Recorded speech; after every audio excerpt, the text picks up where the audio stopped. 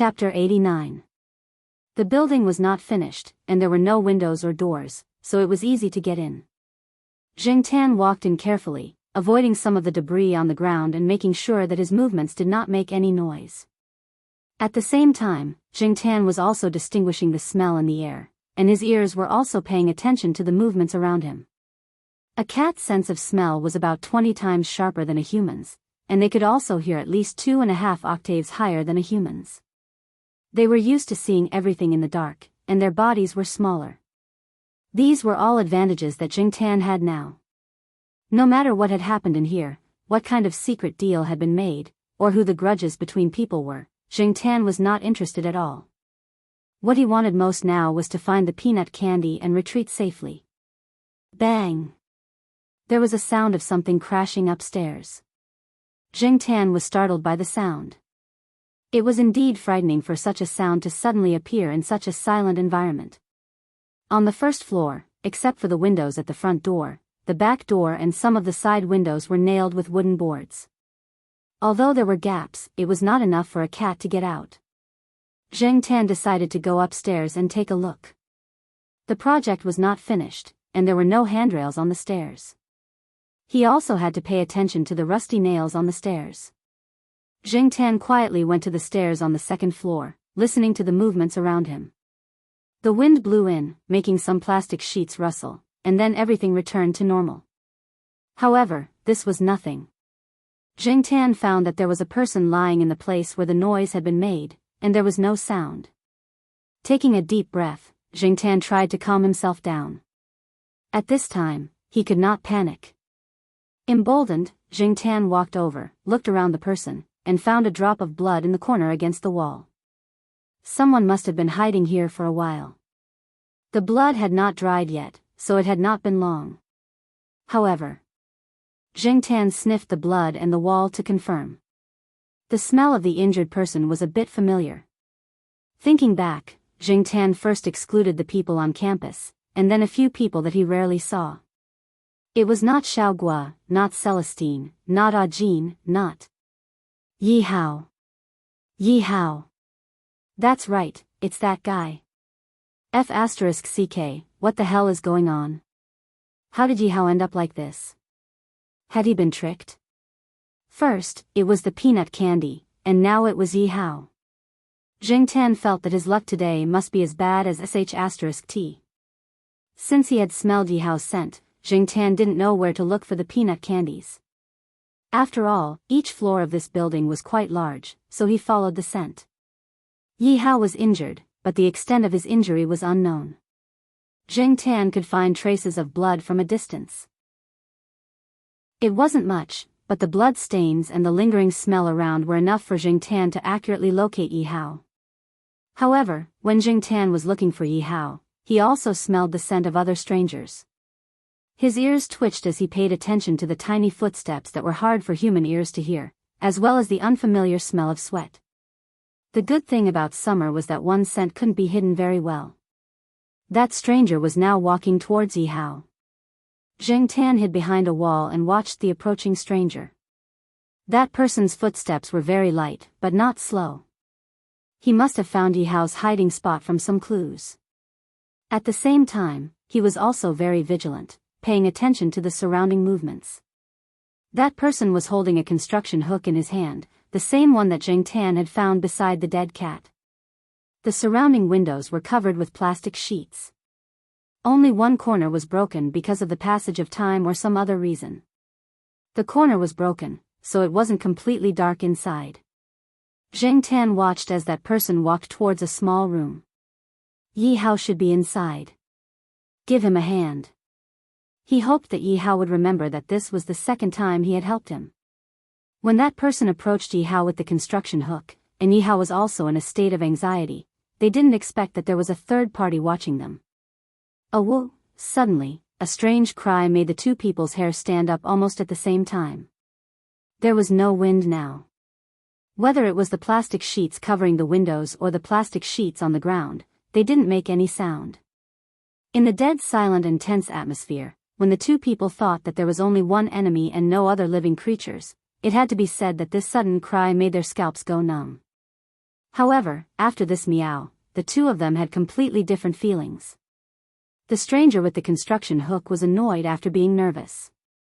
He regretted that he didn't get rid of all the cats in the surrounding area and only got rid of one. Yi Hao, who was holding the wound on his abdomen and was gradually losing strength, was prepared for the worst. After the shock, he felt a burst of joy and a little doubt. This cry was quite familiar. He had been tortured in the night building that day, so it left a deep impression on him. And Celestine also said that only that cat could make such an effect. It was that cat, right? After the cry, Zheng Tan moved to another place. He bent his paws and picked up a nail on the ground. Then, he threw it when that person continued to approach Yi Hao. His aim was good, and it hit that person's back.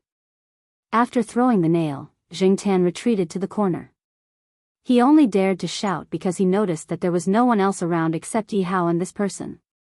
Moreover, he was now far away from this stranger. Even if this person was skilled in martial arts, he couldn't possibly attack from a distance of more than 10 meters, could he? Just as he retreated, Zheng Tan heard banging sounds and the sound of metal falling. So fast. Zheng Tan poked his head out and saw that the stranger had fallen. Yi Hao was also leaning against the wall, holding a dagger in his hand. The dagger was still dripping with blood. He had probably attacked when the other person was distracted and paying attention to his back. Zheng Tan pulled his ear. In fact, he was still fantasizing about making a move when Yi Hao and that person were locked in a fight. Now, he realized that he was ridiculously wrong. People like these all tried their best to kill with one blow. Every second they lasted would put their lives in danger for another second. Yi Hao held the dagger in one hand and covered his abdomen with the other. He leaned against the wall and slowly sat down, panting. His actions just now had probably worsened his injury. "Oh whoa," Zheng Tan cried out again. "Where did that little bastard Candy Peanut go?" Meow, meow, along with the cry, there was the sound of wooden boards clanging. It was right next to where Yi Hao had been hiding. Zheng Tan hurried over. When he walked into the small room, he realized that something was being built inside. The floor was slightly sunken, and there were wooden boards on top. There were gaps between the boards, and one of Candy Peanut's legs was stuck in it. However, because of the previous situation, it didn't dare to struggle and make any noise until now. It was quite smart. Before Zheng Tan could lift the wooden board, Candy Peanut had struggled out by itself. However, it seemed that this guy's leg was still injured. It was unknown if it was temporarily sprained or fractured. It walked with a limp and seemed to be struggling. Meow, Candy Peanut walked over to Zheng Tan. It sounded like it had been wronged. Zheng Tan raised his paw and patted Candy Peanut's head, telling it to stay where it was and not move. Then, he went to Yi Hao's side to see how long this guy could last. Yi Hao was more capable than Zheng Tan had imagined. He moved to the side, probably to guard against any unexpected situations. He took out his phone and said to Zheng Tan, "Help me keep an eye on the outside. I'm going to make a call." When he noticed that the two people had entered the building, Yi Hao had turned off his phone. In this kind of environment, a little vibration or a little abnormal light could expose him to the other party. Zheng Tan looked at Candy Peanut, who was obediently licking some small wounds on its leg. Then, he walked to the staircase and jumped onto the windowsill. While he was watching the staircase, he was also looking to see if anyone was coming from outside the building. Yi Hao called Ran Qi and the others. They would probably send someone over soon. After the call, Yi Hao did not intend to wait here. Besides his own people, the other party should have contacted someone else. So, once the other party's people arrived first, Yi Hao would be dead meat if he stayed here. After a while, Yi Hao was about to stand up. Then, he thought of something and said to Zheng Tan, "Is that cat injured? Let me carry it down." When he was on the phone, Yi Hao saw the cat lying not too far away from him with the help of the brightness of the phone screen. No matter what, the cat had helped him. Otherwise, he would not have noticed that the two people were following him. The two cats came over to fight and exposed the two people's whereabouts. It also allowed Yi Hao to prepare himself. However, it was a pity that the other cat was injured. Candy Peanut seemed to understand that the person in front of it meant no harm. It looked at Jingtan and then allowed Yi Hao to pick it up. Yi Hao tore some cloth from the clothes of the person lying on the ground. It was summer clothes, so it was just that. After simply bandaging the wound, Yi Hao was now holding the cat in one hand and a dagger in the other. He followed Jingtan downstairs. Jingtan listened to the movements around him and slowly walked out of the building. The wind from the empty field area made Jingtan relax a lot. However, he could not let his guard down and let his guard down. Jingtan walked out of the building. Under Yi Hao's guidance, he found out that there was an exit on the other side. A section of the wall on the other side had collapsed. That was why Yi Hao had come here. When they were close to the exit, Jingtan smelled the faint scent of a stranger in the air. He stopped in his tracks and raised his paw to stop Yi Hao from moving forward. The next moment, Yi Hao fell to the side and rolled to the side next to a pile of construction rubbish. He turned over to avoid it. At the same time that Yi Hao reacted, a bullet brushed past Yi Hao's shoulder. If it were not for Jingtan's warning and his fast reaction, he probably would have gotten more than just a scratch. There was someone waiting here. And it was a gun with a silencer. Jingtan wanted to curse Buddha in his heart. He was so unlucky today. Who on earth did Yi Hao offend? Why was he so cruel? It was fine if it was just a knife, but a gun? Jingtan quickly dragged the peanut candy that had fallen to the ground to the side and hid behind a pile of bricks. The bricks were not high, so they could only be used as a last resort. When he was thinking of other ways, Jingtan suddenly felt a chill on his back. It was unfamiliar and different from the chill he felt when he saw Yi Hao kill people. The man with the gun seemed to be confused all of a sudden. Some of the bullets were fired at the wall, while some were fired at other places. Some of the bullets were fired at Jingtan's side, while some were fired at other places. Some of the bullets were fired at Jingtan's side, while some were fired at other places as well. At the same time, Jingtan also heard a very strange murmur. It was like a suppressed roar coming from the throat. Other than that, there was the scream of the man with the gun. Jingtan carefully poked his head out to take a look. He happened to see the man with the gun fall down, and a figure rushed over. The sound of flesh being torn apart was chilling. The man lying on the ground twitched, and the gun in his hand had fallen off. There were several deep bloodstains on the hand holding the gun, and they were all on the wrist. As for the figure, was it a dog or a cat? Or some other creature? No matter what it was, it waved its paw at the neck of the man on the ground again. The man on the ground twitched for a while, and soon he stopped breathing. This scene shocked both Jingtan and Yi Hao. The chill spread all over their bodies, and their hair almost stood on end. Chapter 90. Jingtan couldn't see the color of the animal standing on the corpse under the night sky, but he could still see the patterns on its fur. Because Jingtan often saw Depang in the courtyard, he was familiar with the patterns of dragonly cats. Although he could only see the back of the one in front of him, the patterns were indeed similar to those of Depang's. In addition to the stripes, there were also some faint spots. A cat? From the way it waved its claws and walked, it did look more like a cat. It was just that this cat was much bigger than the average cat. At first glance, it looked like a dog. Its fur was slightly longer and looked quite thick. However, its body proportions were closer to that of a cat. It stepped on the man's chest and looked at him quietly. Its big ears moved slightly, and the tip of its tail was swaying in an arc, as if it was confirming something. Under the white moonlight, this scene was very strange, but its movements felt somewhat slow. Poochie, another paw. The blood from the paw splashed on the ground, forming a long trail of blood. The man lying on the ground had no reaction to the paw. Jingtan and Yi Hao both shivered at the same time. That man was already dead, but this one added another paw. After waving its paw, it turned its head to look at Jingtan. Jingtan's heart almost jumped out of his throat.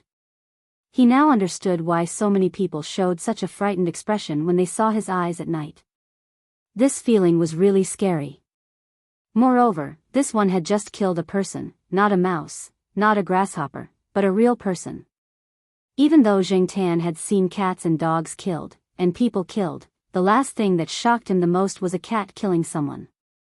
Yes, this was a cat. Zhengtan had already confirmed it when it turned its head to look at him. However, before Zhengtan could relax, he saw Peanut Candy limping over, and it was quite fast, looking very happy. Zhengtan, who was about to go up and stop it, stopped in his tracks. Logically speaking, Peanut Candy knew how to recognize threats under the guidance of Li Yuanba. From the previous incident, it could be seen that this guy actually knew how to protect himself. Now that he was so eager to get closer, Zhengtan was a little confused, but his attention was still on Peanut Candy. He was a little nervous. Yi Hao covered his abdomen with one hand and leaned against the pile of construction waste. His other hand was hidden behind his back, holding a dagger. He was also frightened by the sudden appearance of this cat. He was ready to fight, but looking at the current situation, it seemed that something was wrong. No matter what, Yi Hao still decided to be careful. He had always felt that cats were temperamental animals. They could act coquettishly and stick to you one moment, but the next moment, they could scratch and bite you, not to mention that the cat in front of him had killed someone. Zhengtan had been trying to drag Peanut Candy behind the pile of bricks, so he hadn't paid attention to how the cat had killed someone. However, Yi Hao had seen it. Whether it was the cat's jumping ability or reaction speed, it was quite amazing, and it was also very smart. Yi Hao was only guessing at the beginning, because at that time, he had just hidden behind the pile of construction waste. The cat must have taken advantage of the time when the gunman was aiming at him and scratched his wrist. Although it didn't make the gunman drop the gun immediately, his hand was not enough to maintain the accuracy of the gun. Before the gunman could change his hand to hold the gun, the cat's second claw had already attacked, grabbing the man's neck from behind. When the man raised his hand to touch the back of his neck, it jumped up and clawed at the man's eyes again. Then, it clawed at the neck near the pulse.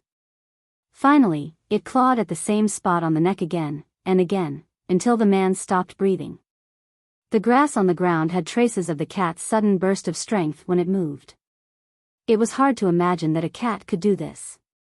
However, what kind of breed was this?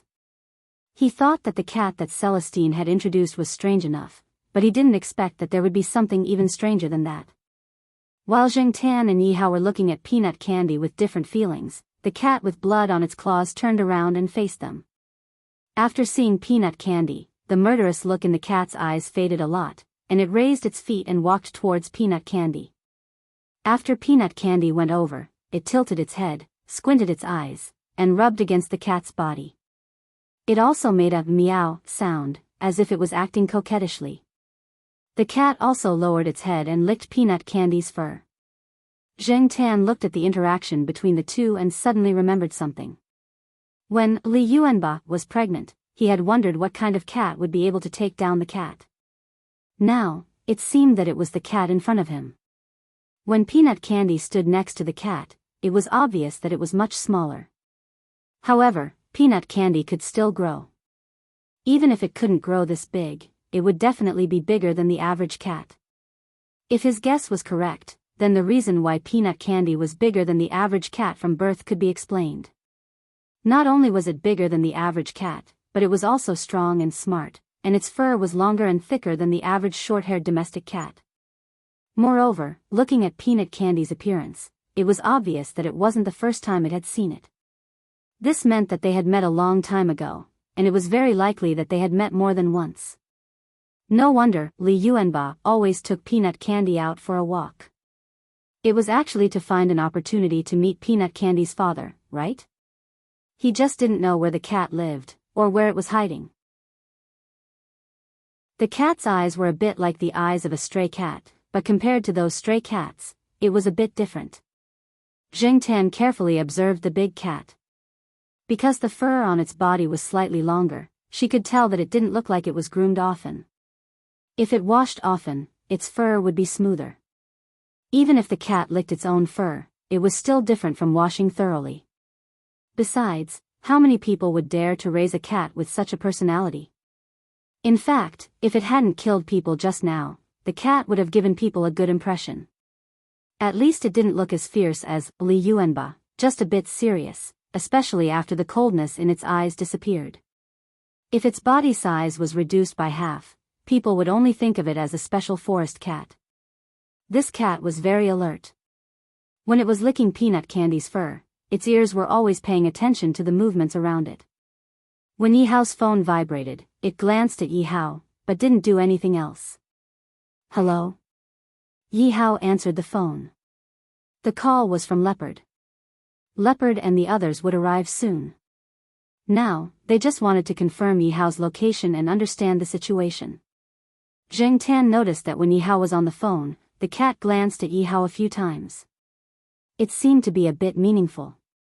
But Zheng Tan was sure that this cat wasn't in the same situation as him. This was a real cat. The compatibility between the body and the soul was unquestionable. It might be a bit special, but it definitely didn't have a human soul like him. Zheng Tan was curious about what the cat was thinking. Not long after Yi Hao hung up the phone, Leopard and the others arrived. There were 3 cars parked outside, and people came in through the collapsed wall. Leopard looked at the dead man on the ground and saw the strangeness of the wound. He looked at Yi Hao with some surprise. Yi Hao didn't explain. Deal with these first. There are 2 more inside. Okay. Leopard wasn't a person who liked to ask too many questions. He directed a few people to deal with the bodies inside the building. Seeing that people had come, the cat stayed by Peanut Candy's side. The father and son stayed at the side and didn't leave. Their eyes were full of vigilance against Leopard and the others. Zheng Tan jumped onto the pile of bricks and watched the people working under Yi Hao's command. A doctor-like person who came with them first treated Yi Hao's wound urgently and asked Yi Hao to go to the car. It wasn't convenient to deal with it here. Yi Hao nodded but didn't leave immediately. Instead, he looked at Peanut Candy. When he turned around, he saw that Peanut Candy was being held by its father and was walking over. Zheng Tan remembered hearing that if a kitten was held in its mouth like this, it would be fine. But if it was held in its mouth like this when it grew up, it might be more uncomfortable and might violently resist. But seeing Peanut Candy still being obedient, Zheng Tan thought that they were indeed father and son. The cat held Peanut Candy in its mouth in front of Yi Hao. Then, it looked at Yi Hao, and then at the doctor. Yi Hao and the cat looked at each other for a few seconds. Then, he said to the doctor, "Take a look at this kitten while you're at it." Doctor. F***ck, I'm a doctor, not a veterinarian. Since Yi Hao had spoken, the doctor could only bite the bullet and do it. Yi Hao didn't say anything. Seeing that Yi Hao was leaving, the cat followed him with Peanut Candy in its mouth. Yi Hao got into a modified MPV. Just as he got into the car, the cat followed him with Peanut Candy in its mouth. It even occupied a seat. Yi Hao was speechless. After thinking for a while, Yi Hao leaned out and said to Zheng Tan, "Black charcoal, let's go together." Zheng Tan pulled his ear. He knew that Yi Hao was actually quite afraid of the big cat. He felt that it would be safer if he was there. The Peanut Candy was the link between them. Yi Hao knew that Zheng Tan was with Peanut Candy. That was why he asked Zheng Tan to come along. At the same time, he also called Celestine. Originally, he didn't want Celestine to get involved. But since it involved a cat, he had no choice but to ask for Celestine's help. Zheng Tan was also a little curious. He could tell that the big cat was just vigilant. It didn't have the murderous aura it had before. He followed it to satisfy his curiosity. But later, he would have to trouble Celestine to call the Jiao family. Celestine left quickly. The abandoned building was cleaned up quickly. It didn't look like a murder case had taken place. In the car, Peanut Candy was lying next to the big cat. The air conditioning in the car might have made it uncomfortable, so it shrank closer to the big cat. After the big cat licked Peanut Candy's fur, it kept staring at Yi Hao. It seemed to be sizing him up. Yi Hao, who was being treated by the doctor, felt a little creeped out by the stare. There was no murderous aura or obvious malice, but it made him feel even more strange. Chapter 91. This time, Yi Hao didn't go to the night building. Instead, he went to the quiet villa that Jing Tan went to last time. Celestine was already waiting inside. He wasn't in a hurry. He already knew about Yi Hao's injury, so there was nothing to worry about. The only thing he wasn't sure about was how he would be scolded when he called the Jiao family later. Seeing Yi Hao and the others come in, Celestine first looked behind Yi Hao. In addition to the black cat, there was also a big cat. Just now on the phone, Yi Hao just casually said that there was a big cat. Celestine didn't take it to heart. He thought that in such a big city, except for the zoo, there wouldn't be a big cat like that. It didn't refer to tigers or cheetahs, but lynxes and caribou. Therefore, Celestine, who wasn't mentally prepared at all, looked like he had shit on his face when he saw the big cat. Every time he saw this kind of big cat, Celestine's heart would be very uncomfortable. He would always think of the unbearable past. Yi Hao knew a little about Celestine, so he deliberately said it vaguely on the phone. Now that he saw Celestine's expression, he smiled, which was rare. "What are you smiling about?" Celestine raised his foot to kick, but Yi Hao dodged. "What's the matter?" Celestine didn't kick again, but sat back on the sofa and asked. When he asked, he looked at the black cat that was digging for food in the fruit bowl. Zheng Tan didn't pay attention to them. Anyway, he was just here to watch the show. He didn't want to get involved. He just wanted to see what the big cat was planning. Yi Hao's injury was treated, and it wasn't a big problem. When it was the peanut candy's turn, the doctor was very nervous. After all, he wasn't a veterinarian. But after finding out the reason, he calmed down. Perhaps when the candy peanut was stuck between the wooden planks, it was pierced by the thin wood chips on the edges of the wooden planks. Although it didn't bleed much, it felt pain with every step it took, so licking it was useless. The doctor had originally planned to use some forcibly fix things, but when he found that the peanut candy was quite cooperative, he took the tools and began to remove the thorns. Once he pulled it out, peanut candy would meow. It seemed to be in great pain. There were a few times when it reflexively turned over and almost bit the doctor directly. He had only pulled out half of the thorn, and it was already like this. Would he be bitten or scratched by a cat when he pulled out the rest? Just as the doctor was hesitating, Jing Tan saw Peanut Candy's father walk over, raise his foot, and press Peanut Candy down. Then he looked at the doctor, indicating for the doctor to continue. Jing Tan. Suddenly, he felt that Peanut Candy was very miserable. Not only did she have a strict mother, but she also had such a father. Peanut Candy, who was pressed down by force, cried out in pain. It even struggled a few times, but couldn't break free from its father's claws. Celestine and Yi Hao's expressions changed as they watched from the side. When they finally finished removing the thorns on Peanut Candy's leg and applied the ointment, the doctor's forehead was covered in a layer of sweat. It wasn't because he was hot, but because he was nervous. The big cat next to him was too strange, and it made him want to run away as soon as possible. Celestine called the Jiao family and told them that the cat wouldn't be coming back tonight. The Jiao Ma wanted to hear Jing Tan's voice to confirm that the cat was safe, so Jing Tan howled into the phone. The big cat, who was licking Peanut Candy's fur, was startled by Jing Tan's howl and jumped up. It looked at Jing Tan vigilantly for a while, then returned to its original position and squatted down. After dealing with the Jiao family, Celestine and Yi Hao didn't know where to start with Peanut Candy. They didn't know who it belonged to, and it would take time to find out. "Didn't you ask the Jiao family just now?" Yi Hao asked. "No, I was just thinking about how to avoid being scolded. I couldn't wait to hang up the phone after I finished talking," Celestine said helplessly. After thinking for a while, Celestine put the phone in front of Jing Tan and pointed at Peanut Candy, who was rubbing against the big cat. "You take care of that cat." Jing Tan understood what Celestine meant. Ever since Celestine knew that he could make phone calls, he often asked Jingtan to help him make phone calls when he was driving. But now, Jingtan didn't immediately dial the number. Instead, he raised his head and looked around. Only Yihao and Celestine were in the living room.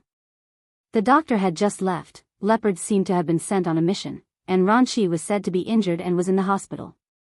There were a few people in the small rooms outside the living room, but they didn't come in without Yihao's permission. Since they were all familiar with each other, Jingtan didn't have too many scruples. He took the phone, dialed the number, and pushed it to Celestine. Yihao, who was sitting next to him, twitched his face. He suddenly wanted to find something to ward off evil spirits like Ranchi. This was 2F** King weird. Other than Yihao, the big cat had seen everything that happened between Celestine and Jingtan. It tilted its head and seemed to be thinking about something. Jingtan had dialed the number of Xiaoguo's studio. Usually, Xiaoguo would be there, and today was the same.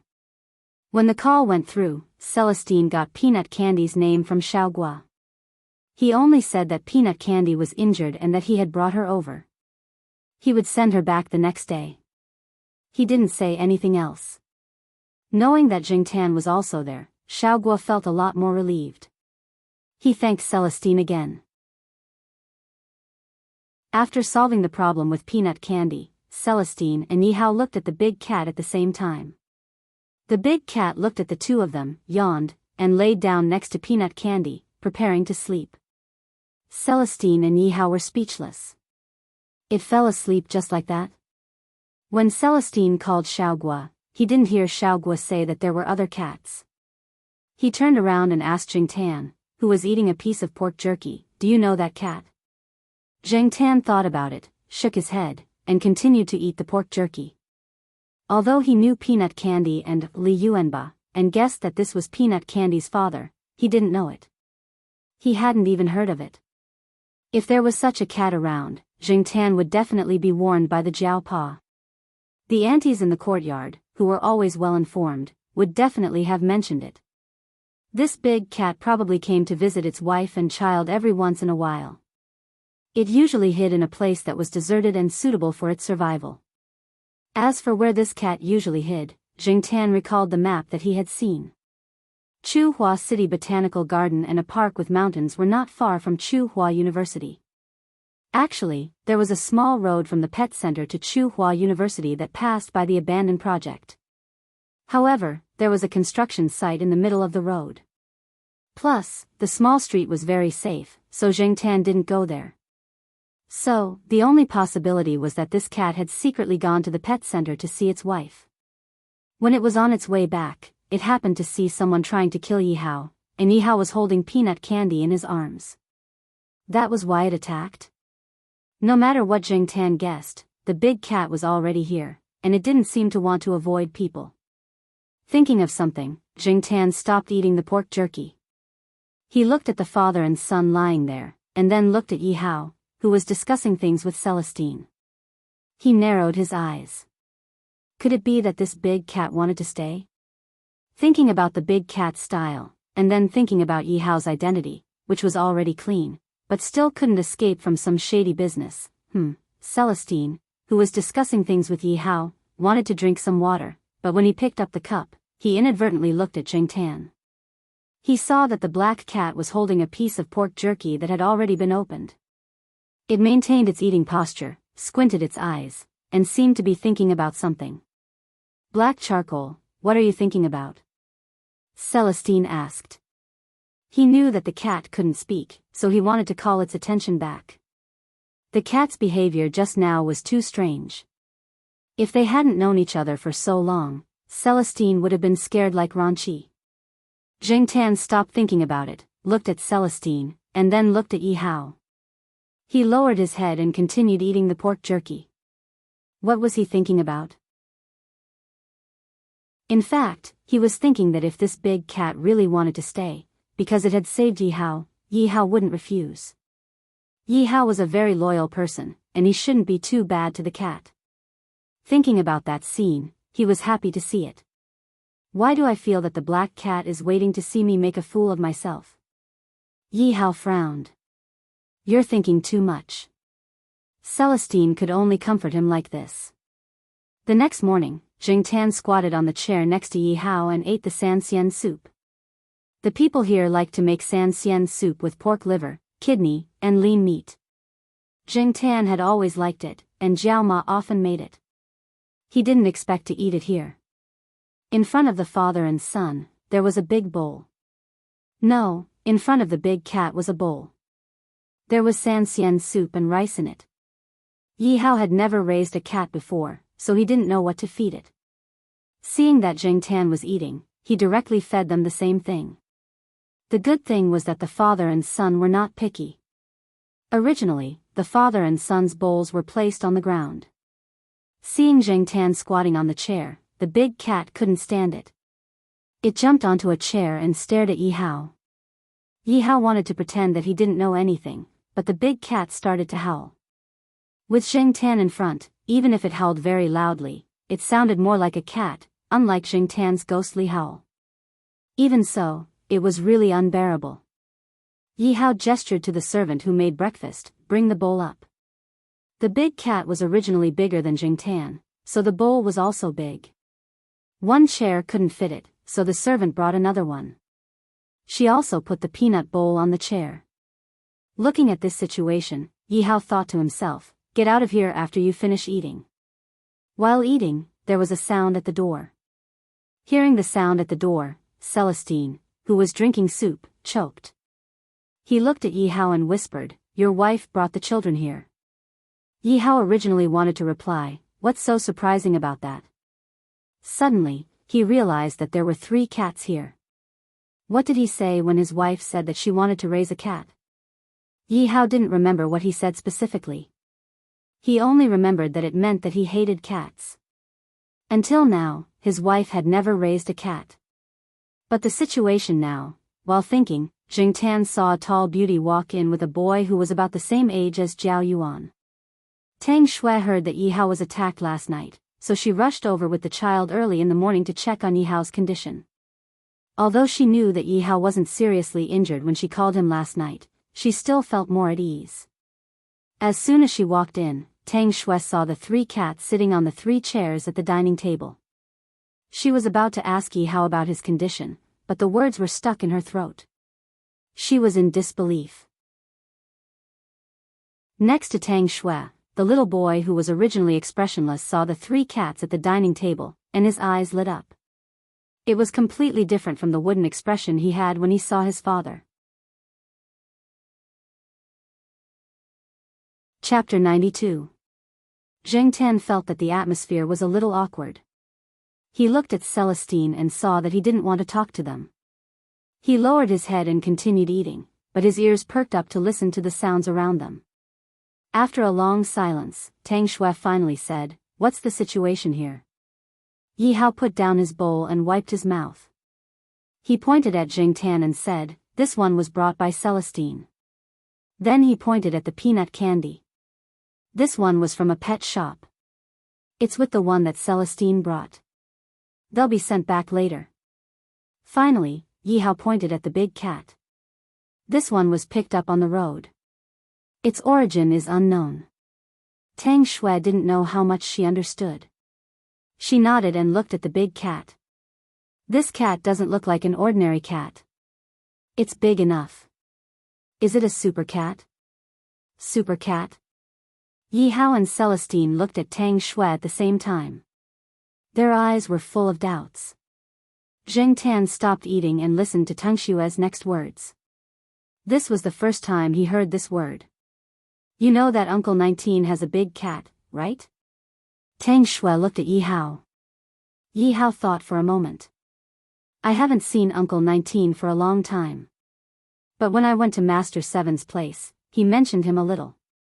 The Master 7 that Yi Hao mentioned was Tang Shui's father, Yi Hao's father-in-law. When Yi Hao first came to Chu Hua, he followed Master Tang the 7th. Although Master Tang the 7th helped him a lot, Yi Hao mostly relied on himself. Otherwise, Tang Shui wouldn't have liked Yi Hao. Although they were now son-in-law and father-in-law, Yi Hao was still used to calling him Master 7. As for that 19th uncle, he was also someone from the same era as Master Tang VII. Although he was currently in retirement, he still had some influence. His relationship with Master Tang VII was neither good nor bad. However, there were not many people from that era left today. The two old men would sometimes have a heart-to-heart talk. When Yi Hao went to visit Master 7 last week, he heard Master 7 mention it. He didn't think too much about it. In Yi Hao's mind, the so-called big cat was just a slightly bigger pet cat. It was like a forest cat, but it wasn't that big. In a big city like China, who would raise such a big cat? But now, it seemed that it wasn't that simple. Uncle 19 asked a friend of his abroad to help him get a descendant of a super cat. The so-called super cat is a hybrid between a domestic cat and a bigger wild cat from Africa or South America. It's just that it's not easy to get a first-generation super cat. The management there is strict, so they won't give it to you. Uncle 19's friend got the descendant of the first-generation super cat. I heard that the second-generation super cat might not be as big as the first generation, but it's still much bigger than the average pet cat. Now, Uncle 19's big cat is already more than 20 pounds, almost 15 pounds. It's very strong and will continue to grow. It looks smaller than this one, but Uncle 19's cat only has short hair. The one you have has long hair. Zheng Tan listened to Tang Xue's story, then looked at Peanut Candy's father, who was squatting on the chair with a serious expression. Super cat? Yi Hao frowned. His focus was not on the long hair, short hair, or the size of the cat that Tang Xue mentioned. Does Uncle 19's cat kill other small animals? Yi Hao originally wanted to ask if the cat killed people, but he changed his mind. Why not? I heard that a few pet cats around were killed, and a small dog was also killed. Every time Uncle 19 brought the cat over, it would stare at Dad's two gray parrots. Dad said that the two parrots started to pluck their feathers because of the pressure. Zheng Tan was speechless. It wasn't easy to be a bird. Not every bird could be like that stupid bird, General, who was always looking for fun. While they were talking, the big cat had finished the food in the bowl and was licking its paws. Zheng Tan always thought that cats might be careless when eating, but they were very serious when licking their fur and paws. Even licking their balls was more serious than eating. Yi Hang. Back off. Yi Hao shouted. Tang Xue didn't notice that her son had moved closer to the cat when she was explaining. She didn't realize that her son was a few meters away from her until Yi Hao shouted. Cats were always very alert to strangers, and could even be aggressive. Tang Xue knew this very well, but she usually let her son play by himself when she came here, so she ignored the big cat just now. When Yi Hao shouted, Yi Hang was only a few steps away from the big cat, and he didn't stop after hearing Yi Hao's shout. Instead, he sped up and approached the cat. Not only Yi Hao, but also Celestine's face was a little pale. They were too careless. They regretted not locking the big cat in a cage or tying it up with a chain. That way, they wouldn't have to be so worried. Yi Hao didn't dare to move. He held a table knife in his hand under the table and signaled Celestine with his eyes. If the big cat showed any signs of aggression, he should immediately attack. Yi Hao, Celestine, and the big cat were all at the same table. It was too late to stop Yi Hang now. Tang Xue also realized that something was wrong with Yi Hao and Celestine's reactions. Yi Hang didn't care about his parents' reminders. He came to the big cat and looked at it. The big cat, who was licking its paws seriously, didn't have any special reaction when it sensed someone approaching. It looked up at Yi Hang, then squinted its eyes, tilted its head, and rubbed against the child. Not to mention the so-called super cat's genes and body size, Yi Hao didn't want to see such a cat near his son after seeing it kill people. It was too dangerous. Even Yi Hao didn't have a 100% chance of winning against this cat alone. Its claws were big, its body was strong, and its reaction speed and IQ were still unknown. Yi Hao was afraid of it. Being scratched by its claws was no joke. Zheng Tan was closer to the big cat, so he didn't feel the big cat's evil intentions. It wasn't like the chilling premonition he had before he killed people last night. The big cat now was really like those pet cats that loved to act coquettishly. It had the laziness after eating and drinking. Celestine saw Jingtan's calmness, so he didn't immediately attack. He didn't know the big cat's personality and temper. If he suddenly attacked, it might anger the big cat. So, without being 100% sure that it was safe, Celestine chose to be conservative and observe the situation first. If a cat tried its best to act coquettishly, it could be very lethal. People who didn't hate cats couldn't resist it. Yi Hao's son was one such person. Seeing the big cat rubbing against him, Yi Heng reached out his hand and touched the big cat's head. His fingers slid over the big sharp ears, then to the big cat's jaw and neck. He scratched it. He heard from Uncle 19 that cats like to be scratched like this. The big cat raised its chin and looked quite comfortable being scratched. It squinted its eyes. However, it didn't last long. Yi Heng was dragged away by his collar by his father. Yi Heng, who had just smiled at the cat, immediately put on a face that was very similar to Yi Hao's. The father and son stared at each other. Okay. Celestine went over and pulled Yi Hao. They had to deal with the big cat first. Just then, Leopard came back. Yi Hao asked him to look up information about this big cat last night, and Leopard was lucky.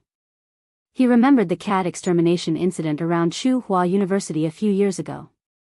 At that time, Leopard was still young and curious. He happened to be drinking with people around Tsinghua University, so he knew about it. He tried his luck and looked into it. He really did find something. Yi Hao gestured for Tang Shui to take Yi Heng to the room upstairs, and then took the information that Leopard had sorted out.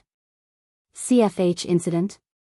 Yi Hao frowned and whispered a sentence, "This is from hell." Zheng Tan felt that the three letters CFH sounded familiar. He thought for a while and remembered that Jiao Pa had mentioned this before. Seeing Yi Hao sit on the sofa and look at the information, Zheng Tan ran over and jumped on the sofa. He stood on the back of the sofa and looked at the document.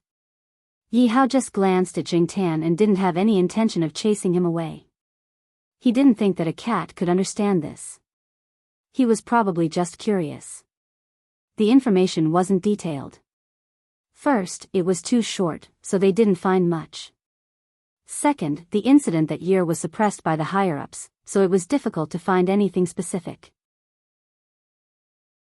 They only knew that the cats with the code name CFH were very fierce. They might have many different lineages, such as the smaller wild dragonly, the forest cat, the bigger serval, and the feral cat. Every CFH test breed had a big difference. Some had long hair, some had short hair, some had tails, and some had no tails. The patterns on their bodies were also different. They were very resistant to cold and hunger. Unfortunately, one of the cats had an unstable temperament, and the other had congenital diseases or premature aging. Originally, the researchers wanted to see how the second generation of CFH would fare, but the accident happened. Not only did they lose people, but the higher-ups also killed all the CFH test subjects when the incident was suppressed. However, some of the lab cats still escaped during the chaos. For the next 2 years, people had been looking for the escaped cats, afraid that a second generation of CFH would appear. In the end, they only found a few corpses that died of diseases, and nothing else, so the higher-ups stopped the cleanup operation. The big cat in front of them could be the second generation of CFH from an ordinary cat that escaped. Of course, it could also be the new pet, super cat, that Tang Shui mentioned. However, Zheng Tan and Yi Hao were more inclined to believe that it was the former. After all, a cat that could easily kill an adult was worthy of the code name CFH. Why do you think those people are researching this? Celestine didn't understand. Who knows? Yi Hao threw the information on the coffee table and said, "I heard that some scientists in Country M have also created pigs with human blood, mice with human brain cells, and so on, so." The leopard shrugged. What he meant was that if these weirdos existed, then the existence of the one in front of him wasn't strange at all. Zheng Tan shivered and suddenly felt grateful that Jiao Pa wasn't one of those weird scientists. According to the time of the incident, it has been almost 10 years. Yi Hao sighed. So you can just take this cat out and say that it's a super cat. Celestine joked, anyway, it's been so long and not many people remember it. As long as they don't see it kill people, who can be sure that it's not a new super cat? Yi Hao shook his head. I don't care about that. It's been almost 10 years, but when this big cat kills people, it still jumps very fast. Its reaction is very agile, and it looks very strong. It doesn't look old at all. It doesn't have premature aging, and it doesn't have any diseases. No one knows how long it can live. Zheng Tan looked at the big cat that was yawning and showing its fangs, and then looked at Peanut Candy who was licking its fur. So, Peanut Candy was actually the third generation of CFH? But the mole next to Peanut Candy's mouth really ruined this domineering name. In the future, the bloodline of CFH would be diluted by natural reproduction. Who knew how many cats similar to Peanut Candy would appear in this world and live with people? However, their appearance would be no different from ordinary cats. In the big city where cats and dogs were everywhere, who would associate it with the CFH incident? Even if they saw a very fierce cat, no one would think much of it. Chapter 93. After breakfast, Celestine sent Zheng Tan and the Peanut Candy back. As for the big cat, it just lay on the sofa and didn't move. Yi Hao even threatened it, but it just yawned and ignored him. Except for not letting him use a leash, it was quite obedient. Yi Hao had made up his mind to get rid of the big cat, but Yi Hao asked for it. After so long, it was the first time that Yi Hao heard his son make a request. Although the father and son always glared at each other, Yi Hao still spoiled his son.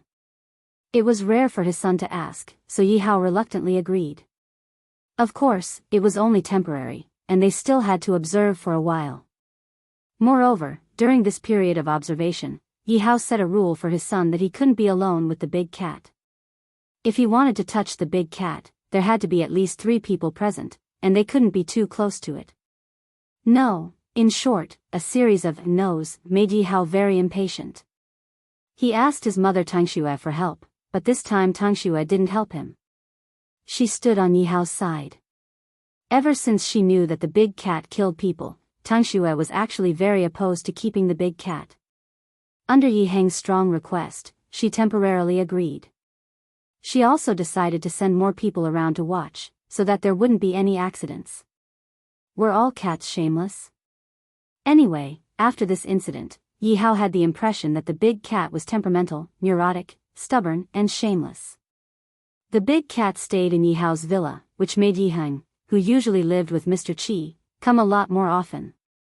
Even Mr. Qi came to see it after he heard about it. Mr. Qi thought highly of the big cat. Knowing that the cat could kill people, Mr. Qi slapped the table and said, "Good." This made Yi Hao very speechless. Mr. Qi thought that when the big cat was familiar with the environment and the people around it, he would let it compete with 19 Super Cat. It would be best if it could make the big cat lose its spirit. After all, it forced his 2 gray parrots to pluck their feathers. The big cat successfully stayed in Yi Hao's villa. When Ran Qi was discharged from the hospital and came here, he saw the big cat lying on the sofa in the living room. He felt uncomfortable. At first glance, he thought he had a dog, but it turned out to be a big cat, and a very special one at that. No matter what happened to the big cat, Zheng Tan stayed at home these days. The continuous hot and sunny weather was a bit unbearable. Jiao Pa and Jiao Ma also stayed at home and didn't go out much. The outside was like a steamer, and even an egg could be cooked on the asphalt road. Even Jiao Yuan was a bit tired these days, watching TV listlessly at home. Little Pomelo was doing her daily summer homework. Jiao Yuan and Jiao Ma sat on the sofa in the living room and watched TV. Zheng Tan was lying on one side of the sofa, not interested in TV. He yawned, turned over, and kicked a newspaper. Since he had nothing to do, Zheng Tan rolled over and read the news on the newspaper. The Chuqing News was a newspaper that many families in Chuhua subscribed to. The outdated newspapers were put on the table for soup or thrown on the floor as table legs, and the rest were kept for sale. Zhao Yuan and Zhao Ma were so engrossed in watching TV that they didn't notice Zheng Tan's movements. After Zheng Tan read the entertainment news, he raised his paw and flipped to a page. There was an entire page of news about a deputy mayor of Chuhua who was interrogated. Looking at the time of the interrogation, it happened to be the day Zheng Tan came back from Yihao's villa. Did this have anything to do with Yihao? Who cares? Zheng Tan rolled over and changed his position again. He kicked the newspaper off the sofa. The smell of the newspaper was too pungent, and it was uncomfortable. While he was in a daze, he heard someone knocking on the door. Zheng Tan was too lazy to open his eyes and continued to lie on the sofa. Then, he was thrown up by Zhao Yuan. F***ck. Zheng Tan was so scared that he woke up. When he fell from the air, he didn't care about Zhao Yuan's hand that caught him. He stepped on Zhao Yuan's arm to jump off the ground and ran into little Pomelo's room. Little brats were indeed unreliable. After lying in little Pomelo's room for a while, Zheng Tan finally understood why Zhao Yuan was so excited. The person who came was Sahara's owner, Wanning. Wanning had received some swimming tickets for a newly built beach swimming pool that had just been completed. Chuhua City was located inland, and the newly built beach swimming pool had attracted many people. However, the swimming pool wasn't fully open to the public yet. The tickets were only given to a few people through certain channels and would only be officially opened in 5 days. When it was officially opened, there would definitely be a lot of people.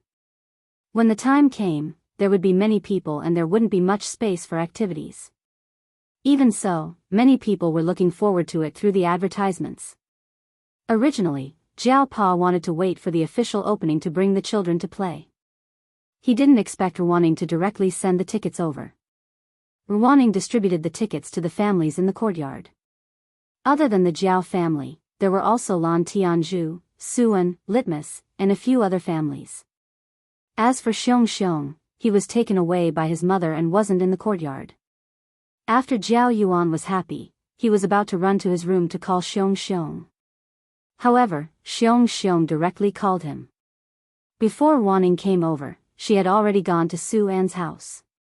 Just now, Suan had called Xiong. After Xiong found out about the courtyard's arrangements, he argued with his mother and finally got his mother to agree to go there tomorrow. Xiong's mother was able to get the tickets herself, so she didn't ask Wanning for help. The children also agreed to meet at the beach swimming pool tomorrow. According to Wanning, they would leave early tomorrow before the sun came out. There was a restaurant at the beach swimming pool, so they could have lunch there. At night, they would find a place to have dinner. However, not long after, Zhao Pa received a call. It was from Xiong's mother. Xiong's mother was a good person, but she was a bit domineering. Perhaps all career women were like that. She was from the Education Bureau.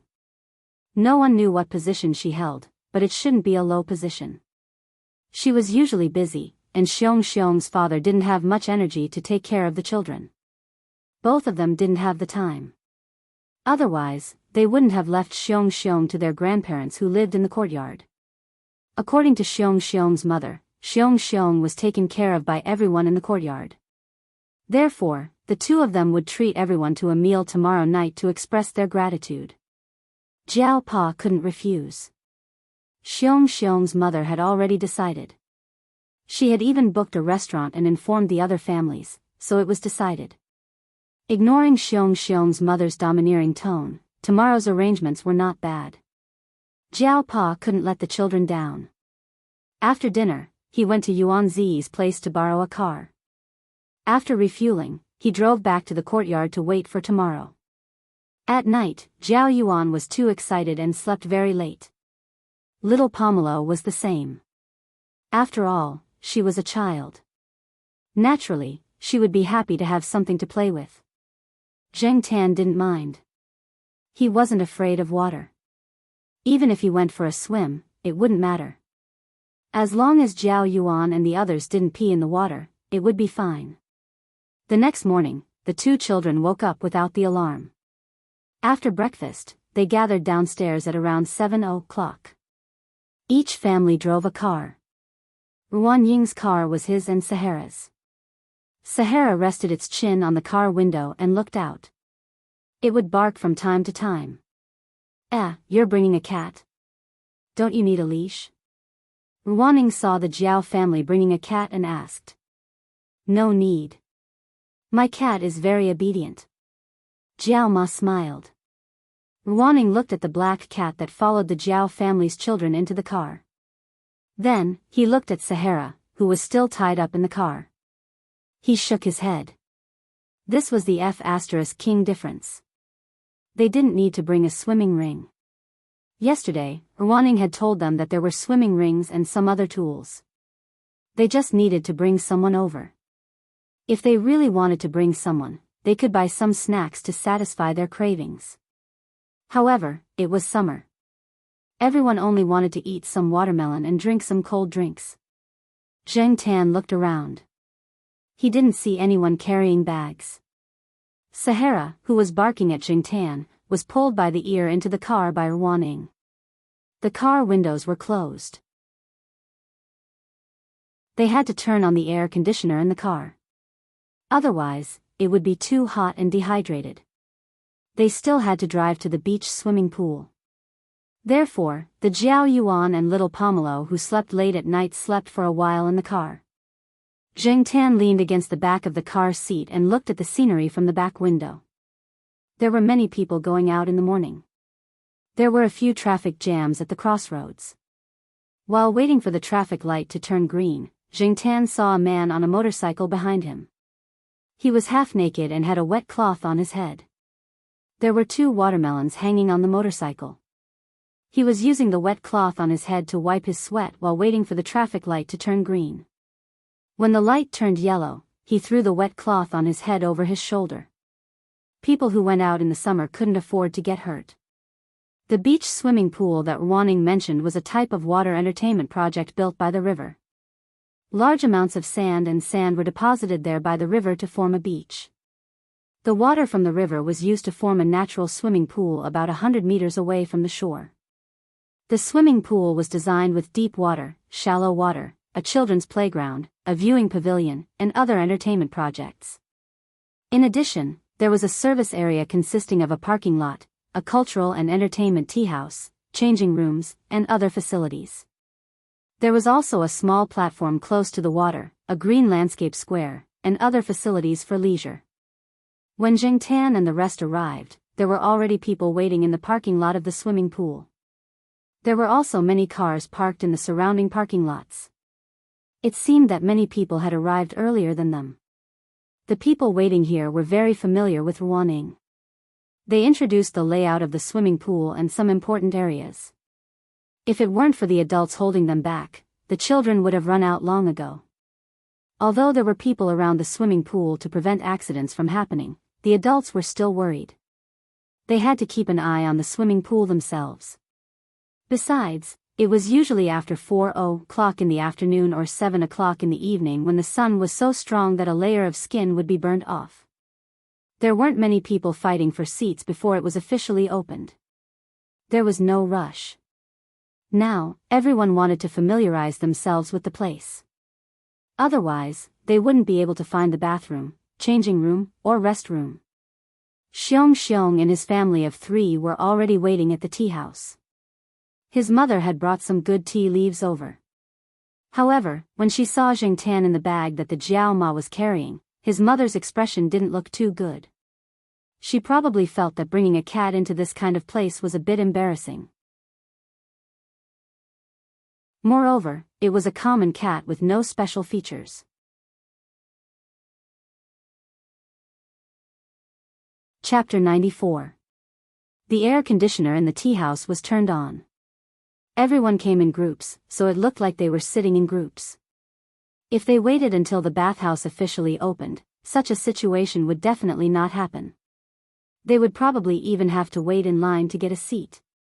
Jiao Yuan and the other boys sat for a while before going to the entertainment area to play billiards. Ruaning and the rest brought them along. Ruaning had 2 reasons for going out with the children. Firstly, she didn't want to stay here and listen to these parents talk about politics, education, and how to teach their children. Secondly, Sahara wouldn't stay here obediently, so she brought Sahara and the children over to play billiards. Little Pomelo and Litmus were bored sitting here. After Jiao Yuan and the rest left, the parents turned their attention to them. Thus, little Pomelo brought Jingtan and Litmus to the entertainment area. After leaving the tea house, Jingtan jumped out of his bag. With his current weight, little Pomelo had a hard time carrying him. There were a few people with dogs around, but they were all tied up with leashes. When they saw Jingtan, a few dogs even barked at him. Jingtan ignored them and walked towards the entertainment area while looking at the layout of the surroundings. Some people were curious to see that there were people with cats. Generally speaking, cats were not easy to discipline, and this black cat was not tied up. In the billiards room in the entertainment area, Ruaning was teaching the children how to play billiards. Sahara was tied up and lying on the ground chewing on its paws. When it saw Jingtan, it immediately stood up and barked at Jingtan. Jingtan did not know what it wanted to say, so he just let it bark. Ruaning could not stand it anymore. His words were drowned out by the barking, and the children beside him could not hear what he was saying. Putting down the cue stick, Ruaning walked to a corner and threw a plastic duck to it. Sahara sniffed it twice, ignored it, and continued barking. What else do you want after eating and peeing? It's not time to pee yet. If you bark again, I'll throw you out. You can't even compare to a cat. Ruaning pointed at Sahara and scolded. Jingtan, after being scolded, Sahara stopped barking. Instead, it squatted there and hummed like a whistle.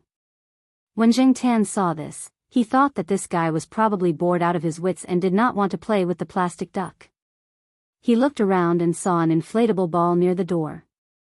He raised his hand and threw the ball towards the Sahara. Sahara immediately wagged its big tail, full of energy. Sure enough, he was bored.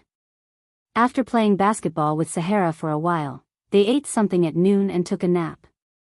At around 4:00 in the afternoon, the children screamed and rushed to the swimming pool. Because the children were still young, they were only allowed to play in the shallow water. According to the parents, it was best to play in the children's area. However, Jiao Yuan and the others felt that it was embarrassing to swim there, so they compromised and decided to go to the shallow water area. Little Pomelo and Litmus obediently stayed in the children's area next to the shallow water area. There were too many boys there, and it was too noisy.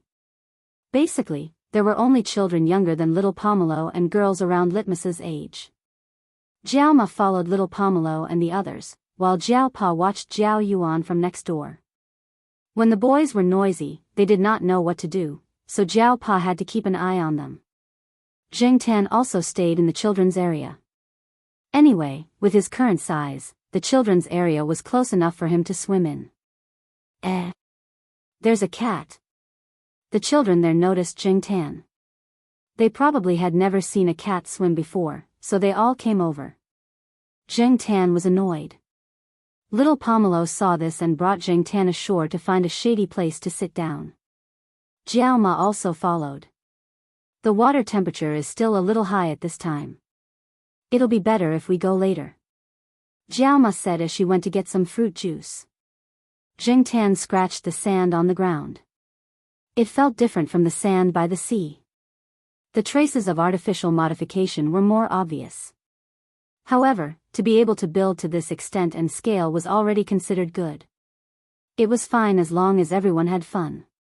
Ruaning walked around with Sahara and carried half a watermelon over. She placed it on the small square table. Ruaning, why didn't you go into the water to play? Jiao Ma asked. I did. I just came ashore not long ago. I brought Sahara out for a walk. This guy kept barking. I thought it ate too much today and wanted to poop. In the end, it was just sniffing around and wanted to go into the water. I didn't let it go. We'll see later. As they spoke, Jingtan saw Sahara sniffing around the area. It circled around the area twice, then squatted down and pooped. Everyone, little Pomelo, who was about to eat the watermelon, put it down. It was better to eat it later. At this time, she felt a little nauseous. Ruwaning wanted nothing more than to kick it. However, the most important thing now was to destroy the evidence. After Sahara finished pooping, she immediately lifted her foot to push the sand over to cover the dog poop. Then, she found a small shovel and a plastic bag and shoveled the dog poop and the sand around it into the bag. After pooping, Sahara felt much better. Its bones were much lighter. It pushed the sand back with its feet and barked twice. It was probably expressing its current carefree emotions. Ruwaning was embarrassed to stay there. She held Sahara's hand and carried the black plastic bag filled with dog poop in her other hand. She walked towards the resting area far away from the swimming pool. As she walked over, someone who knew Ruwaning greeted her. "Ruwaning, what's good in your hand? Bring it over for me to satisfy my cravings." Ruwaning had a mysterious look on her face. "Good stuff.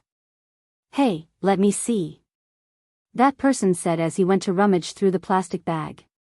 Ruwanying's face changed from being mysterious to constipated. She whispered something to that person. That person jumped away and wiped the hand that touched the plastic bag on his body.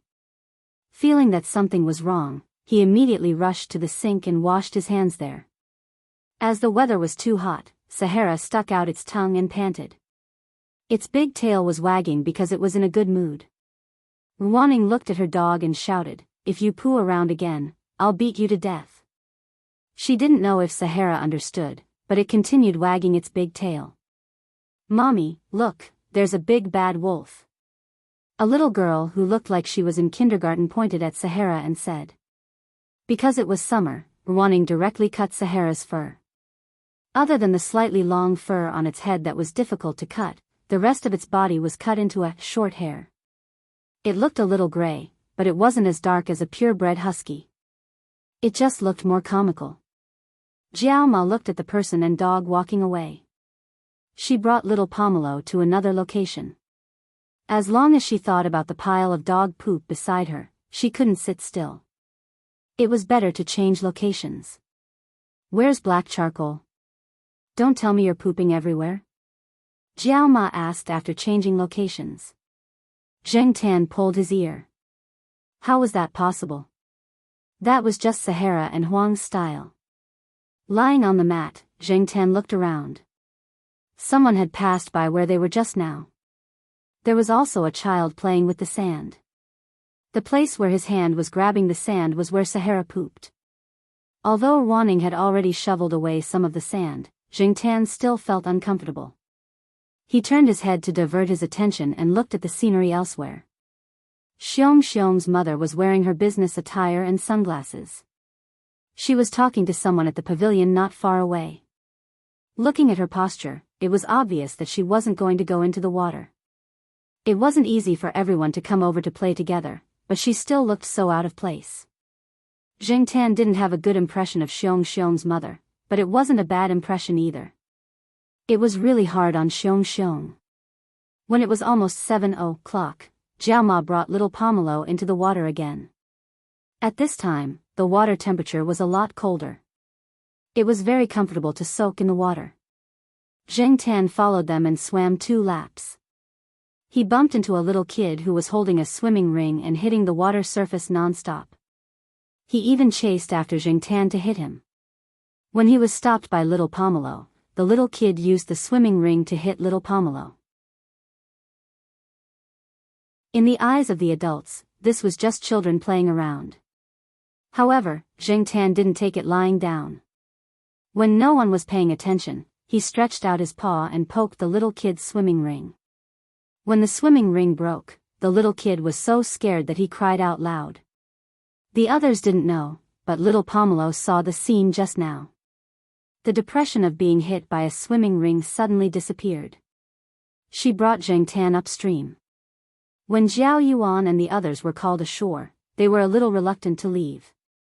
However, after playing for half a day, they were hungry. They went ashore to take a shower in the shower room, changed into clean clothes, and left with their parents. Xiong's parents were already waiting there. After greeting everyone, they drove everyone away. The air conditioner wasn't turned on in the car. The window was open, and the cool night breeze blew in. It was very comfortable. Summer hair dried quickly. Zhengtan also took a shower in the shower room. Now, the hair on his body was almost dry. Looking out from the car window, the bridge across the river looked beautiful under the lights.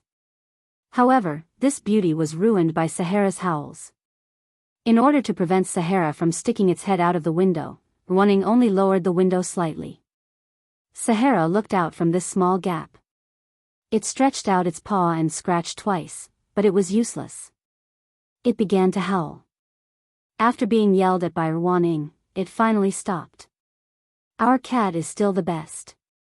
Jiaoma sighed. Little Pomelo thought of the scene today when Jingtan poked the child's swimming ring. She grinned and laughed out loud. Jiao Yuan kept asking her about it. "Good job." Jiao Yuan patted Jingtan and said. Jiaoma just glared at Jiao Yuan and didn't say anything. A few cars followed in a line. The one at the front was Xiong's car. After crossing the bridge and exiting a crossroad, Jingtan felt that the surrounding buildings were quite familiar.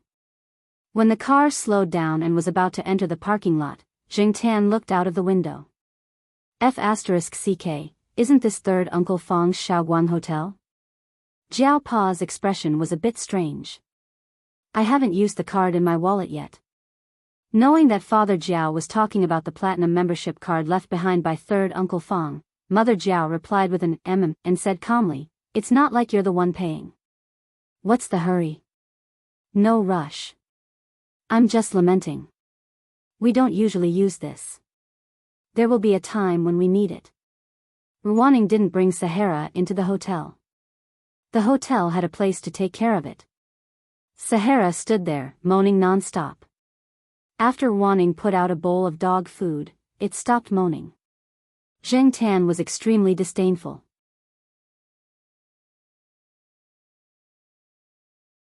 Chapter 95. Originally, the Jiao family members weren't sure if they should leave their cat outside like Sahara, but Ruaning said that if the cat was obedient, it would be fine to sneak it in. Other than Xiong's parents, everyone else expressed that they didn't care. They all knew that the Jiao family's cat was obedient. They often saw the Jiao family's cat pick up the children from school.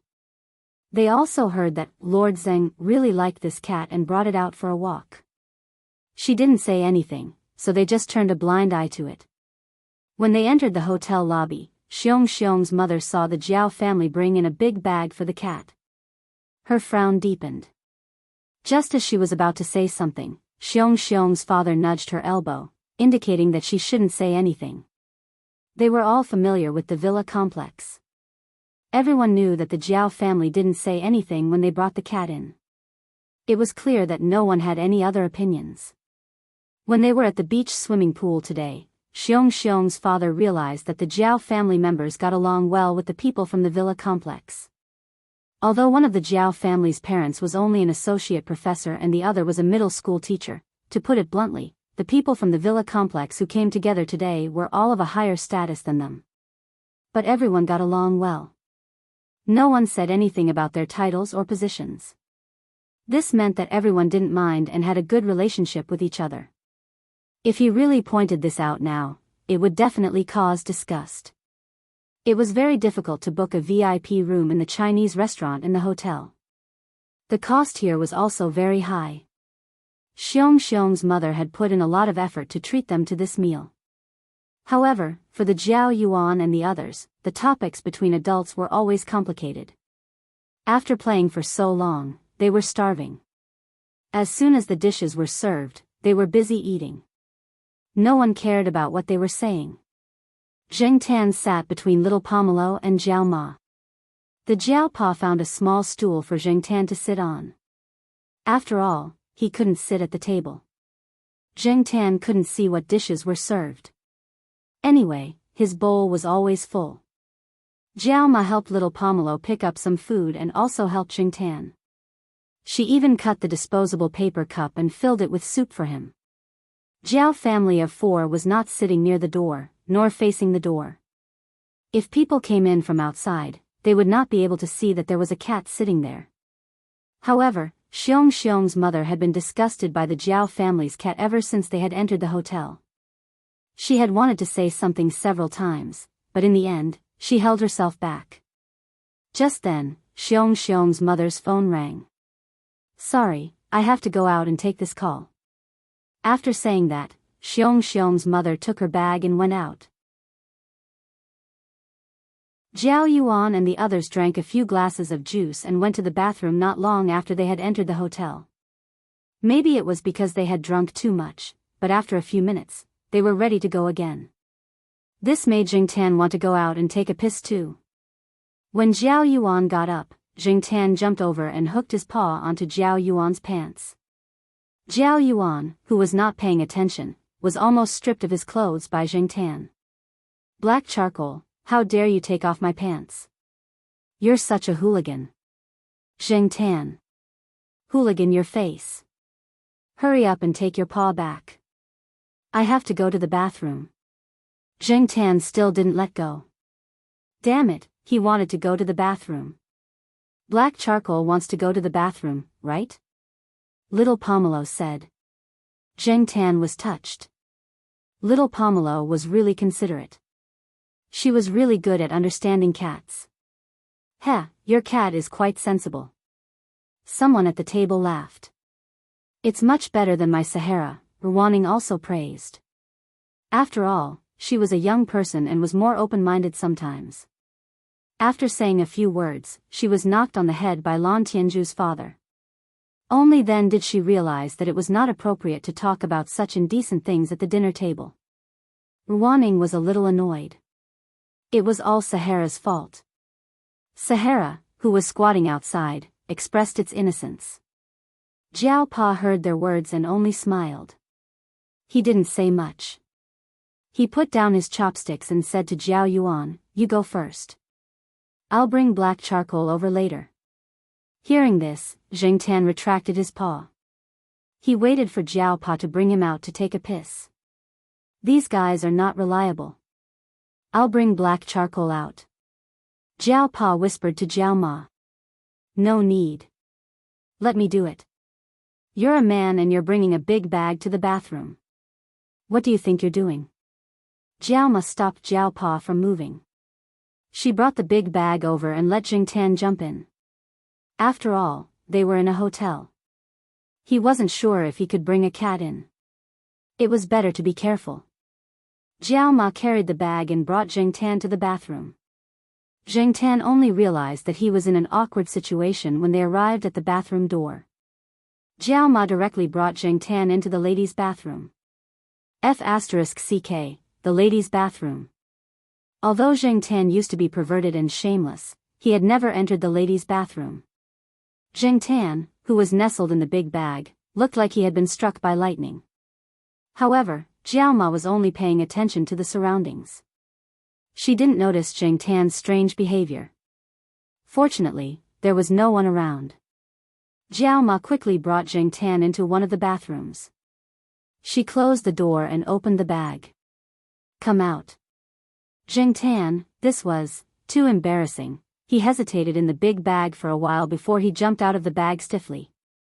Whether it was the men's or women's bathroom, the toilet bowl was the same inside the partition. Jingtan still felt awkward standing next to the toilet bowl. Plus, Jiao Ma was watching him. How could he not pee in this situation? What the *CK? Jingtan moved on the edge of the toilet bowl and looked at Jiao Ma. Jiao Ma said calmly, "Go ahead. It's okay."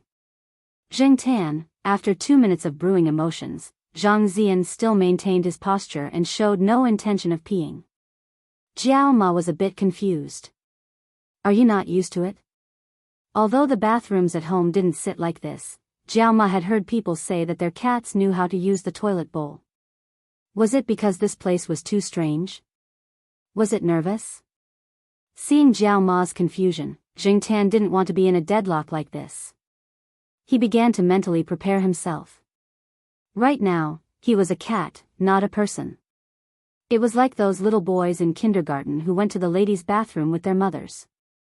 Even if they were seen, no one would say anything. But, even though he thought so, he still felt awkward. He didn't know if Jiao Ma would see his little dick. TSK, so F** king pretentious. Even if she saw it, he would just treat it as a child being seen by his mother. Jiao Yuan had been seen by Jiao Ma before. Zheng Tan wagged his tail and adjusted his posture. He lowered his head and stared at the floor tiles. He didn't even look at Jiao Ma. After brewing emotions, he finally peed. Just as he finished peeing, someone entered the cubicle next door. Luckily, he was done peeing. Otherwise, Zheng Tan would be even more nervous if someone entered the cubicle. Jiao Ma took out a wet tissue and wiped Zheng Tan's paws. She put it in her bag and went to the sink to wash her hands. While she was washing, someone came in from outside. Jiao Ma didn't notice. Zheng Tan was also expressing his helplessness about entering the ladies' bathroom for the first time in his life. Neither of them noticed the person who came in. Hey, Miss Gu. Jiao Ma looked at the mirror and saw that the person who just came in was Zhao Lu. It's you, Miss Zhao. How many times have I told you? Just call me Lulu. Why did Miss Gu bring black charcoal in? Do you want to pee? Zhao Lu even pointed at Zheng Tan's exposed head with a smile. Zheng Tan was even more embarrassed. It was really awkward to talk with two ladies in the ladies' bathroom. Yeah, it's not convenient to be seen if I brought it in, so I carried my bag. Oh right, Miss Gu, are Miss Jiao and the two kids here? They are.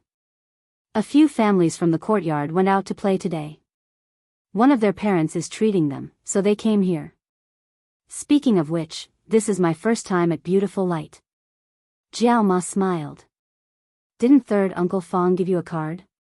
Anyway, this is third uncle's territory, so there's a discount. If you have time, you can come here to eat. The food is pretty good. Oh right, third Uncle Fong said that he'll come to Chuhua soon. There seems to be a new project here, so he'll visit you. He also brought a cat tree for black charcoal. I heard that it's specially made and doesn't take up much space. After chatting for a while, Jiao Ma left with Zheng Tan. Zhao Lu was here because a classmate was treating them to dinner. He had to go upstairs later. Chairman Zhao was talking to someone upstairs. After Jiao Ma and Zhao Lu left, the door next to the room Zheng Tan had stayed and opened. Xiong's mother came out with a complicated expression. She knew the name Zhao Lu. The person who called her just now was having dinner here tonight. He even mentioned Chairman Zhao of Changwei Group. She just had to make a call to confirm if she could match him. As for the third Uncle Fong that Zhao Lu mentioned, was it him? Because they had to drive home that night, they didn't drink or eat for too long. After dinner, they chatted for a while and packed up to go home. Outside, Sahara was playing frisbee with the young waitress who was in charge of taking care of the pets. Sahara was very energetic and didn't look sad at all. Even when she was leaving, Wanning dragged her away. Before she left, she called out to the waitress reluctantly. The few cars lined up and headed towards Chuhua University again. In the car, the two kids who were full and tired from playing were a little sleepy. Jiao Ma was a little absent-minded. After holding it in for a while, Jiao Ma finally said, "Why do I feel that Xiong's mother is a little strange tonight?" Yeah. Jiao Pa, who was driving, replied with one word, meaning that he knew. She seemed to be a little strange after she went out to make a phone call. Before she left, she even smiled at black charcoal. Yeah. Tell me, what do you think she meant? Why are you thinking so much? No matter what her attitude towards black charcoal is, she's still a good person. She even helped you transfer to the affiliated high school. I'm not saying that she's not a good person. I just feel that her change in attitude is a little strange. Forget it, I can't guess what people like them are thinking. Jiao Ma took out a thin jacket and covered the two kids in the car seat. She looked at Jing Tan, who was sleeping in the car seat. I still think our black charcoal is the best. Look at Wan Ying's dog, it can even betray her. Jiao Pa smiled. Our black charcoal is a fortune cat. Is there a black fortune cat? Who said that there can't be a pure black fortune cat? When he got home that night, before he pulled out the key, he heard the phone in the bedroom ring. Jiao Pa quickly went in to pick up the phone. Hello? Dad? Why are you calling me at this time? No, my phone is still on. Father Jiao took out his phone and looked at it, then said with certainty. Did you get the wrong number? Jiao Pa asked. The other side repeated the phone number again. You missed the 0. Ah, how can there be Alzheimer's? How can you remember such a long phone number? If Alzheimer's is really like this, who knows how many people would want to get it? Tell me, why are you calling? Jiao Ma ran the bathwater for the kids. When she came out, she saw Jiao Pa hanging up the phone. Dad, why are you calling? Jiao Ma asked. Someone from my hometown is coming in a few days. His kid got into Tsinghua University. That's not bad. In our small town, if he can get into Tsinghua University, he'll be in the top 3 of his class, or even the top 20 in the whole school. Jiao Pa shook his head. It's not a key high school in the county.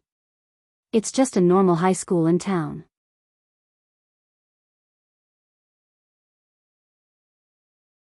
Chapter 96. It rained in the middle of August, and the temperature dropped a lot.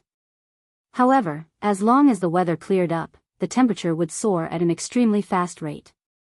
Therefore, many people went out to have fun while the weather was still cool. After dinner, Jing Tan was picked up by Celestine to go to the night building. Basically, as long as they were not there to talk about business and were just there to have fun, Celestine would drive over to pick up Jing Tan. Otherwise, he would be bored alone. The night building was a rather sensitive place, and it would not be good to ask his comrades to go there. This time, when Celestine came over, Jing Tan learned some things from him. According to Celestine, the big cat was named Monseigneur by Yi Hao's son. Although Yi Hao was opposed to the name, his son liked it, and so did his father-in-law. Therefore, the name was decided. Moreover, every time they called Monseigneur, the big cat responded very enthusiastically. Regarding this, Jing Tan expressed a considerable amount of envy and jealousy. Why was there General, Prince, Li Yuanba, and now Monseigneur, around him? Why did he have to be called Black Charcoal? This was really F***ed up. On the way to the night building, Celestine told him about the big cat. He heard that after the Monseigneur stayed at the villa for a period of time, he was asked to go over by Master Tang VII. This was because the 19th uncle was going to visit him with his super cat the next day. The big cat was named Monseigneur because of the battle the next day. Celestine did not know the specific details. He was in the company at that time, so he only knew that the Monseigneur returned triumphantly in the end. The whole process took less than a minute. It was an overwhelming victory. Master Tang VII could not stop smiling during that time. The 2 gray parrots he fed no longer plucked their feathers. After spending some time with the Monseigneur, their relationship became quite good. Sometimes, Master Tang VII would let the 2 gray parrots out for no reason. They would just jump around the Monseigneur. The Monseigneur would not bite them and let them play around. When Master Tang VII called Yi Hao, this was what he said. This cat is good. Stay. Yi Hao was helpless. He was surrounded by masters. There was no need for Yi Hao to do anything. Master Tang VII had already prepared some certificates. If someone asked, he could even take out a certificate of a super cat imported from abroad. He even had a clear introduction of the cat's birth. In any case, the big cat had now found a place to stay. It was truly living under the sun and could feel the sun without fear. It did not have to hide from people or worry about being caught. It was not in vain for it to save Yi Hao. Or perhaps, from then on, that bastard had already started to have ideas. Li Yuanba was smart to be able to find a suitable place to stay after wandering around. When he had time, Yi Hao's son would even take the big cat to see his wife. They did not have to be sneaky anymore. When he came to the night building, Jing Tan still went to see Jin and the others first. Jin and the others were resting today, so Celestine took Jing Tan to Jin's rented apartment. There, Jing Tan saw the lame dog again. Compared to the last time he saw it, it was much healthier. Its fur also had some luster. When it heard someone coming, it barked twice. When it saw Jing Tan and Celestine, it wagged its tail and walked to Jin's side to lie down. Now, Jin and the others had also learned a lot of things that they had not come into contact with before. They knew how to live a better life here. Every place had its own rules of survival. As long as they grasped them, they would be able to live more smoothly. After the experience of serving dishes and watching the resident singers and bands, they would be arranged to perform in the North District in September. It was not a long time, but it was a good start. The 5 of them cherished it very much and rehearsed whenever they had time. Jin named their band New Boy. Jing Tan thought that the name was really awesome. The abbreviation was NB. Not only that, Jin also made a team emblem, which was a pattern of a black cat. Jin felt that they could persist until today and get through that hurdle all because of this cat. Therefore, the team emblem was unanimously approved by the 5 people in the team. After seeing Jin and the others, they came to Celestine's private room in the night building. Celestine also invited Jin and the other 4 to come together. This time, Jing Tan did not sing, but watched a live concert. Today, a famous foreign band came to the East Palace of the night building. In fact, in many cases, it was possible to find real good music in this kind of night venue. Even if Jing Tan did not know much about music, his performance skills were really amazing. Only when Celestine brought Jing Tan over could Jin and the others be called to listen to the performance. Every time Celestine brought Jing Tan over, Ranchi was basically nowhere to be seen. That guy now had a desire to avoid cats. Ever since he met Jing Tan and Monsignor, Ranchi felt that all the cats in the world were somewhat abnormal. For this reason, Ranchi was often laughed at by Leopard and the others, saying that he was neurotic. The night venue in the East Palace would last until after midnight. The specific time was determined by the situation. Jing Tan did not go back tonight. He lay on the sofa and slept through the night. Celestine wanted to sleep on the sofa, but was kicked down by Jing Tan. Jing Tan had always occupied the entire sofa by himself. The next day, after breakfast, Celestine sent Jing Tan back to the east courtyard. Like the previous few times, Celestine did not go upstairs. If he went, the 2 children would roll their eyes. It was better not to go, so he drove the car to the courtyard, opened the window, and let Jing Tan jump out. Then he drove away. When he got home, Jing Tan found that the door was open. There were guests. Looking into the living room, he saw 2 strangers sitting on the sofa. One was middle-aged, the other was younger, and they were both dressed plainly. The middle-aged man was talking to the Jiaopa. The young man sitting next to him was silent. He lowered his head and only occasionally answered the Jiaopa's questions. When the Jiaopa spoke to them, he had a slight accent. This was also to take care of them. Speaking in a dialect was more intimate. Jiao Ma placed the washed grapes on the coffee table. Then, she went to Jiao Yuan's room to supervise Jiao Yuan in writing English words. Many children in junior high school would attend English cram school this summer. However, with Jiao Ma and little Pomelo in the Jiao family, Jiao Yuan did not need to attend any cram school at all. He had been playing too much during the summer break. Now, he was cooped up at home every day to study English. Sometimes, he would have simple conversations with little Pomelo. Jiao Wei was staring at his fingernails, deep in thought. After the grapes were placed in front of him, he was about to take 2 grapes to eat. However, when he looked up, he saw the black cat at the entrance, craning its neck to look at him. His hand froze.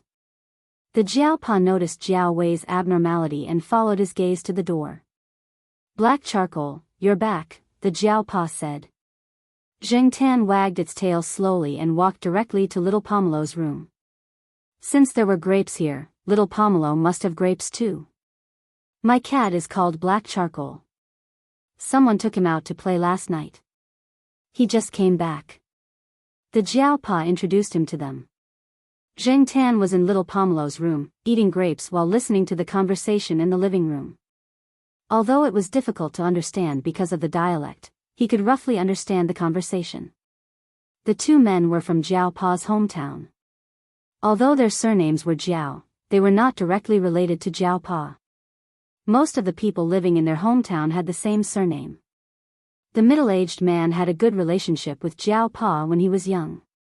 He was only a few years older than Jiaopa. He stopped studying after he finished junior high school and got married earlier than Jiao Yuan. Therefore, his child was 5 or 6 years older than Jiaopa. If Zheng Tan had not listened to their conversation, he would not have thought that the middle-aged man was only a few years older than Jiaopa. He looked like he was in his 40s and had a lot of white hair. Zheng Tan did not expect that the middle-aged man was only in his 40s. The young man named Jiao Wei was the one that Jiaopa and Jiao Ma had talked about a while ago. He had been admitted to Tsinghua University from an ordinary high school in town. It was said that the school in town had even awarded him 20,000 yuan to pay for his university fees. That way, he would not need to take out a student loan. However, from the conversation outside, it did not sound like they were just talking about their child. The middle-aged man wanted to open a small restaurant near Tsinghua University. When they were in their hometown, they did not farm since their child was in high school. The couple had opened a restaurant in town to take care of their child. Now that their child was in university, they were far away from home. The couple only had one child, so they could not bear to part with him. They wanted to bring all their savings to open a restaurant here. However, when they arrived, they saw that the businesses around the university were doing well.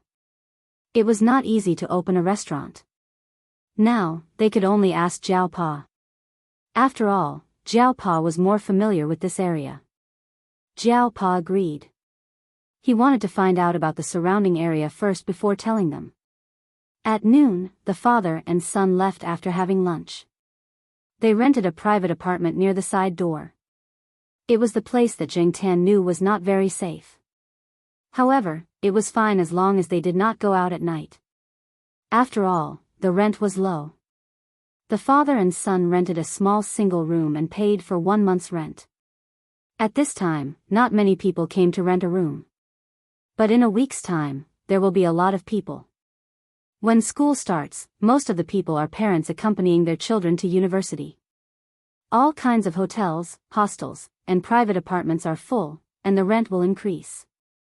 After the father and son left, Jiaopa sighed. Time is really catching up with people. Jiao Wei's hair is already white. Although he is in his 3rd year of high school, it should not be this bad, right? Jiao Ma sighed. He said it is hereditary, but I don't know the truth. In the past, that child was not sensible. He only started to learn in his 2nd year of high school. I don't know what he went through, but he became more sensible. He works hard in his studies and helps out at the restaurant. His mother did not allow him to enter the kitchen. The older generation still thinks that a gentleman should stay away from the kitchen. His father had no choice but to do so. But that child is very stubborn. Sometimes, after self-study at night, he will help out at the restaurant to sell fried noodles. When he finally has a break, he will help his father buy groceries. He said that it can relax his mind. Jiaopa said. That's how children are. When they can't change, they are infuriating. But when they change, they are heartbreaking. But this young man needs to be sharpened. Jiao Yuan, who was sitting in the room writing words, felt a chill down his spine. He had written a word wrongly. Can you bear to do that? Jiaopa laughed. Why can't I bear to do that? Although they said that, both of them knew that they would not be able to do it. In fact, Jiao Wei's parents could not do it. But they could not do it with Jiao Wei's stubbornness.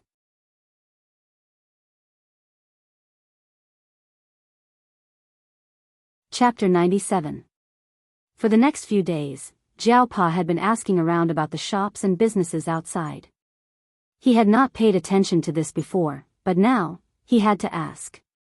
Jiao Wei's father and Jiao Wei's father had a good relationship when they were young. Moreover, Jiao Wei's father lived with Jiao Wei's father's father. They usually took care of each other and had a good relationship. Otherwise, Jiao Wei's father wouldn't have personally called Jiao Wei's father to ask for help. In fact, Jiao Pa had other considerations. He would be going abroad next year. If Jiao Wei's family was around, they could help take care of his family. Before he went abroad, Jiao Yuan was about to enter junior high school, and Mother Jiao was also in junior high school. Although Chuhua University was not far from that junior high school, roads were being repaired everywhere. Father Jiao did not want the two of them to ride around every day, so he let them eat lunch at school and then go home for dinner in the afternoon. Anyway, the school had a rule that they could not study at night in the first and second year of junior high school. It was all voluntary. The parents in the courtyard all agreed to go home at night. Jiao Pa and little Pomelo could go to the cafeteria for lunch. It was not their first time eating there anyway. Jiao Pa's office had a foldable bed for lunch break. Little Pomelo could take a nap there. As for Zhengtan, he could go to the cafeteria with them. After a few days of investigation, Jiao Pa had his eyes on a shop. However, the shop did not used to be a restaurant. Now that the shop wanted to sell, the Jiao Pa came looking for him. He asked Jiao Wei and his son to have a talk. Although the place was not very close to the school gate, there was no other way. The business of the people who were close to the school was very good now. Those who wanted to sell their business had already been taken over. However, Jiao Wei and his son were satisfied with the shop. They were not procrastinators. After they agreed on the price, they wanted to sign the agreement. To be on the safe side, Father Jiao found a young professor from the law school in the courtyard to come over and help. Chu Xiangyang, who lived across the street, heard that an acquaintance of the Jiao family was going to open a restaurant, so he also came over in flip-flops to help. He even politely asked if the restaurant would deliver food in the future. The shop owner looked at the professor, an associate professor, and a talkative young man in front of him. His face twitched a few times. He thought they were just country bumpkins who knew how to cook. But this lineup was weird. There were even professionals present. Why use a sledgehammer to crack a nut? With the help of several intellectuals, Jiao Wei and his son were also relieved. They were afraid of being cheated when they were outside. They had spent a lot of money to set up this shop, but now they felt at ease. They wanted to treat them to a meal, but the young professor and Chu Xiangyang refused. They said that they would come again when the shop was opened in the future. It was not troublesome now. Chu Xiangyang even volunteered to come up with a design. Jiao Wei and his son were very grateful. Chu Xiangyang waved his hand and said, "If your food is to my liking, I will depend on your family to support me in the future." He wondered what Chu Xiangyang's parents would think if they heard this. After they signed the agreement, they still needed to buy some tools, especially tables and chairs. But before they could find a place to buy them, Celestine heard about it when he came to pick up Zhengtan. He called Yi Hao and asked Yi Hao for some discarded tables, chairs, and miscellaneous items. Although they did not look suitable for a small restaurant like this, they could still make some changes. The quality was good. They did not intend to charge money for these things. Yi Hao and Celestine did not lack money, but Jiao Wei and his son did not agree. They gave Celestine 1,000 renminbi. Celestine took out two 100 renminbi notes and put the rest back on the table. Celestine was so attentive because he did not want to go to the Jiao family's house to eat every time he came here. He was also not happy to eat outside. It was boring to eat alone. Now that he knew that an acquaintance of the Jiao family had opened a small restaurant, he could still freeload some food and chat with them when he came over. If he stayed out too late, he could even bring some supper for his comrades at the company. Those men weren't used to eating food that was too delicate. Jiao Wei's hometown cuisine should be pretty good. After Jiao Wei's mother came over, the couple did not want Jiao Wei to suffer. They just had to look after the renovation of the shop. There was nothing to buy. Even if they wanted to buy something, there were all kinds of shops around Tsinghua University. There were also a few large supermarkets in the central square. They did not need to worry too much. The couple wanted Jiao Wei to familiarize himself with the school. Jiao Pa originally wanted Jiao Yuan to bring him around the school, but Jiao Wei refused. It was too hot outside, and it was not good to let a child follow him around. Moreover, he already had a map of the school, so he would not get lost. Jiao Pa thought for a while and shouted to Jingtan, who was eating grapes in little Pomelo's room. Black Charcoal, can you help Jiao Wei familiarize himself with the school? Jiao Wei, in his hometown, many people raised cats. The villagers raised cats to catch mice, so there was no such thing as a pet cat. After Jiao Wei went to school in town, there were some people from better families who kept pets like dogs and cats. Jiao Wei always thought that it was a waste of money. Maybe it was because of his personal situation, but he didn't really understand those people. After coming here, Jiao Wei saw that Uncle Ming Sheng, who his parents said was very capable, also had a cat. He also doted on the cat. Although Jiao Wei did not show anything on his face, he had some thoughts in his mind. Not only Uncle Ming Sheng's family, but even Chu Xiangyang, who helped them with the design, and Celestine, who helped them with the furniture, treated the black cat very well. Jiao Wei always thought that it was because of Uncle Ming Sheng, but he still felt that it was a little strange. Was it really a case of a man ascending to the heavens? However, the people here didn't have much awe when they mentioned the university teachers, associate professors, and professors who they had always thought were high and mighty. At most, it was like how they talked about university students. They were a little envious, but they weren't unreachable existences. Jiao Wei thought about what his homeroom teacher said to him before he came here. In a big city like Tsinghua City, university students might not be worth much. Even graduate students and doctoral students would be overflowing and depreciating in the next few years. No one could explain the cruelty behind the prosperity. They had to rely on themselves to see and adapt. Those who could not adapt might not even be comparable to a cat. When Jiao Wei's thoughts started to wander again, Jingtan slowly walked out with the grapes in his mouth. He looked at the person sitting on the sofa with the school map in a daze and jumped up to pat him on the head. Jiao Wei recovered from his deep thoughts. He thought that Uncle Ming Sheng had knocked him, but when he looked up, he saw a black shadow flash by. There was only a black cat in front of him. Associate Professor Jiao Jiao was talking in Jiao Yuan's room. Little Pomelo did not come out, so it was obvious who had patted him. After talking to Jiao Yuan for a while, Jiao Pa left the room and said to Jiao Wei, "My cat likes to run outside and is very familiar with the school. If you want to find a building but don't know the place, just tell it. It's best if you speak in Mandarin. It probably won't understand dialects." Okay. Jiao Wei did not really believe Jiao Pa's words, but out of politeness, he agreed. Watching the man and the cat go downstairs, Jiao Pa took today's newspaper, opened it, and sat on the sofa to read. Young people were always more open-minded and could easily accept new and strange things. Plus, they would spend more time together in the future, so it was a good thing to let Jiao Wei interact with his cat first. Otherwise, he would be too scared. On the other side, Jiao Wei followed the cat downstairs and realized that there was no access card. Just as he was about to go up and ask, he saw the black cat in front of him jump up and rub against the card swipe area. With a click, the door opened. Jiao Wei was speechless. Zheng Tan ignored Jiao Wei's surprise and walked straight out. It was around 3:00 in the afternoon and the sun was still shining brightly. However, there were trees planted on the side of the road, so it was cooler to walk in the shade. The giant sycamore trees blocked the sunlight that shone on the road, leaving only a few scattered light spots. Gusts of wind blew, and the light spots on the road flickered as the branches swayed.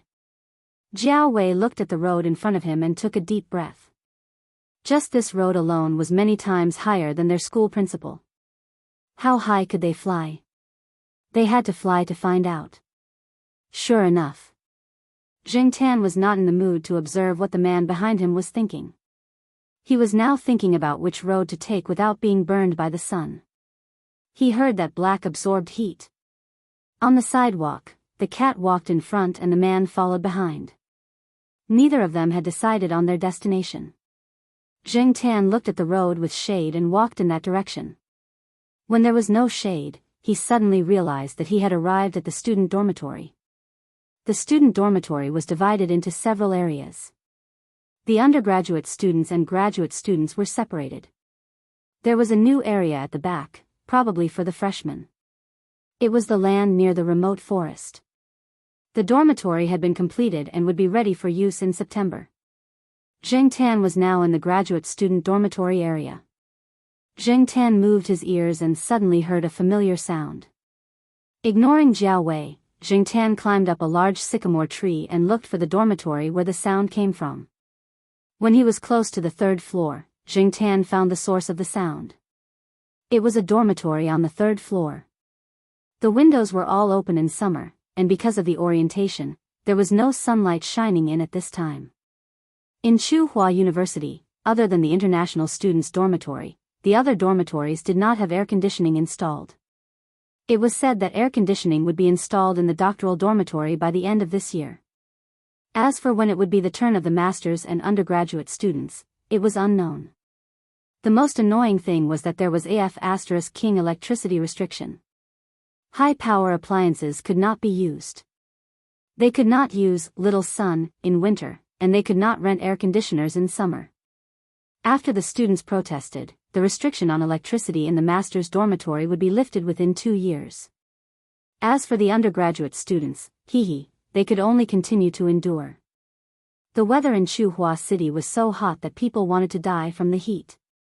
During the day in the dormitory, just relying on electric fans would not solve many problems. The master's dormitory was not like the undergraduate students. It was divided into 4 rooms, 6 rooms, 8 rooms, etc. All of the dormitories were 4 rooms with separate bathrooms. There was a desk below and a bed above. At this moment, Jing Tan saw that in the dormitory, there were 4 male students. They moved the closet to make space, and each of them stayed in an inflatable bathtub filled with water. In the middle of the 4 inflatable bathtubs, there was a small stool. On the stool was a chessboard. The 4 of them were playing aeroplane chess. In the larger inflatable bathtub, Su Chu was in it. He had a towel on his head, one hand holding a piece of watermelon, and the other throwing dice. Haha. My last plane is also entering the finish line. Those who lost, hurry up and bring me the watermelon. Don't miss a piece. Those who don't have it, hurry up and cut the melon. As Su Chu spoke, he picked up a toy yellow duck that was floating in the inflatable bathtub and pinched it twice. It made a beeping sound, and he laughed like an idiot. Jing Tan.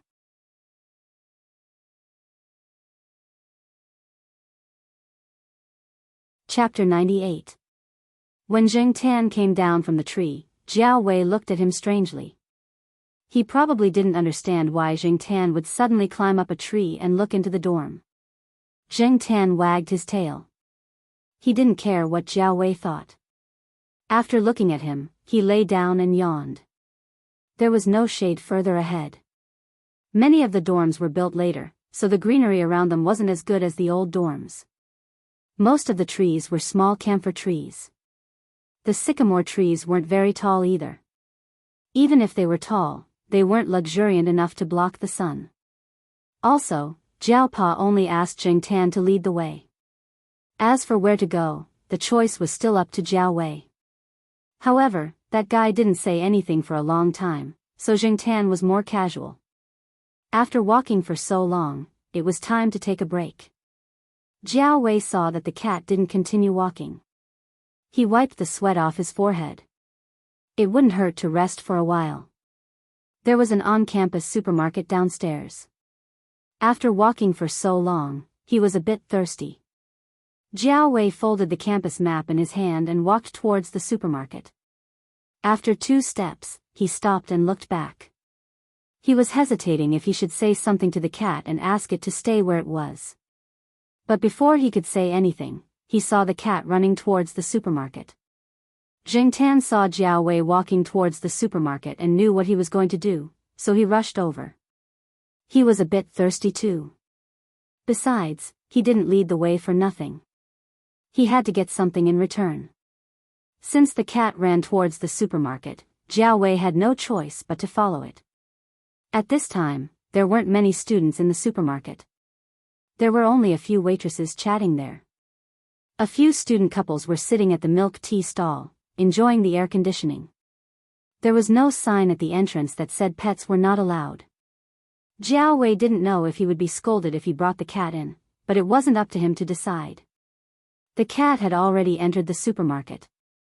A waitress who was cutting watermelon at the door saw the man and cat duo and was about to say something, but in the end, she didn't say anything. Sometimes, some students would bring their pet dogs in. As long as they didn't cause any bad effects, no one would say anything. As for cats, it was the first time they saw someone bring them in. Seeing the cat's cat tag hanging on its neck, it looked quite proper. The staff in the supermarket looked at it and continued with their work. Some of them were bored and kept looking at it. This made Jiao Wei feel a lot of pressure. Jiao Wei went inside and took a bottle of mineral water from the fridge. There was nothing else he wanted to buy. He had always been thrifty. He looked at the cat next to him. This cat seemed to be quite sensible. It didn't use a leash, didn't run around on the shelves, and didn't pick up random things. Zheng Tan watched as Jiao Wei took the bottle of mineral water and looked at the fridge beside him. He jumped onto the fridge and looked at Jiao Wei. Does it want to eat ice cream? A waitress walked over, but didn't open the fridge. She was still a little worried about a cat. If the cat jumped into the fridge and was seen by others, she wouldn't be able to sell the ice cream. Zheng Tan looked inside through the transparent sliding door, then patted the place where the ice cream was placed. The waitress looked at Jiao Wei. Seeing Jiao Wei nod, she opened the sliding door and took out a box of 2-colored ice cream. Zheng Tan had an idea of the price of ice cream. Jiao Yuan and the others often used their own pocket money to buy ice cream. They would also discuss the price of different types of ice cream and ice cream. Therefore, Zheng Tan knew which brand was more expensive and which ice cream was more expensive. After getting what he wanted, Zheng Tan jumped down from the fridge and walked towards the exit. "Your cat is so smart," said the waitress who helped him get the ice cream. Jiao Wei's mouth twitched.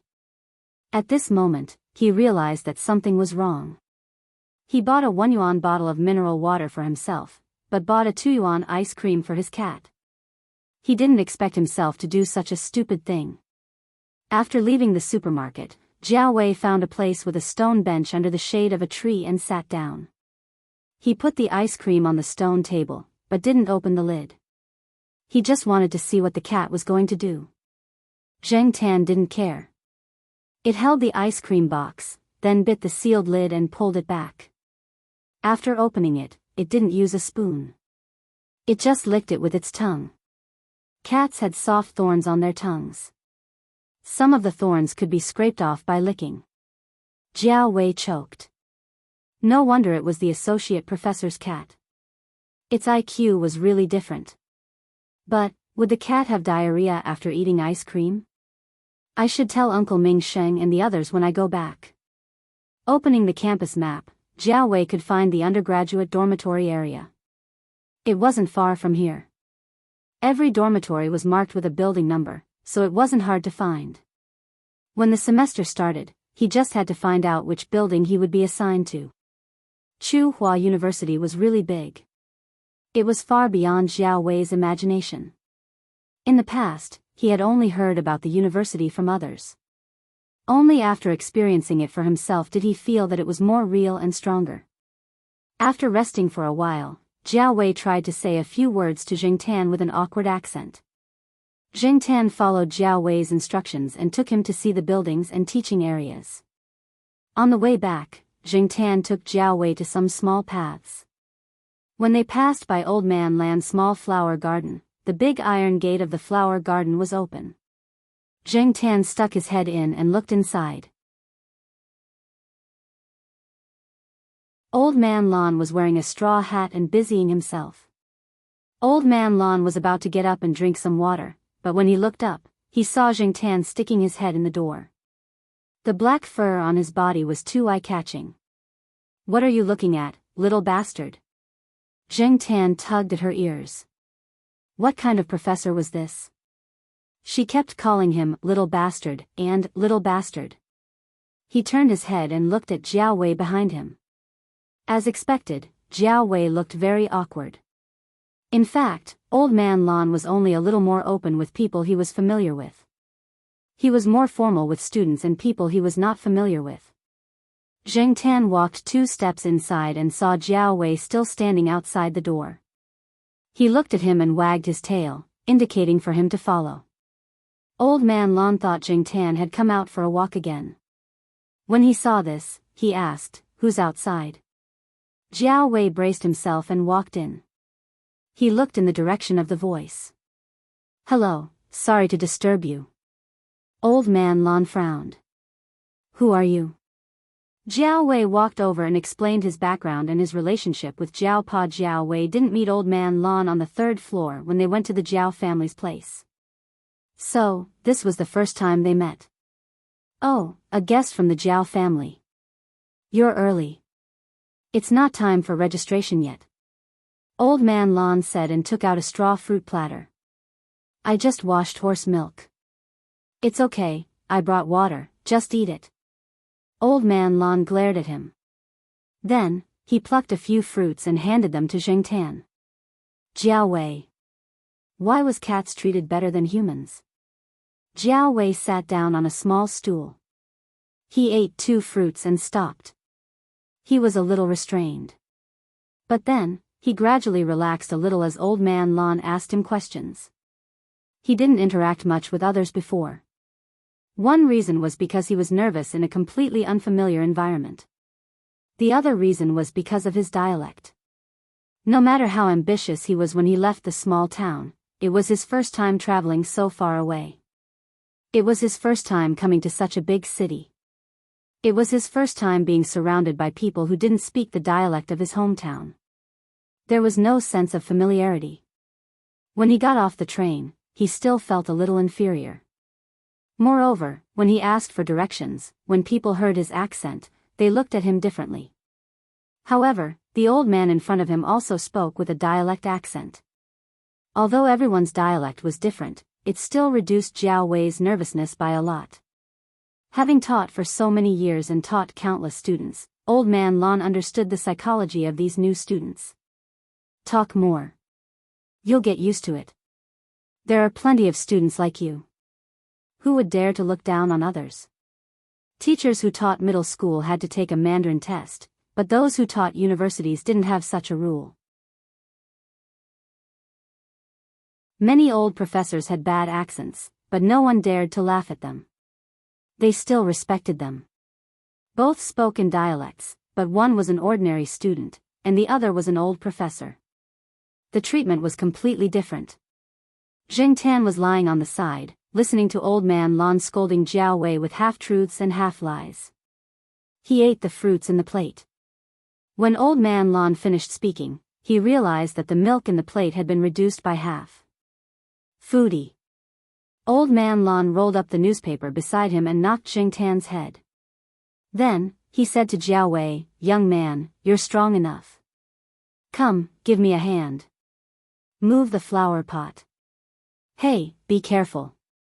You can hurt yourself, but don't drop my flowers." When it was almost 5 o'clock, Old Man Lan followed Jingtan and Jiao Wei to the eastern courtyard. The old man swung the small shovel in his hand as he talked to Jiao Wei beside him. Jiao Wei was carrying a pot of flowers.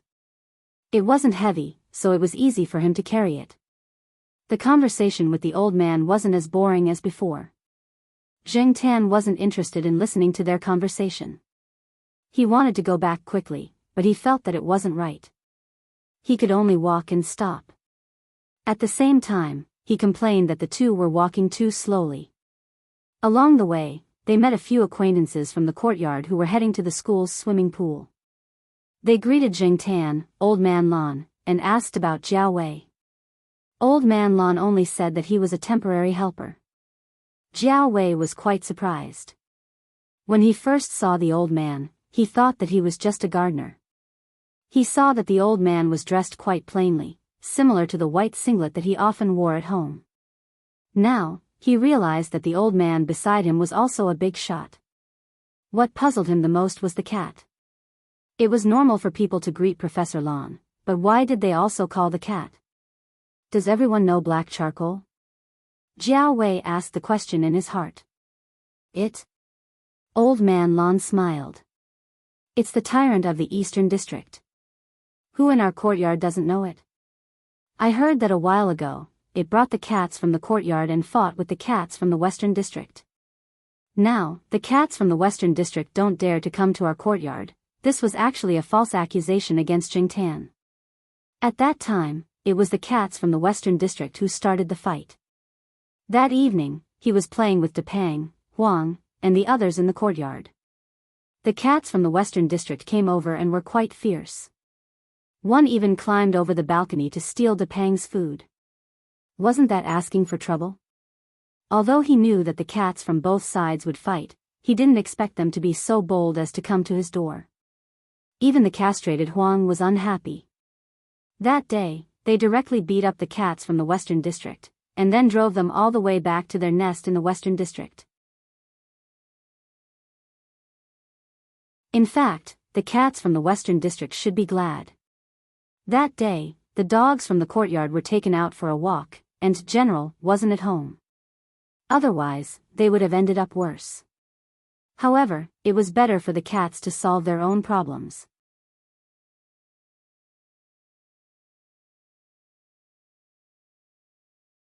Chapter 99.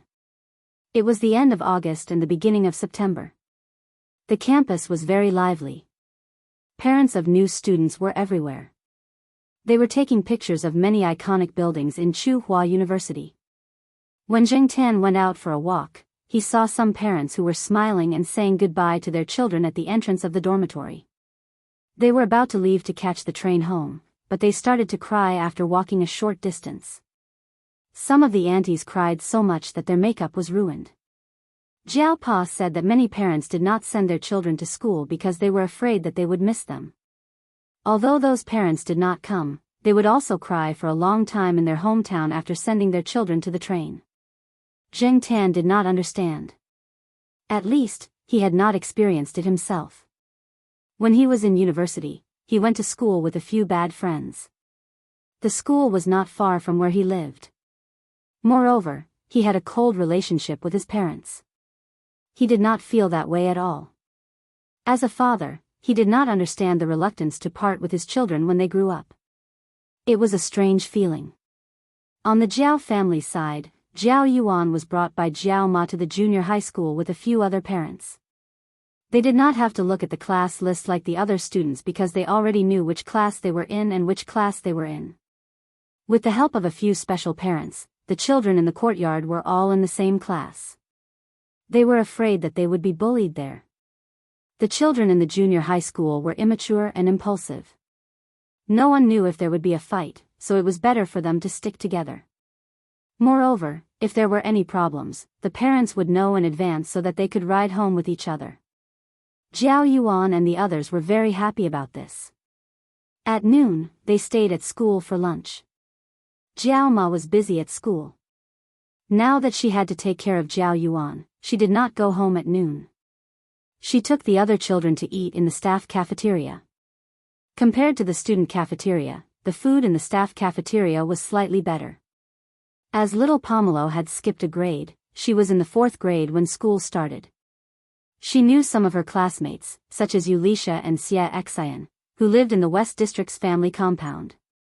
One of them was the vice class monitor, while the other was the study committee member. They were considered as the big sisters in the class. Since they were familiar with little Pomelo, Father Jiao was not worried that little Pomelo would be bullied because of her young age. At noon, the after-school music started playing in affiliated primary school.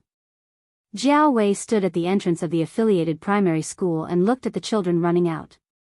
He was looking for little Pomelo. Every day at noon, he would come over and wait for little Pomelo to go to his restaurant for lunch. Jiao Wei's small restaurant had just opened. Although its location was not as good as other restaurants, there were a lot of people when school started, and there were many returning customers. During this period of time, business had been good, and they had hired a fellow villager to help out. When he was free, Jiao Wei would also go over to help out, but he was always rejected by his mother, who did not want him to be tainted by smoke and smoke.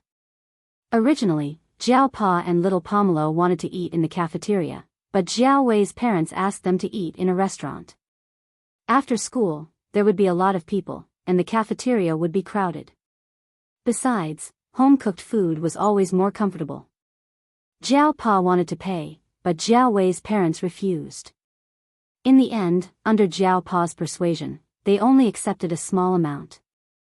Every time Jiao Pa and little Pomelo went to the cafeteria, the portions of the food were big, and the oil used was also of good quality. Jiao Pa was also busy during this period of time, and he did not have much time. Therefore, the task of picking up little Pomelo fell on Jiao Wei's shoulders. Little Pomelo originally said that she could go by herself. She knew the way, and she was already in the 4th grade. There was no need for an adult to follow her. However, Jiao Pa was not at ease, especially now that there were so many people at the school. There were people who stole wallets, phones, bicycles, and so on. Who could be sure that there were no kidnappers? Jiao Wei was not as gloomy as before. He was more relaxed now, and his Mandarin was more standard and natural. The surrounding dialects made him feel more relaxed. After all, the school was much simpler than the society. Sometimes, people who knew little Pomelo would talk to him, and Jiao Wei would reply with a smile. While waiting, Jiao Wei noticed movement on the wall next to him. He did not need to look to know that it was the Jiao family's precious black cat. When Jiao Wei came to pick up little Pomelo on the first day, Enchanting had too much fun outside, so he arrived a little late. After Jiao Wei picked up little Pomelo, he was ready to take her to his shop. However, little Pomelo did not want to leave. She kicked the pebbles on the ground with the tip of her foot and waited at the school gate, looking around from time to time. After asking, Jiao Wei found out that little Pomelo was waiting for her black cat. She would not leave until it arrived. Jiao Wei raised his head and looked at the black cat standing on the wall. During this period of time, he had gradually gotten used to the cat's behavior. He also understood why the Jiao family treasured it so much. Jiao Yuan had told him about the cat's glorious deeds.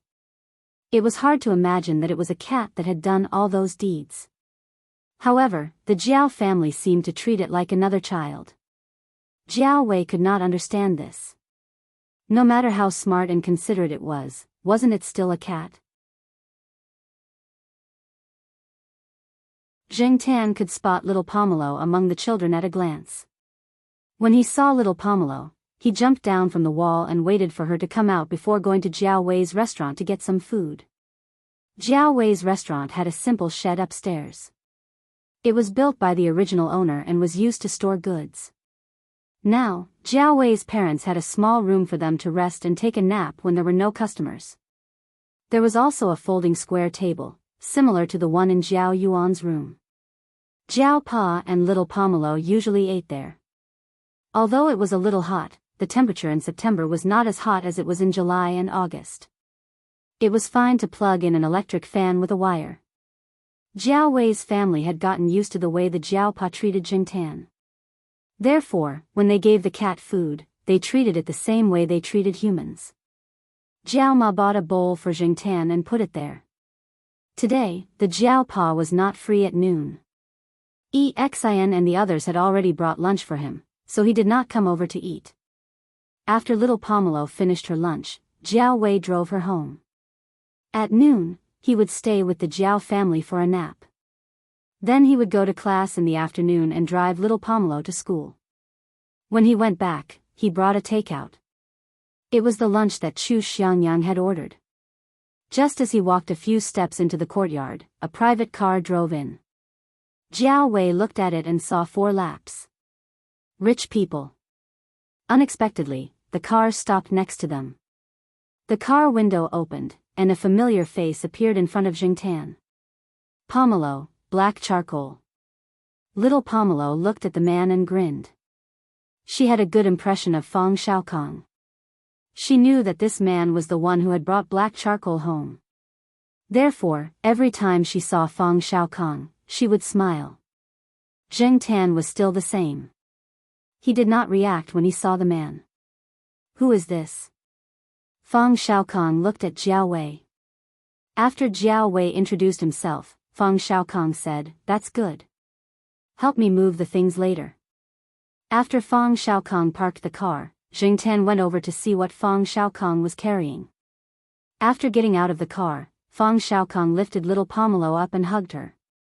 He had a little daughter himself, and he liked to do this. Little Pomelo did not reject this.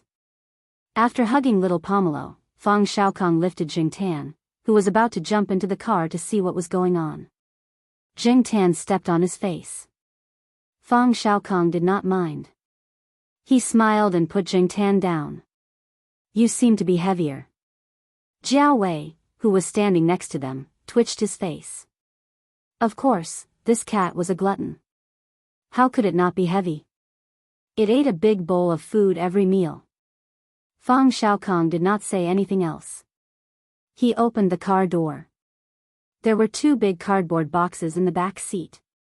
Zhang Zian could not tell what they were. "These are?" Jiao Wei asked. Fang Xiaokong said proudly, "Cat tree." Jiao Wei was speechless.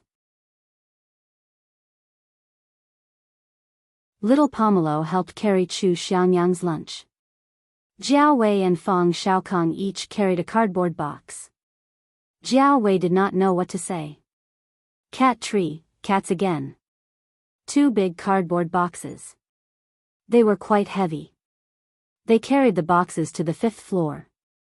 After resting for a while, Chu Xiangyang came back with his lunch. He ate and studied the contents of the boxes. Although little Pomelo wanted to see how the cat tree was installed, Fang Xiaokong would not start work during the afternoon nap. He had to wait until after the afternoon nap. Fang Xiaokong wandered to the balcony and called Jiao Pa, "Hello, Mr. Jiao." "This is Fang Xiaokong." Jiao Pa answered the phone in a hurry. He did not see the caller ID. When he heard Fang Xiaokong, he did not react immediately. He paused for a few seconds and said, "Oh, Mr. Fang. Hello. I'm at your house now. I've made a cat tree and I'm going to install it in the afternoon. Let me tell you first. There was no one in the Jiao family's house in the afternoon, so Fang Xiaokong had to tell the owner that he was going to install a cat tree." Jiao Pa did not object. He was looking forward to Fang Xiaokong's work. Jiao Wei, who was sitting in the living room, was speechless at this seemingly rich man. Here was another man who treated cats better than people. He looked at the black cat lying on the edge of the cardboard box. Why couldn't he understand these people? After the afternoon nap, Jiao Wei left to go to class. He also sent little Pomelo to school. Before leaving, little Pomelo looked at the cardboard box in the middle of the living room. Zheng Tan stayed at home and watched Fang Xiaokong assemble the cat tree. Zheng Tan had seen a cat tree in Xiaoguo's house, so he had a general idea of what it was. However, looking at Fang Xiaokong's cat tree, it was slightly different from what he had imagined. Although there were some parts that he did not understand, there were some similarities. For example, the shelf installed in the corner of little Pomelo's room was made of pillars wrapped with hemp rope, pallets, and some planks. The difference was that there were also some things fixed on the wall. Zheng Tan could use the small planks that protruded out of the wall to walk to the newly installed tunnel near the ceiling. From this tunnel, he could walk to the window on little Pomelo's door. When the window was open, he could jump out directly. When the window was closed, he could look into the living room. The shelf was independent.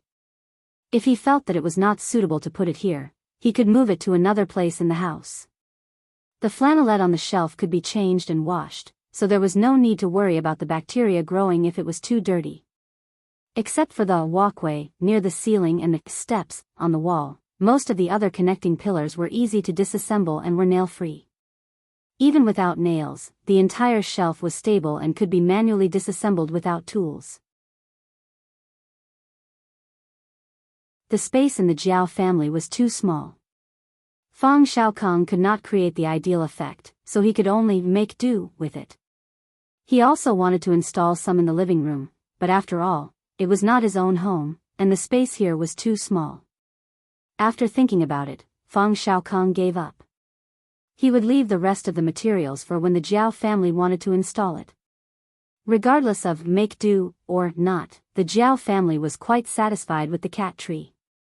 Little Pomelo also liked it very much. Anyway, there were not many things in her room, so it was not a big deal to put a cat tree.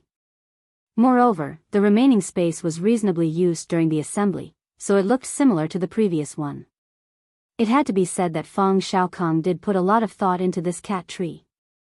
However, on the night that the cat tree was assembled, Jingtan still got into little Pomelo's bed.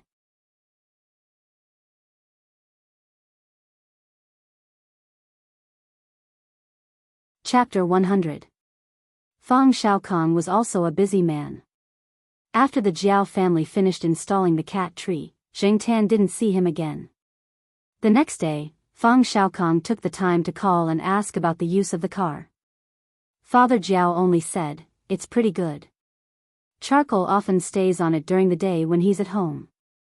Jiao family knew that their cat only slept on the bed and sofa at night. Although he didn't sleep in the cat nest installed on the cat tree at night, Jingtan would jump on the cat tree when he was bored during the day. He always felt uncomfortable if he didn't move. In the past, it was inconvenient because of the small space at home. Now that there was a cat tree, he tried his best to move it. Anyway, Fang Xiaokong paid for it, so he didn't feel bad even if it broke. Today, when school was about to end, Jingtan walked to little Pomelo's school. Strangely, he didn't see Jiao Wei when he arrived today. A few days ago, Jiao Wei would be waiting for Jingtan here before Jiao Wei arrived. Today was the first time. Did something happen? No. To be honest, the end of school and affiliated elementary school was actually a little earlier than the end of classes for college students.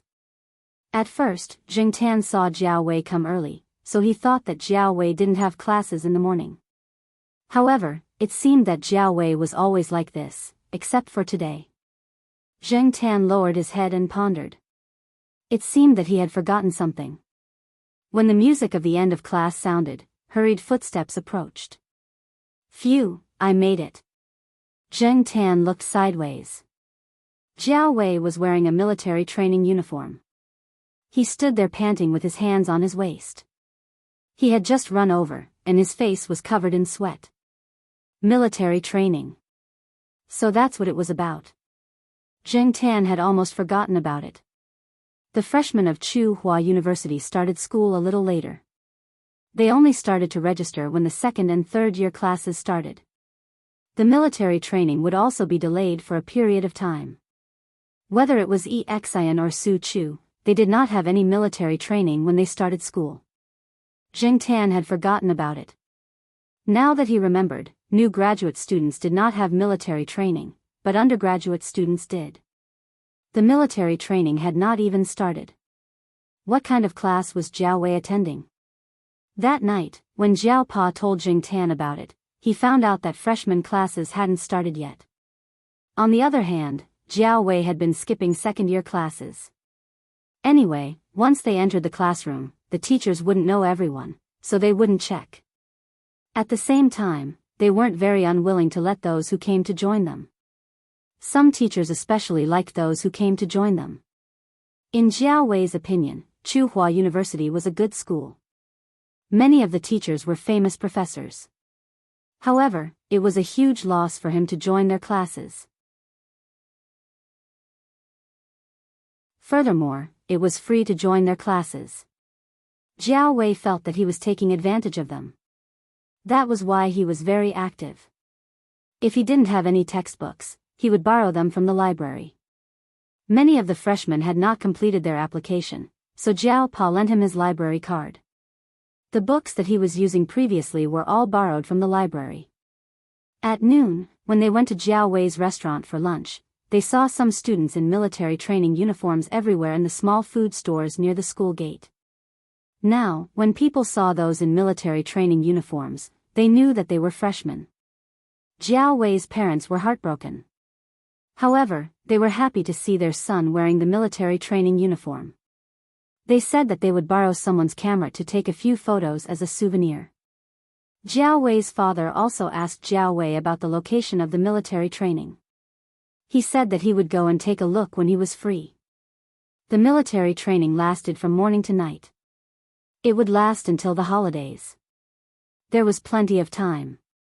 Military training. Jing Tan looked at the sun above his head. The temperature had been rising recently. Hence, that afternoon, after little Pomelo finished her afternoon nap, Jing Tan and Jiao Wei sent little Pomelo to the affiliated to Renmin University of China. Then, Jiao Wei rushed to the military training grounds with a sports cup full of water in his hand. When Jiao Wei ran to the training grounds, he didn't notice that there was a cat following behind him. However, Jing Tan was running in the bushes and not on the sidewalk. If one didn't look carefully, they wouldn't notice him. The military training grounds were divided according to the faculties: science, engineering, humanities, social sciences, medicine, etc. They were all in different areas. Anyway, Tsinghua University was big enough. There were a few sports grounds. There was also a phenomenon. For example, the humanities and foreign languages faculties in the humanities and social sciences faculties in the economics and management faculties in the social sciences faculties had a lot of girls. Hence, every time there was military training, there would be a circle of wolves surrounding the training grounds. The opposite was true for the engineering faculties. More than 70% of the students were guys. The remaining 30% were mostly girls. What the F***ck?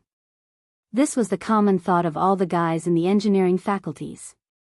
Jiao Wei and the rest of the engineering faculties were assigned to one of the sports grounds. This was only one of the secondary sports grounds in the school. The surrounding facilities were relatively simple. They were divided into groups according to their faculties and trained on the track next to the football field. The red plastic track outside the football field was filled with groups of camouflage uniforms. The training hadn't officially started yet, so the students were all gathered together and talking. Jing Tan saw Jiao Wei walk towards one of the groups of people and start talking to the people there. It was 2 in the afternoon. The sun was scorching. The high temperature of more than 30 degrees made the freshmen a little listless. Beside the plastic track was a grandstand. There were some trees behind the steps of the grandstand. Although they weren't tall, it was still a little shady on the steps. Jing Tan squatted on one of the trees and watched Jiao Wei and the rest being reprimanded by the instructors. In fact, many of the instructors in the university's military training were about the same age as the freshmen. Some might even be younger. However, they were instructors after all. If they told you to stand in formation, you had to stand in formation.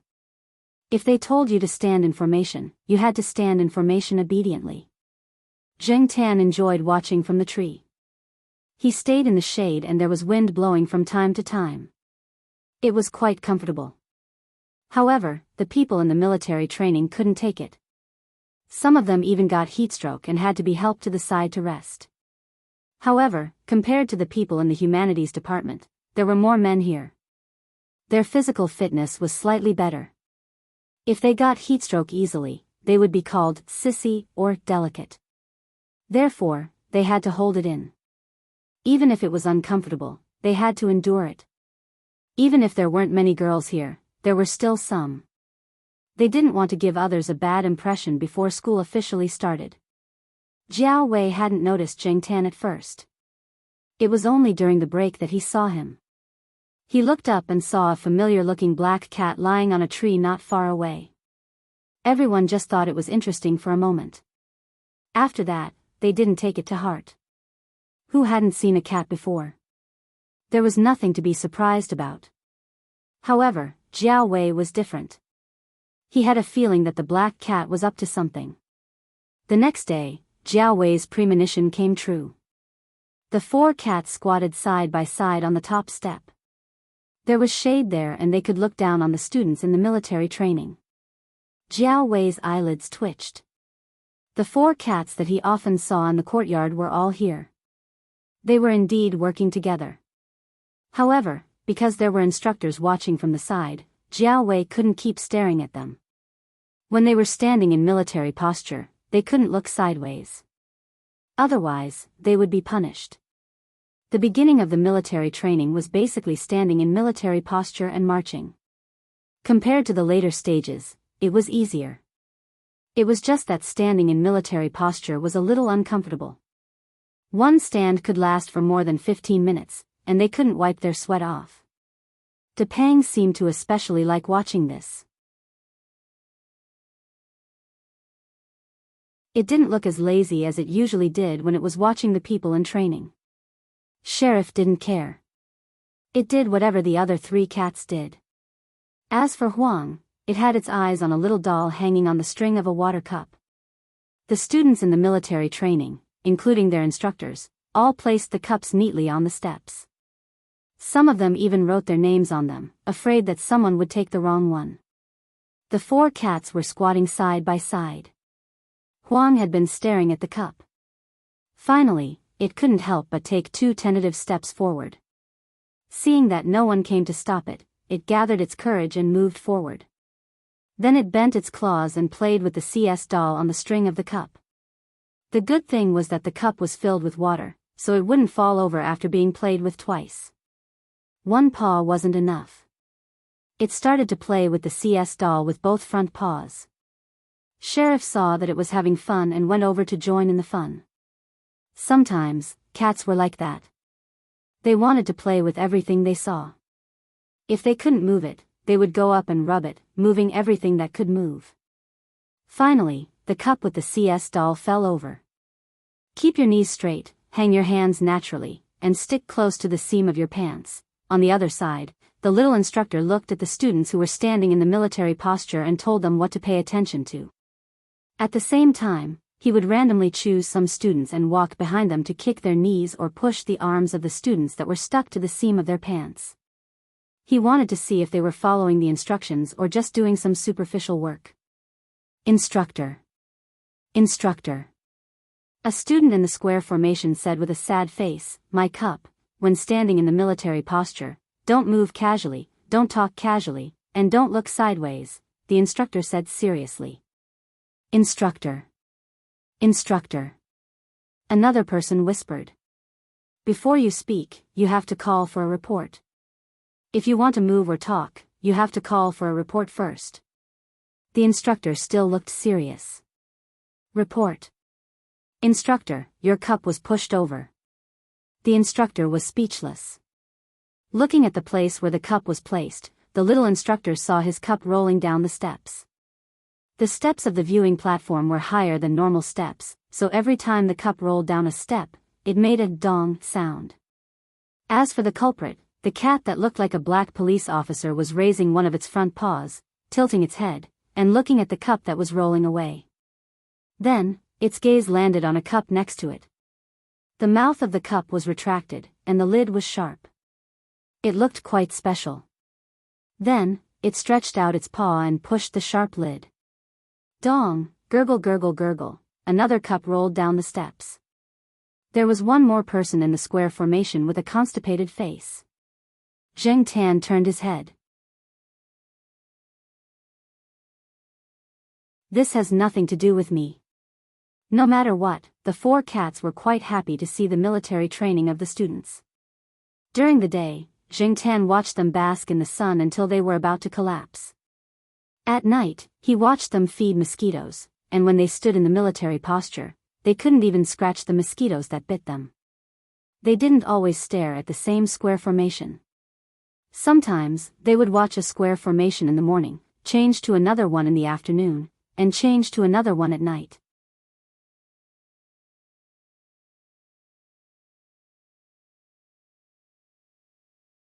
Chapter 101. At night, although there was no moonlight and only a few stars could be seen, the military training area was lit up and the surroundings of the field were illuminated clearly. Rest here for 5 minutes. As soon as the instructor finished speaking, the group of people who were standing there in a military posture sat down on the ground like soft mud. Paw. The sound of a mosquito being swatted could be heard. Oh, my God and Buddha. A student in the same dormitory as Jiao Wei looked at the blood and mosquito corpses on his hands and shouted, "Do you think it was easy for me to produce so little blood? Why did it not let go of such a small amount of blood?" "Don't be disrespectful to Buddha," another roommate of Jiao Wei said. "Buddha is merciful. Just treat it as if I was farting." "You were farting just now. Don't think that I don't know just because you shouted so loudly. Do you want to be Buddha?" Jiao Wei asked his roommate with a smile. "No, Buddha is so tiring. I have to deliver all living beings from suffering. I just want to graduate successfully, find a job, find a wife, have a child, and live an ordinary and long life." The roommate was silent for a while and said, "I don't want to participate in such a high-end topic." "Hey, didn't you say that taking vitamin B1 can prevent mosquito bites? Why did I still get bitten after taking it?" "It varies from person to person. It's better to go back and sprinkle some toilet water." At night, the military training area was filled with toilet water, essential balm, mosquito bites, and other anti-mosquito scents. However, the mosquitoes that grew in Tsinghua University were always fearless. At 9:30 p.m., the day's military training ended. Jiao Wei did not go back to the dormitory with his roommates. Instead, he walked towards the school gate. Every night, he would go to his small restaurant to take a look and help tidy up some things. He would only go back when the restaurant was closed. When he went back to the dormitory, he would also bring some supper for his roommates. Today, when Jiao Wei arrived at his small restaurant, although there was still some distance, he could see some people sitting inside. Usually, there would be no one around at this time. What was going on today? By the time Jiao Wei arrived at the entrance of the small restaurant, the people inside were already walking out. Among these people, the leader had a cigarette in his mouth. His hair was dyed yellow, and he looked a little sloppy. Jiao Wei's heart skipped a beat. He stopped paying attention to those people and rushed into the store. Seeing that his parents were fine, he heaved a sigh of relief. "What's wrong?" Jiao Wei asked. "Are those people here to pick a fight?" Jiao Wei had heard people say that some shop owners would hire people to cause trouble for other shops when they saw that business was doing well. That was why they were so anxious. "It's okay, don't worry." Jiao Wei's father waved his hand. No matter how much Jiao Wei asked, his parents refused to tell him anything. The next day, he had to talk to the person he had hired to help him out. Yesterday evening, after the rush hour, the number of people who came to the restaurant gradually decreased. Then, a few people who didn't seem to be easy to deal with came in and said that they wanted to pay the sanitary fee. However, Jiao Wei's family had already paid the sanitary fee, and there was a receipt. Obviously, in that case, the sanitary fee had a different meaning. Whether it was sanitary fee or management fee, and so on, in some cases, it meant protection fee. When he was in a small town, Jiao Wei's family's shop was a little more formal, but they had also paid this kind of fee. It was just that Jiao Wei didn't know about it. Therefore, after Jiao Wei figured out the reason, he was very angry. When he went to find his parents, he told them that he would call the police if things didn't work out. Jiao Wei's father, on the other hand, was relatively calm. He even laughed and joked a little. Then, he told Jiao Wei about the stakes involved. In fact, the people who did business in the surrounding area, whether it was small shops, street stalls, or students who set up night markets, had all encountered this kind of situation. He asked the surrounding shops to see how much they had paid. When he found out that his shop had paid a little more, he wasn't too angry. After all, his family was new here, and they were foreigners. It didn't matter if they didn't have a foundation. After talking, they paid a month's worth of fees. When Jiao Wei's parents were preparing to open a shop here, they were actually mentally prepared. They just didn't expect it to come so soon. The couple used to be honest people, but in the first 2 years of starting a business, they had some experience. Now, since Jiao Wei had already exposed this layer of paper, the couple shared some of their experiences with Jiao Wei. Originally, the couple thought that their child's job in the future would definitely be like those high-class white-collar workers on TV. He wouldn't have to face those who would cause trouble and collect protection fees. However, no matter what position it was, there were hidden rules. If you were strong, it would be fine. If you were just an ordinary person, it would be better to follow the rules. After listening to his parents' experiences, Jiao Wei didn't feel good. He wasn't stupid, and he knew that this was the truth. However, he was still a young man after all. After all, he was still hot-blooded. In the past, before he settled down to focus on his studies, he had also gotten into fights, quarreled with teachers, and flipped tables. Jiao Wei wasn't sure if he would fight with those people if he saw them again. After lunch in the afternoon, Jiao Wei sat at the entrance of the small restaurant and helped peel potatoes. The shop was full of people, so he didn't sit inside. It was more ventilated outside. Although his parents stopped him from doing it, Jiao Wei was stubborn. He wasn't afraid of being laughed at. What's wrong with helping his family peel potatoes? Who said that university students couldn't peel potatoes? It wasn't like he did anything shameful. As he was peeling, the owner of the shop next door came over. The shop next door mainly sold noodle food. It was owned by a young couple. During this period, the two families had become more familiar with each other. The owner of the shop next door also knew Jiao Wei. "I heard that someone came to your shop last night," the owner said. Yesterday, the noodle shop next door had something to do, so it was only open for half a day in the morning. The owner had heard about Jiao Wei's shop from the people around him. "Yes," Jiao Wei responded. He didn't want to talk about this topic. The strength of his hands peeling the potatoes increased. The boss smiled. "Don't be upset. Actually, everyone is the same. My family was the same. At that time, I had just graduated and didn't know the rules here. I even wanted to call the police, but my wife stopped me. She took the attitude of keeping the peace and handed over some things first. After that, we found someone and didn't meet them again." Seeing that Jiao Wei didn't say anything, but his peeling of potatoes slowed down a lot, the owner knew that he was listening. The owner pointed at the hot pot shop opposite. When this shop opened not long ago, business was very good. After that, there was a period of time when 10 or so hooligans came to eat in the shop. At first, they still paid the bill. Later on, they started to cause trouble. In the end, they even asked how much money they wanted. The owner wasn't a pushover. Although he told those people to come the next day, he found someone at night. In the end, those hooligans didn't come the next day. They also didn't appear in his shop again. Also, the person who sold meat vegetable rice called a group of people over when he encountered such a situation. He was prepared to go all out. In the end, he was chased away by the police. However, those hooligans didn't look for him again. Hooligans also bullied the weak and feared the strong. If they knew that you were a tough nut to crack, they wouldn't come. If they couldn't be polite with them, they would be ruthless. This was how society was now. As a person, one had to be ruthless.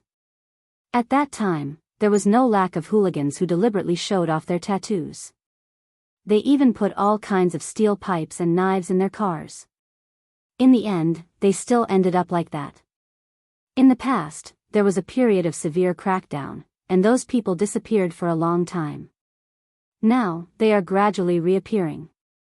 However, in the past, they were mostly hooligans. Now that they have reappeared so quickly, it probably won't be easy to deal with them.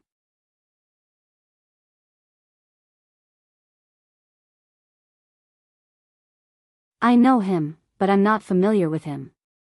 He came here before the shop opened. After that, he hurriedly ordered takeout and left. Can he do it? I heard a little from my senior. You can give it a try.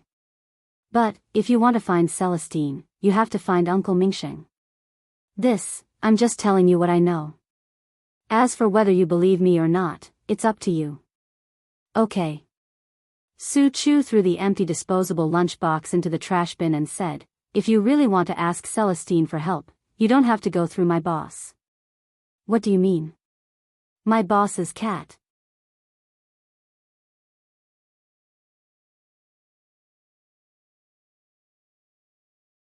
Chapter 102. Jiao Wei would never have thought that Su Chu would give such an answer. In fact, no normal person would think of such an answer. People who didn't know better would think that Su Chu was joking.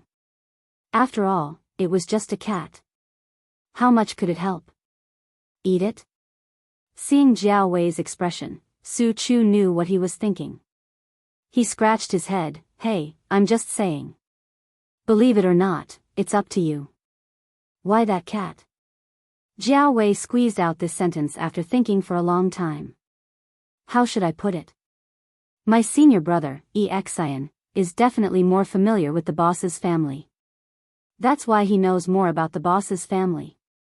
Sometimes, my senior brother would tell me a little about the boss's family. Among them, he talked about the cat the most. It's the boss's baby. Like Lord Zheng, Miss Zhao, Professor Lan, and some other people. Although they usually have a good relationship with my boss, they are all related to the cat. Oh, there's another person, a professor who returned from overseas. He was a famous person in our school last semester, but he was kicked out. I heard from my senior that it's also related to the cat. Although many people didn't know the real reason for Ren Chang's case, people like Exian who had a close relationship with the Jiao family could make some inferences. Hearing Su Chu's words, Jiao Wei stopped peeling potatoes. He didn't know many of the people that Su Chu mentioned, but he knew Professor Lan. Not long after he came here, he was taken to Professor Lan's small garden by the cat. It seemed like Su Chu was right. After all, compared to Associate Professor Jiao, those people were much more capable. Why would they care about an associate professor with no background? I heard a lot of things from my senior, so I don't know much about them. However, if you want to find Celestine, you can keep an eye on the cat first. Every time Celestine comes here, he only looks for the cat. There's one more thing. Maybe you don't believe me, but it was also because of that cat that I was able to work for the boss. Su Chu recalled that after he became Associate Professor Jiao's student, he once mentioned it to Exian. Exian analyzed it. Looking at the time, it was getting late. Su Chu took his leave first. He still had classes in the evening. Jiao Wei sped up and peeled the remaining potatoes. Then, he tidied them up and rushed to the military training area. The evening training was about to begin. Jiao Wei had been thinking about Su Chu's words. When he saw the cat the next day, he felt a little awkward. Zheng Tan had no idea what Jiao Wei was thinking. He, Fatty, and the others had recently moved to a different place to watch the military training. The people at Jiao Wei's training ground had started to guard against cats. Every time the cups were placed, there would be a few people sitting there. Once Zheng Tan and the others got close, those people would chase them away. Therefore, Zheng Tan and the others didn't just stay at one training area. Since there were so many places for military training, they would go and watch whenever they found a suitable place. It was quite interesting to see those people make a fool of themselves during training. There were also talent shows, singing and dancing during break time. The girls' performance was better. After school at noon, Zheng Tan and little Pomelo followed Jiao Wei to the small restaurant. They felt that someone was staring at them. When they turned around, they saw Jiao Wei looking away uncomfortably. What was going on? Zheng Tan was puzzled. Did Jiao Wei have something against him and Depang watching the military training? When they arrived at the small restaurant and ate at the folding table, Jingtan felt Jiao Wei's gaze from time to time. His appetite became worse. The man and the cat stared at each other for a few seconds. Jiao Wei looked away again. He felt that the cat's gaze was quite strange. It was indescribably strange. It was as if it wasn't a cat's gaze, but a human's. Jiao Wei had heard people say that some cats would express their thoughts. You could tell what they were thinking just by looking at their eyes. Although he couldn't tell what the cat was trying to express from its eyes, Jiao Wei at least knew that the cat wasn't in a good mood. When it was almost 11, the military training was coming to an end.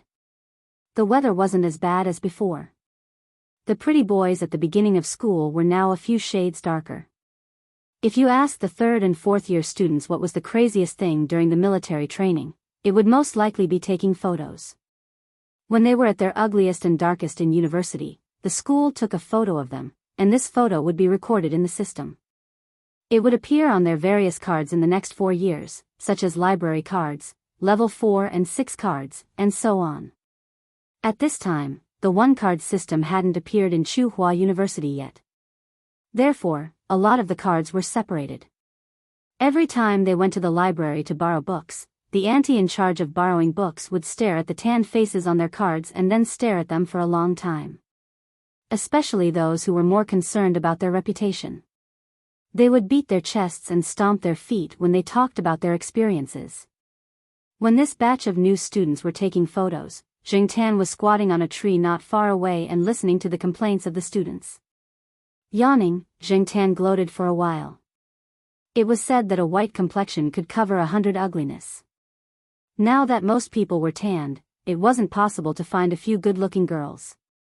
On the day of the military training review, Jingtan, De Pang, and the sheriff all went to take a look. Huang wasn't there. He had eaten something bad and was taken to Shaogua to see a doctor. Even if he was here, Huang wasn't very interested in these things. After the review in the morning, they were sent off to the instructor in the afternoon. Regardless of how they were trained during the military training, under the influence of that kind of atmosphere, there were many people who were red-eyed. The relationship between men could be smashing bricks against each other one moment, and the next moment, they could smoke, drink, and talk about women together.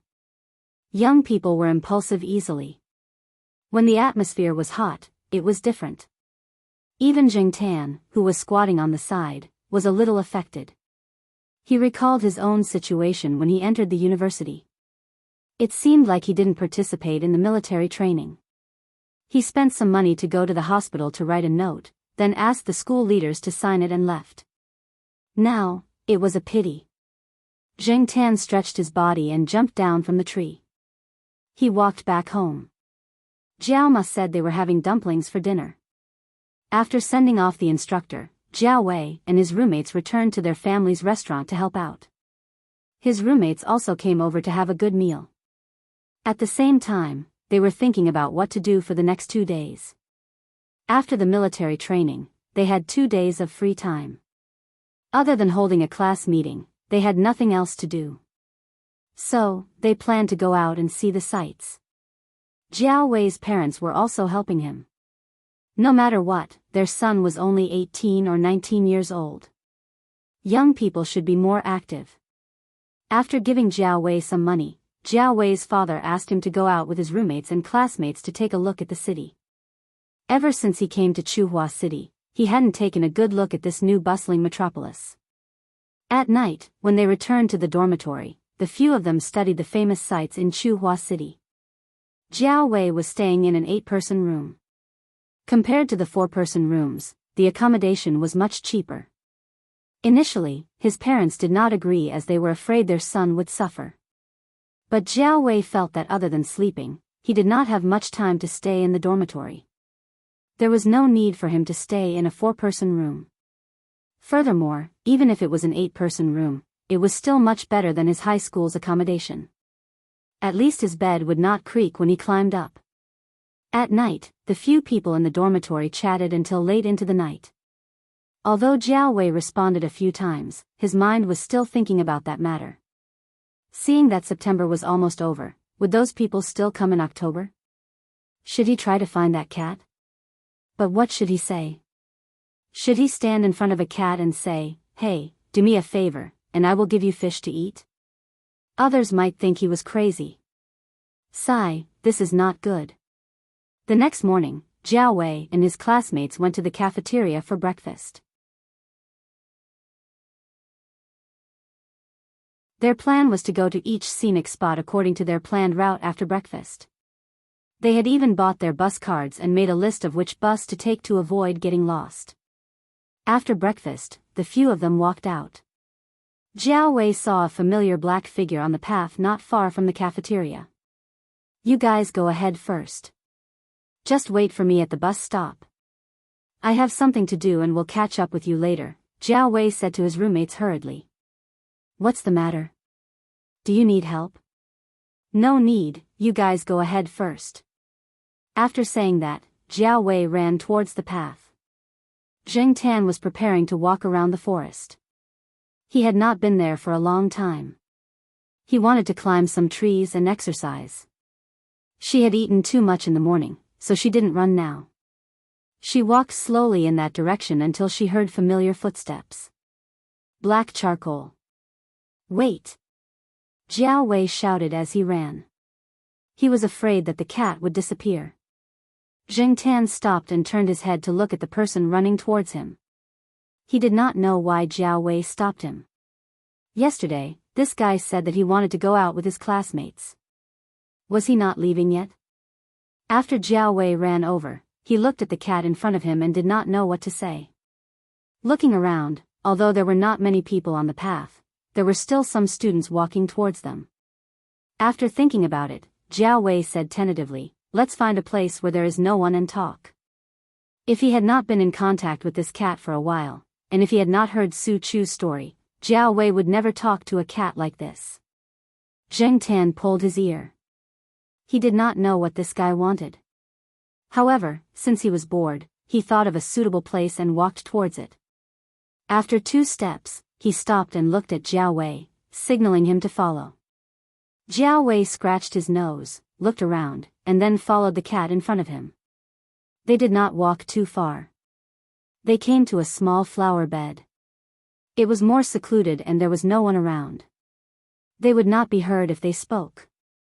Zheng Tan jumped onto the flower bed and looked at Jiao Wei, waiting for him to continue.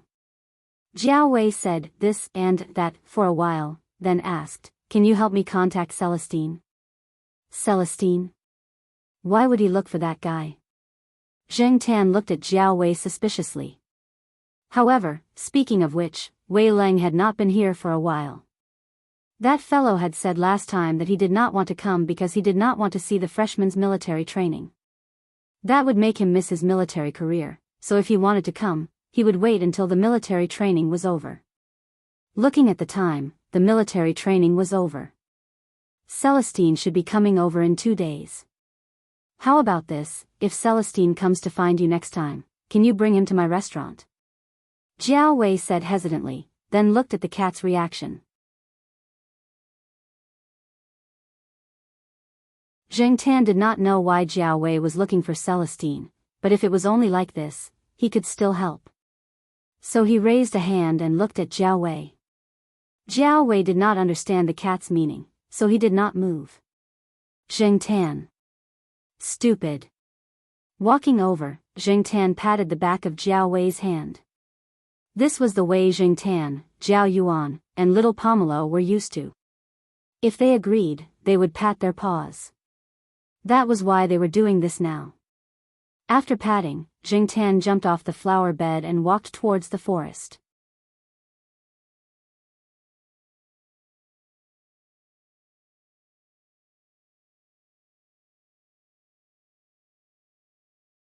Black charcoal, what's the matter? Why did you bother to ask me to come here? Celestine looked at the cat on the chair next to him and asked. Zheng Tan didn't answer. He didn't even know, so how could he answer Celestine? Jiao Wei ran over. Their dormitory was a little far from here, and the school bus always stopped on the way. Therefore, he didn't take the bus. It seemed like it was better to buy a bicycle. It would be more convenient to go in and out, and when the restaurant started to provide takeout, he could also help with the delivery. After drinking 2 glasses of water, Jiao Wei said to Celestine, "Uncle Wei, there's something I need your help with." "Don't say uncle and you. I feel like I'm a lot older." Celestine laughed and got up to leave.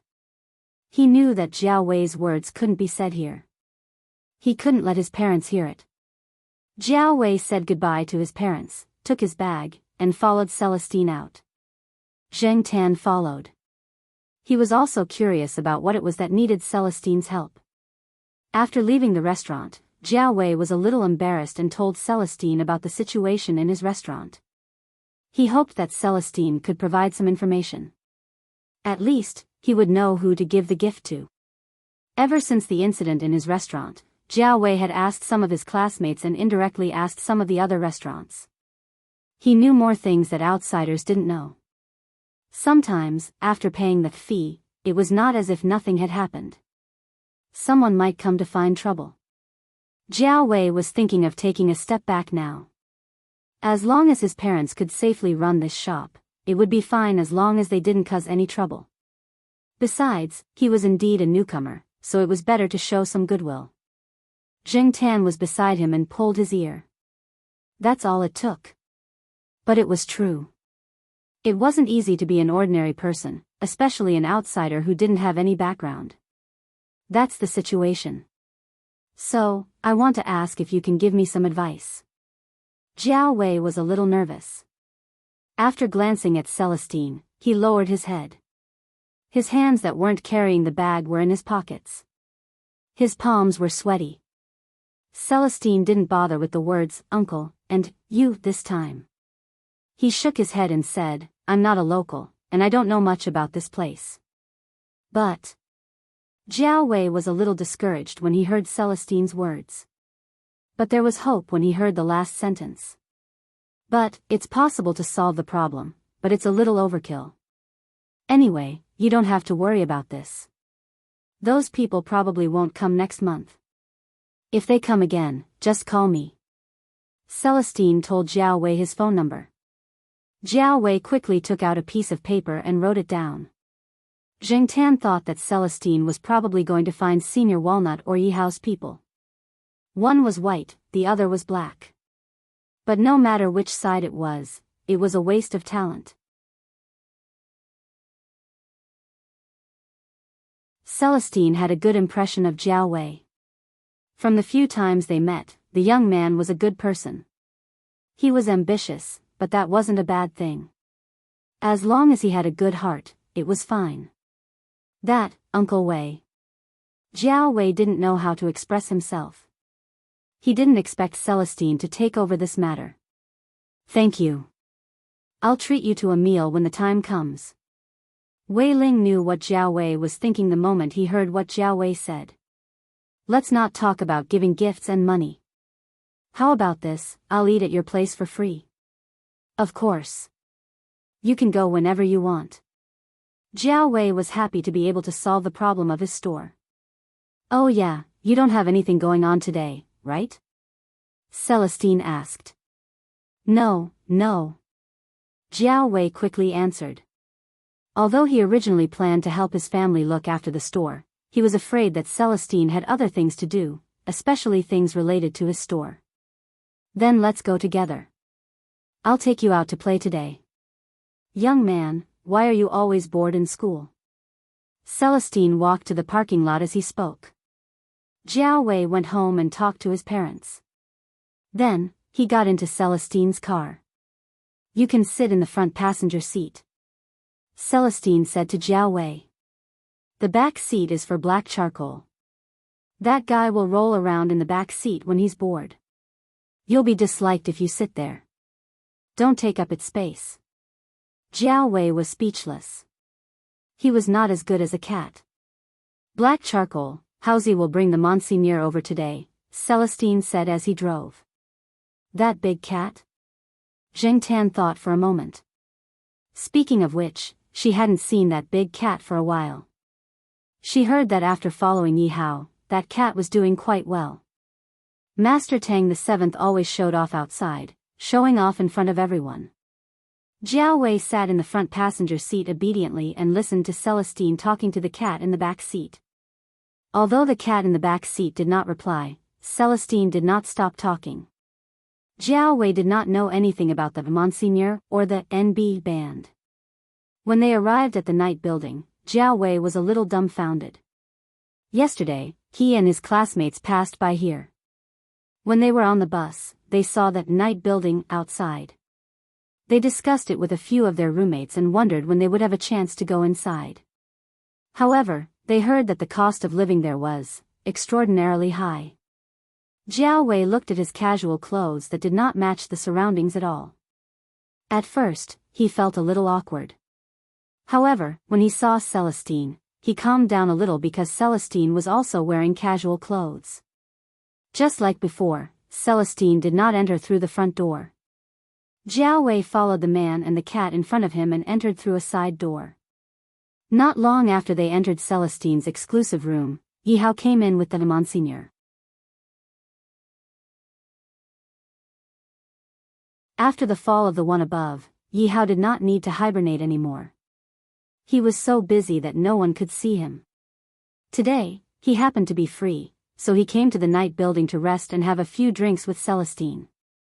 Zheng Tan looked around. Beside Yi Hao was Leopard. It was the same as usual. He did not see Ranqi. He guessed that Ranqi was now afraid of cats. It was different from the last time he saw it. The big cat now indeed had the demeanor of a Monseigneur. Whether it was a CFH or a so-called super cat, it was still a cat. Cats were originally a little arrogant. In the past, the big cat lived a wandering life, so its fur was not so smooth. Now, not only was it smooth and shiny, it was also a little stronger. Its mental state was also good, and it was majestic. When it walked in, its tail was raised like a banner, and it was almost labeled tall, rich, and handsome. The Monseigneur was quite well behaved beside Yi Hao. After it came in, it squatted by the side and did not wander around. It was not like Zheng Tan, who would lie down on the sofa, jump to the coffee table to eat and drink, and then go to the bathroom. It was a lot of trouble. However, this was the first time that Jiao Wei had seen the Monseigneur. It was also the first time that he had seen such a big cat. Just now, he thought it was a dog. But when he looked again, what a big cat. This is the child of Black Charcoal's acquaintance. He is studying at Tsinghua University. Celestine introduced him to Yi Hao. Jiao Wei noticed that when Celestine introduced him, he said, Black Charcoal's family, and not, Associate Professor Jiao's family. This sentence was worth thinking about. Yi Hao said, oh, and did not ask any more questions. Instead, he started chatting with Celestine. Anyway, it was not a confidential topic. He was not afraid that Jiao Wei would hear it. Besides, since he was an acquaintance of Black Charcoal's family and was brought here by Celestine, he would not harm him. By the way, how's the project going? Celestine asked. Speaking of this, Yi Hao frowned. I can't get in touch with him. His secretary always says that he is busy and we need to make an appointment. But there are so many people who want to make an appointment. The queue lasts for more than 10 days. Third Master Fang is very busy every day. It is normal for him to be busy. You are not the only one who receives this kind of treatment. Celestine took the bottle of erguotu, clinked it with Yi Hao's, and drank 2 mouthfuls. Yi Hao glanced at the black cat, who was squatting on the side eating peanuts. Yeah, Third Master Fang even gives the cat a climbing frame when he is busy every day. Pfft. Celestine spat out a mouthful of wine. What? Third Master Fang gave the cat that thing? He personally gave it to him? Yeah. This was the information that Yi Hao had found out after much effort. Jiao Wei, who was sitting on the side, lowered his head. The alpaca in his heart began to gallop. It can't be what I think it is, right? It is indeed a relationship that goes through trials and tribulations together. Hausi, you have to hold on tight to this cat's leg. Celestine said with a smile. He emphasized, through trials and tribulations together. Zheng Tan pulled his ears, pretending that he did not understand the meaning of this word. He really did not want to think about those days. Although Celestine's words sounded like a joke, it was also reasonable. Yi Hao also planned to not talk about the project when he met the third Master Fong. He planned to mention this cat first.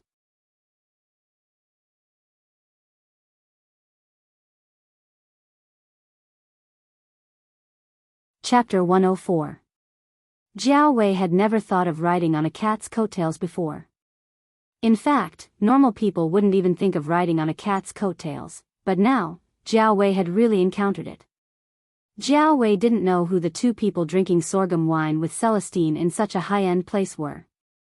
He also didn't know the background of the third Uncle Fong they were talking about, but he was sure that the two were big shots, and the seemingly unreliable third Master Fong was obviously of a higher status. Yi Hao only stayed for a while before leaving, and the Monsignor followed him. Zheng Tan didn't mind, since he wasn't familiar with the big cat, and he was just here to play. When the performance at the East Palace started, Zheng Tan leaned against the open window and looked down. As for Celestine, as usual, he started to fish for information. Previously, he was fishing for information from Ah Jin, and this time, he was fishing for information from Jiao Wei. The topic of conversation was still about the third Master Fong. Celestine was really curious about the third Master Fong's thoughts. After coming to Chuhua City, he actually gave a cat tree to a cat when he was so busy. Unfortunately, Celestine was going to be disappointed this time. Jiao Wei had only met third Uncle Fong for a short while, and didn't know anything else. Celestine looked at the cat lying there listening to the performance, and sighed. He wanted to help but couldn't even get some information. It wasn't just Yi Hao, but also Tianyuan Genetics. A few partners had already asked Yuan Zi about the third Master Fong. Celestine originally wanted to help, but unfortunately, he couldn't get any information. As for Associate Professor Jiao, it wasn't suitable for him to fish for information. That would only make people think that he was insatiable. And Associate Professor Jiao had no intention of getting close to them. It was lucky to be able to get close to the third Master Fong, and it was all thanks to the cat. The rest was up to him. Thinking about the fortune cat Yuan Zi kept in the office, Celestine wanted to laugh. It was a pure black cat that Yuan Zi had specially made. Regardless of whether he was in the scientific research industry or not, as a businessman, he was always particular about this. After taking a sip of wine, Celestine sighed in his heart. It really is a fortune cat. They didn't stay too late today. At around 9 o'clock, Celestine asked someone to drive Zheng Tan and Jiao Wei back to school. The driver had been here many times, and he was familiar with the road. He drove directly from the east gate of Chuhua University, and stopped at the gate of courtyard. Jiao Wei also got out of the car here. Looking at the black cat that jumped out of the car window and ran towards the family building, Jiao Wei felt that it was ridiculous. This cat's life was better than a human's. Who would believe this kind of thing?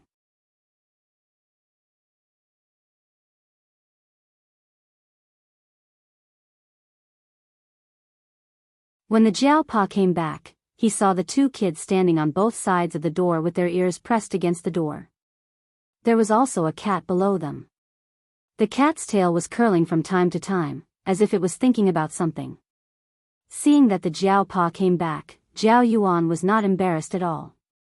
Instead, he asked the Jiao Pa excitedly, "Are we going to buy a car?" The Jiao Pa was amused. It turned out that the kid was eavesdropping because of this. "I'm thinking about it, but I haven't decided yet." Although he already had a plan, the Jiao Pa did not say too much. He did not want to disappoint the two kids if there were any changes. After all, Jiao Yuan and little Pomelo were still kids. When they heard the Jiao Pa's words, they did not think too much about it. As long as there was a possibility, it was fine. They went back to the sofa and sat down, eating their unfinished mooncakes while watching TV. After eating, take a shower and go to bed. Don't watch TV too late. The Jiao Pa said to the two kids. When he passed by Jingtan, he stretched out his finger and poked Jingtan's forehead. You too. Go to bed early. Also, exercise more recently. Look at you. You've gained weight. Jingtan pulled his ears and went to little Pomelo's room to look at himself in the mirror. He didn't gain much weight. Thinking back on his life, it seemed that other than picking up little Pomelo, he only ate, slept, and watched the military training. As for food, he ate 3 meals a day with the Jiao family. He also ate some other food intermittently. Although he was a little picky, he had a wide range of food compared to other cats. Besides, he did not eat much, so there were some signs of him gaining weight. Would he become as fat as Depang after a while? Regardless of whether he gained weight or not, Jingtan picked up the running exercise that he had thrown away for a long time the next day. Old Madame Zhai came back after dancing. She was still waving the bright red woolen fan in her hand. When she saw Jingtan trotting, she shouted, "Yo, black charcoal, I haven't seen you running for a long time." An old lady next to old Madame Zhai also said, "That cat looks better than before." The so-called better meant that the cat was fatter. It was just that people here felt that it was better to raise a fatter pet. If the cat was too thin, people would think that you were mistreating your pet. Just like in the courtyard in the Eastern District, Depang was recognized as the best cat. Most people's first words when they saw Depang were, "This cat is really well raised." Back then, Depang's old lady was worried that the cat might have some diseases due to its fatness. She went to check on it. In the end, other than being fatter, there were no major problems. Everyone felt that it was quite strange that the cat could run and jump. No matter what, Jingtan decided to pick up the running exercise that he had put down for a long time. Anyway, the weather was gradually getting colder. It would not be as hot as it was in the summer. Recently, there were more people in the school square. The clubs were recruiting new members, so it was more lively. The members of the Roller Skating Association were in a formation, skating in circles around the school's main road. Some words were tied to their arms, which could be used to form publicity slogans.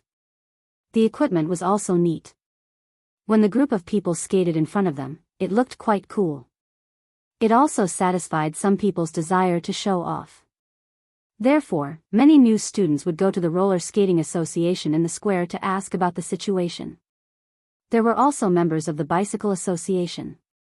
A group of people rode flashy bicycles.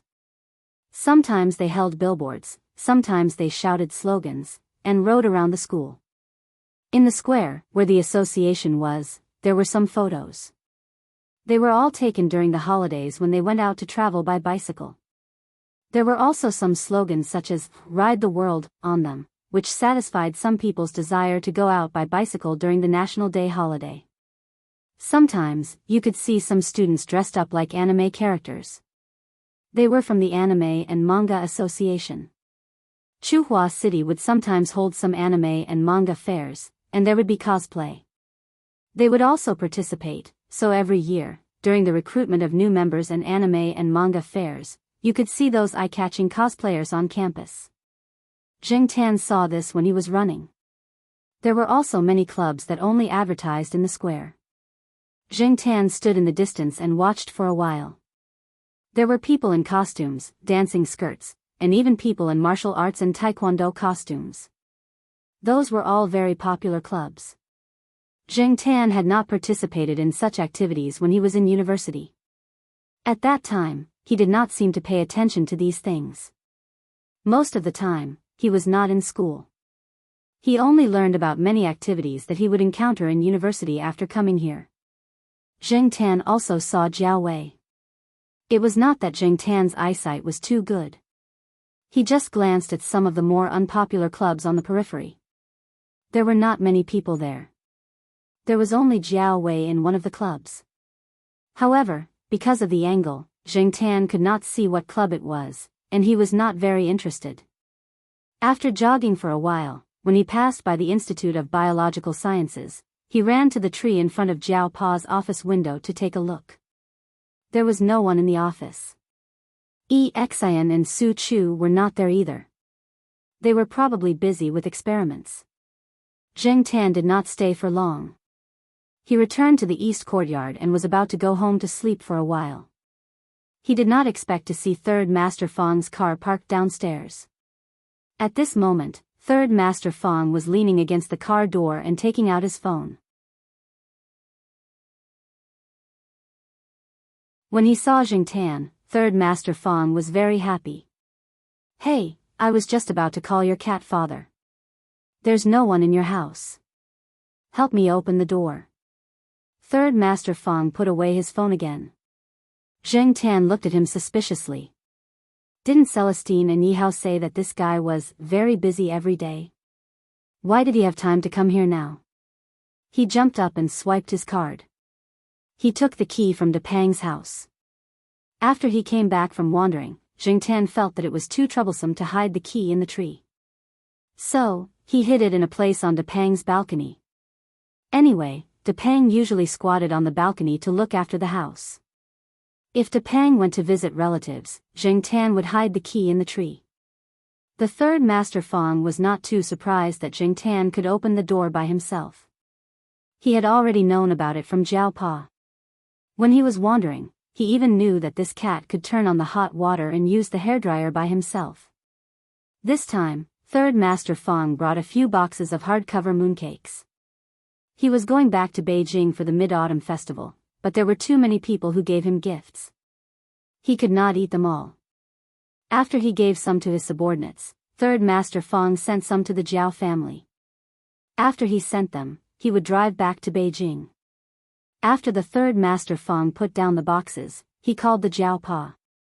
After the call, Third Master Fang said to Zheng Tan, who was lying lazily on the sofa, "Your cat father seems to be buying a car." Although he did not say, "I heard some people talking over there."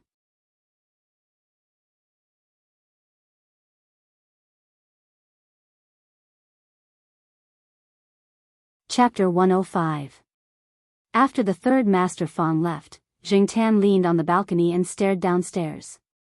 When a car drove in, he craned his neck to take a look. When little Pomelo and the others finished school, Zheng Tan did not see the car he expected. He had no choice but to go to the affiliated to Renmin University of China to pick up the kids. At noon, the Jiao Pa had already called the people at the small restaurant to tell them that he would not be coming over for lunch. Zheng Tan guessed that the Jiao Pa was probably still busy with the car. However, it was hard for Associate Professor Jiao to go out to look for cars during working hours. He probably left the work at hand to Exin or Su Chu. Although he did not see the Jiao Pa in the morning, Zheng Tan did not go out in the afternoon. He climbed a few trees in the courtyard to play for a while. Then, he found a tree and lay down on it to sleep. It was almost 5:00 when he finally saw the Jiao Pa come back. However, he walked into the courtyard alone. Zheng Tan looked behind the Jiao Pa and did not see the car. He looked at the Jiao Pa in confusion. Where was the car? Unfortunately, the Jiao Pa did not answer his questions. Zheng Tan decided to eavesdrop tonight. Usually, after the two kids went to bed, the Jiao Pa and Jiao Ma would talk about something. After dinner, Zheng Tan accompanied the two kids to watch TV until 9:00. When the two kids went to bed, he jumped out of bed and prepared to eavesdrop. The lights in little Pomelo's room were off, but little Pomelo was still awake. When she heard Zheng Tan's movements, little Pomelo took out a small flashlight from under her pillow. "Black charcoal, where are you going?" Zheng Tan wagged his tail and looked at the door lock. Little Pomelo got up and opened the door for Zheng Tan in her slippers.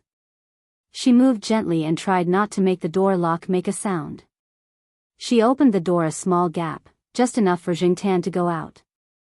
They had done this many times. Zheng Tan came to the bedroom door and squatted down.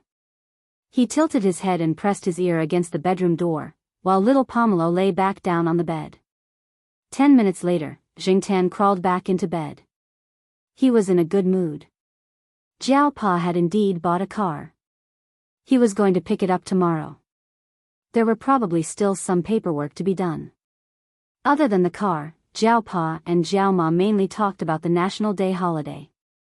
They had already received an invitation to Jiao Pa's younger sister's 10th birthday party. The couple would bring their child to the party and drive their new car. They would also bring Jingtan along. In their hometown, a child's 10th birthday party was a big event, and parents paid more attention to it. Since it happened to be a holiday, Jiao Pa and Jiao Ma would definitely not refuse. It was a good opportunity to go back to their hometown.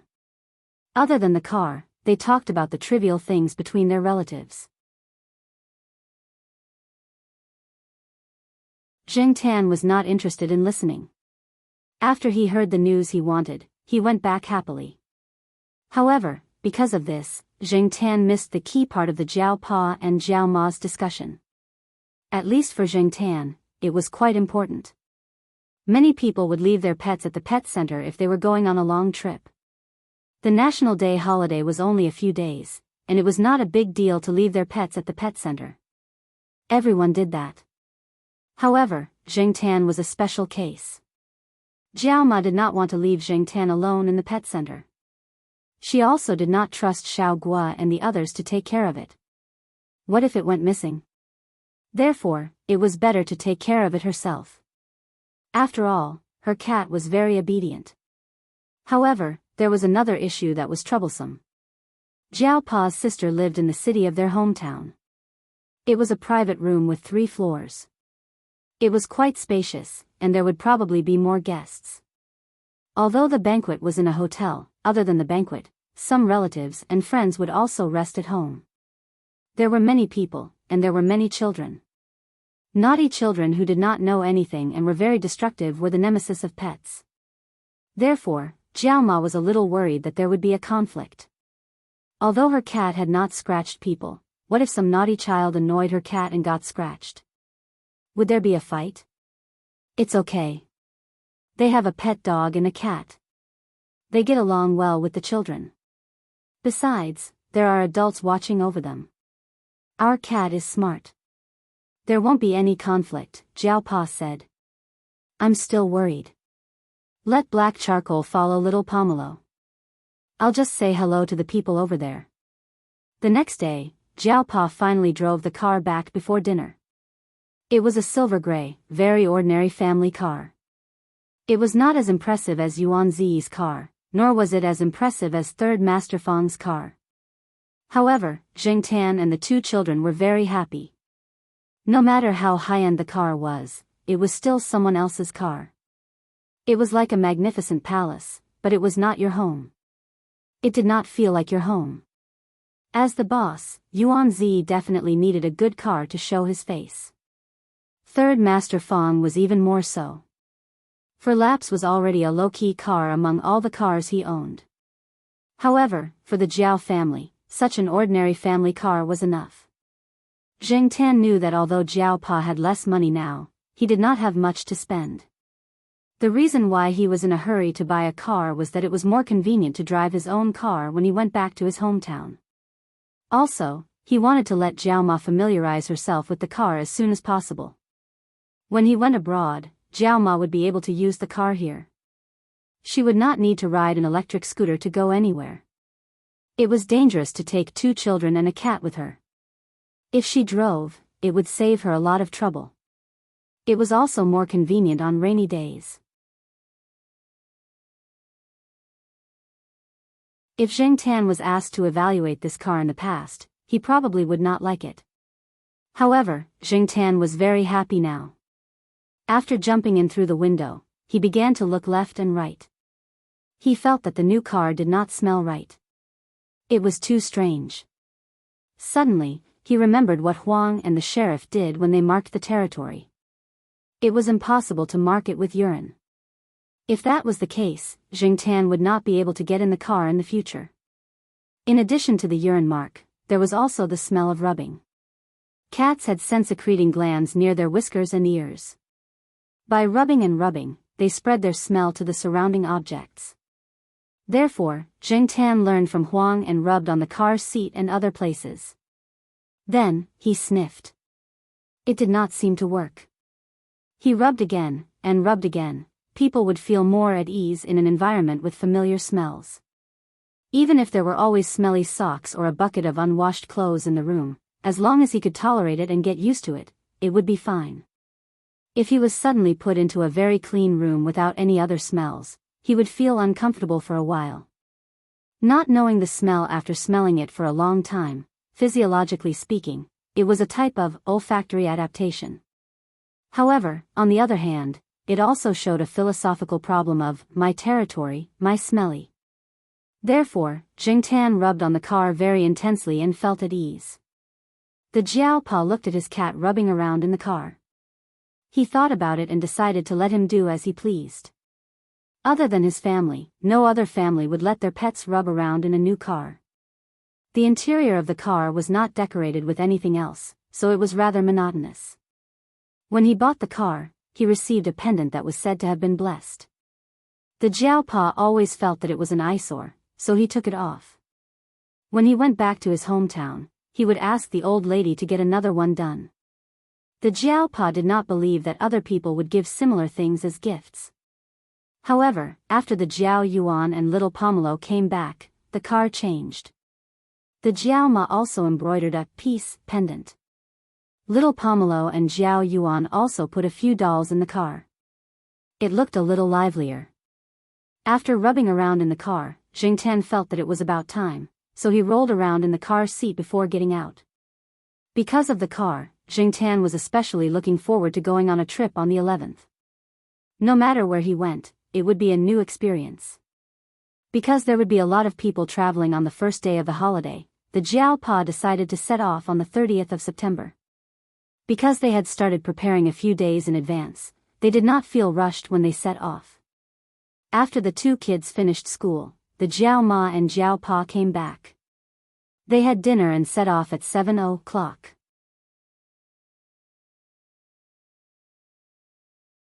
Their destination this time was Xingyang, where their hometown was.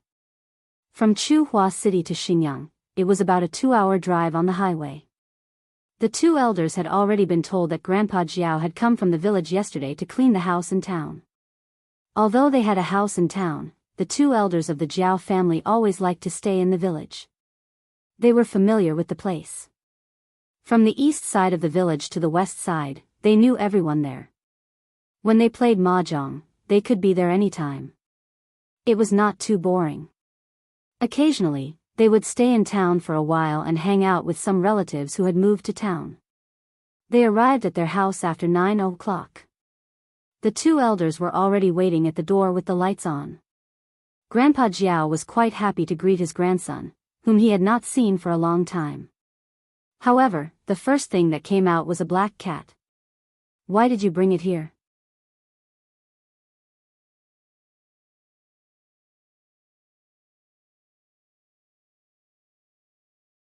Chapter 106. Even though Grandpa Jiao was a little unhappy with the fact that the Jiaopa had brought the cat with them, he didn't want to find fault with Jingtan since it was already late. He went back to tidy up the room with his wife. This house in town was also a private house. It wasn't an apartment building, so it was relatively free. Because of the location, it was much more spacious. No wonder Grandpa Jiao didn't want to go to Chuhua City. After tidying up 2 rooms, one for the Jiao Pa and Jiao Yuan, and the other for the Jiao Ma and little Pomelo, Jingtan thought for a while and ignored the old sofa cushions and a simple cat bed that Grandpa Jiao had made out of paper boxes. He ran into the Jiao Ma and little Pomelo's room. Because of Jingtan's presence, Grandpa Jiao covered the fish that he had just bought with something to prevent the cat from eating it. The next day, Grandma Jiao woke up early and went out to buy breakfast. Many of the local specialties couldn't be found in Chuhua City. Since it was rare for her son and grandson to come back, Grandma Jiao bought a lot of food. However, Jingtan didn't get any. During breakfast, Jiao Pa and the other 3 shared some for him. Grandpa Jiao stared at them. "This cat is like this because you guys spoiled it." Grandma Jiao didn't say anything, but it seemed like she supported her husband's words. Jiao Pa just smiled and didn't say anything. If he said anything at this time, Grandpa Jiao would only talk more. Zheng Tan ate 2 mouthfuls and looked up at Grandpa Jiao. He wagged his tail slowly. Old man, just stare. There's nothing you can do about it. Grandpa Jiao picked 2 mouthfuls of rice noodles and put down his chopsticks. He clutched his chest and said, "My stomach hurts." Everyone was speechless. So your stomach is where your heart is. Eat your food. Why are you angry with a cat? Grandma Jiao glanced at him. Grandpa Jiao snorted and stopped talking. He picked up his chopsticks again. By the way, Mingxing, go and see Yao Hong after breakfast. She's in the hospital, the old lady said. What's going on? Jiao Pa asked in shock. Yao Hong was Jiao Pa's cousin. Jiao Pa remembered that she was quite healthy. Ever since his cousin's husband became successful in the business world, his cousin Yao Hong also became a rich madam. She usually took good care of herself. How did she end up in the hospital? The old lady sighed. I heard that it was because of diet pills, but it's just a guess. The hospital hasn't come to a conclusion yet. We don't know what happened. They spoke in a dialect, and Zheng Tan had heard a little of it before. Although he didn't understand it completely, he could understand a part of it. Hearing the old lady's words, Zheng Tan sighed in his heart. TSK, eating diet pills can also get me into the hospital. Jiao Pa thought for a moment and nodded. I got it. But some diet pills aren't very effective. Zheng Tan looked up at the Jiao Pa. He felt that the Jiao Pa must have guessed the reason, but it wasn't appropriate to say it here, so he just answered the old lady's question briefly. The Jiao Pa's 10th birthday party was tomorrow. Today, the Jiao Pa decided to let the 2 children rest at home first. They went to the hospital to visit their cousin, and the old lady went out with them. Thus, only the 2 children, an old man, and a cat were left at home. The 2 children were watching TV. Grandpa Jiao wandered around and pulled a piece of green foxtail grass out of nowhere to disturb Zheng Tan, who was resting on the sofa. Zheng Tan didn't want to bother with the old man, but the old man was too enthusiastic. Zheng Tan grabbed the piece of green foxtail grass with his paw, tore it apart, and threw it aside. Then, he ran to the Jiao Yuan and little Pomelo and lay down between them. He didn't believe that the old man would be so bored as to bother his grandson. Grandpa Jiao looked at the 2 children and then at the cat in the middle. He snorted and said a few words to the Jiao Yuan. Then, he dragged a chair over and sat there to watch cartoons with the 2 children. He was quite happy. In the afternoon, after the Jiao Pa and Jiao Ma came back, they were talking in the room. Zheng Tan pricked up his ears and eavesdropped. It's probably because of the weight loss medicine. I've asked around and confirmed that Sister Hong bought the famous weight loss medicine that's currently very popular. As for that medicine, I've heard from the medical school that the main ingredient in it is sibutramine hydrochloride. There has always been a controversy abroad. Moreover, 2 years ago, the European side launched a Scout sibutramine cardiovascular endpoint trial project. The project is still ongoing, but I've heard that there are deaths and cardiovascular events. The official conclusion doesn't seem to be out yet, so we'll have to wait for a few years. However, I think that warnings will start to come out next year. As for the situation in China, I'm not sure. Hong Jia still refuses to admit it. Jiao Ma sighed. Before this, Hong Jia's usual symptoms were similar to the side effects of the pills. She wants to save face and refuses to admit it. However, she should have listened to what I said to her today. She should be more careful in the coming days. Hey, tell me more about the famous diet pills. How is the research going abroad? Jiao Ma was quite interested in this. Women always want to maintain a good figure. However, as they get older, they tend to put on weight easily, especially Jiao Pa's cousin. After she became successful, she had to attend more social events. It was easy for her to put on weight. In order not to lose face, she took the diet pills hard. Zheng Tan listened to the Jiao Pa and Jiao Ma's conversation. Zheng Tan remembered that the diet pills they were talking about were really popular for a long time. Many celebrities were endorsing the pills.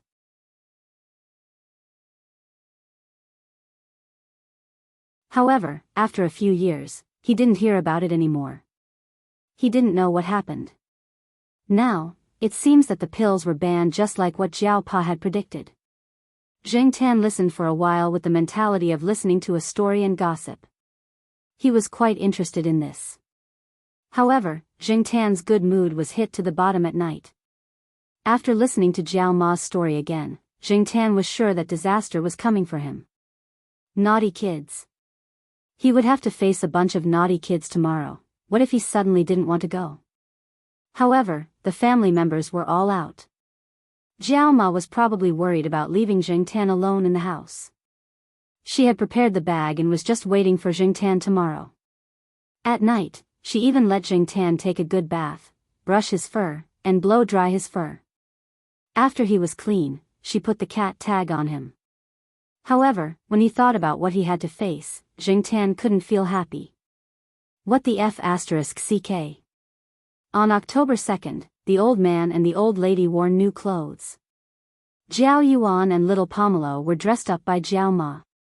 Besides celebrating the birthday of the birthday girl, everyone had to talk about their children. This was the rule of society. When they were young, they would compare their grades.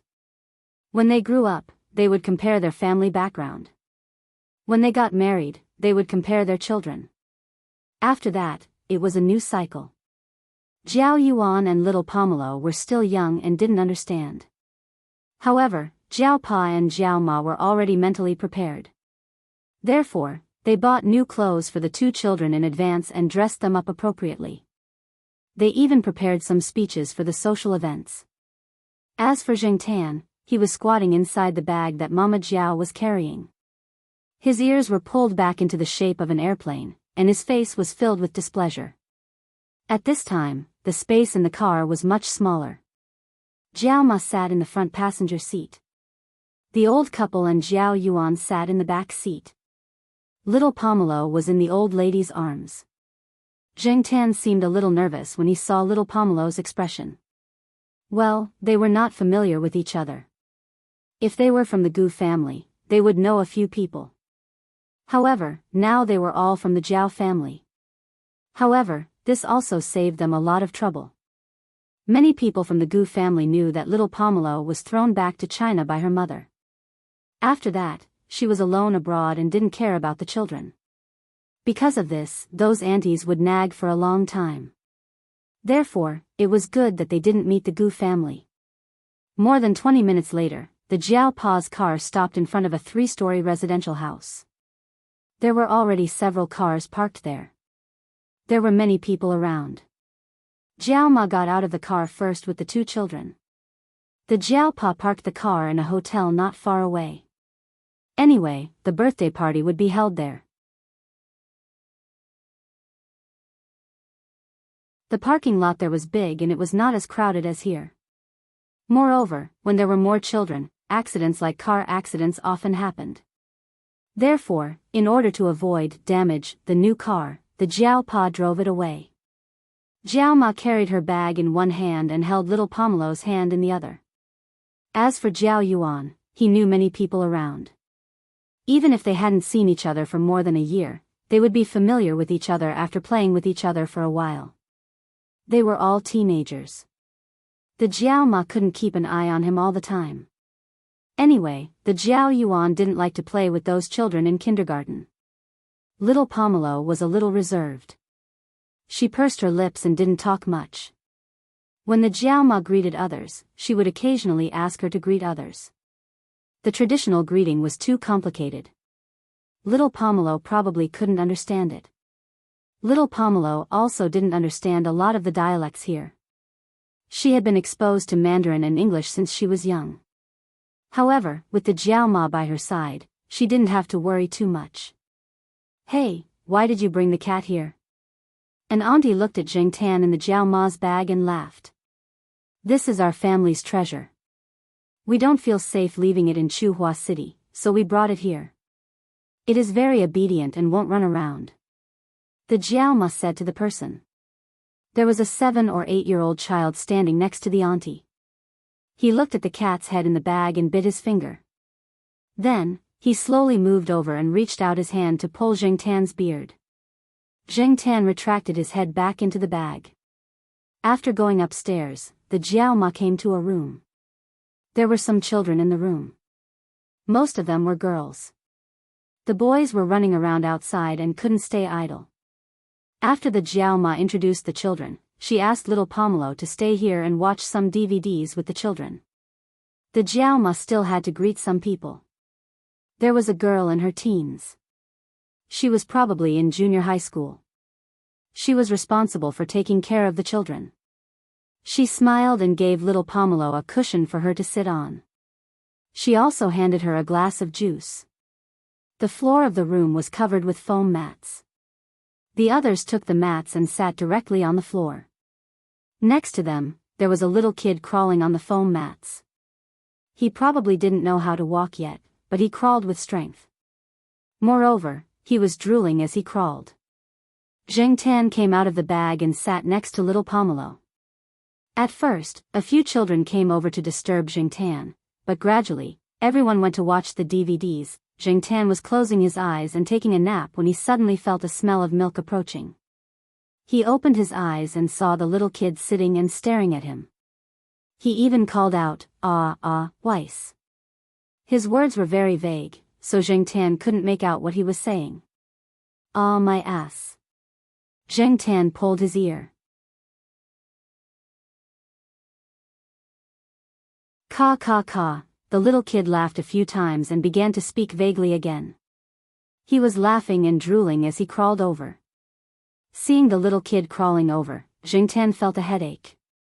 He got up and walked away. The little kid was addicted to following him. He was crawling with vigor.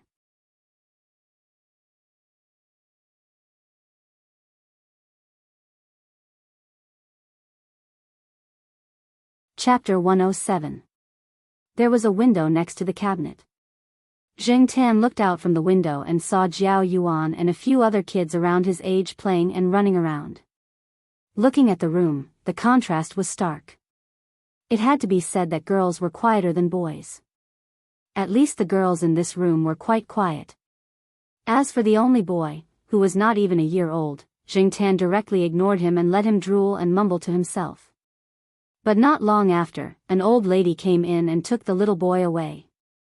She was probably his grandmother. Without the noise of the little boy, Jingtan did not jump down from the cabinet. He just squatted on the cabinet and hoped that time would pass faster. Little Pomelo was no longer worried when she saw Jingtan squatting on top of the cupboard. She started to watch the rented cartoon with the other girls. Those were the kind that girls liked to watch. Jingtan could not focus on it and could only squat on the cabinet and take a nap. According to the customs of this place, there were 2 banquets for the 10th birthday, one in the afternoon and one in the evening. Actually, it was the 10th birthday banquet. According to the time of birth, it was only 9 years old. But this was the custom. Jingtan was too lazy to bother about it. Now he was thinking, little Pomelo seemed to be almost 9 years old. When the time came, would there be a 10th birthday banquet in Chuhua City? But little Pomelo's irresponsible mother was always abroad. And, when the time came, he would go to 3rd Master Feng's Shaoguan Hotel to celebrate little Pomelo's birthday. Finally, at noon, the Jiao Ma came to take little Pomelo away. Jingtan jumped back into the bag and was carried away by the Jiao Ma. The hotel was not far away. The group walked directly there. This time, Jingtan didn't enter the hotel. He stayed in the Jiao Pa's car. Little Pomelo wanted to take Jingtan to the hotel, but when the Jiao Pa asked Jingtan to choose, Jingtan jumped into the car. He looked around and saw that there were a lot of children going in with the Jiao Yuan. He did not want to squeeze in there. At that time, there would be a lot of people at the table, and there would be a lot of naughty children around. They would be surrounded by people they did not know. It was better to wait until the Jiao Pa and the others had eaten before bringing food over. Although it was a little boring to stay in the car, it was still better than going over there to face the brats and all kinds of strangers. It was too noisy there. When he woke up, the Jiao Pa had already brought a bowl over. After delivering the food, the Jiao Pa immediately turned back. There were still people who wanted to talk to him. Zheng Tan was not used to the hotel's food. Fortunately, it was still warm, as if it had just been reheated. He forced himself to eat to fill his stomach.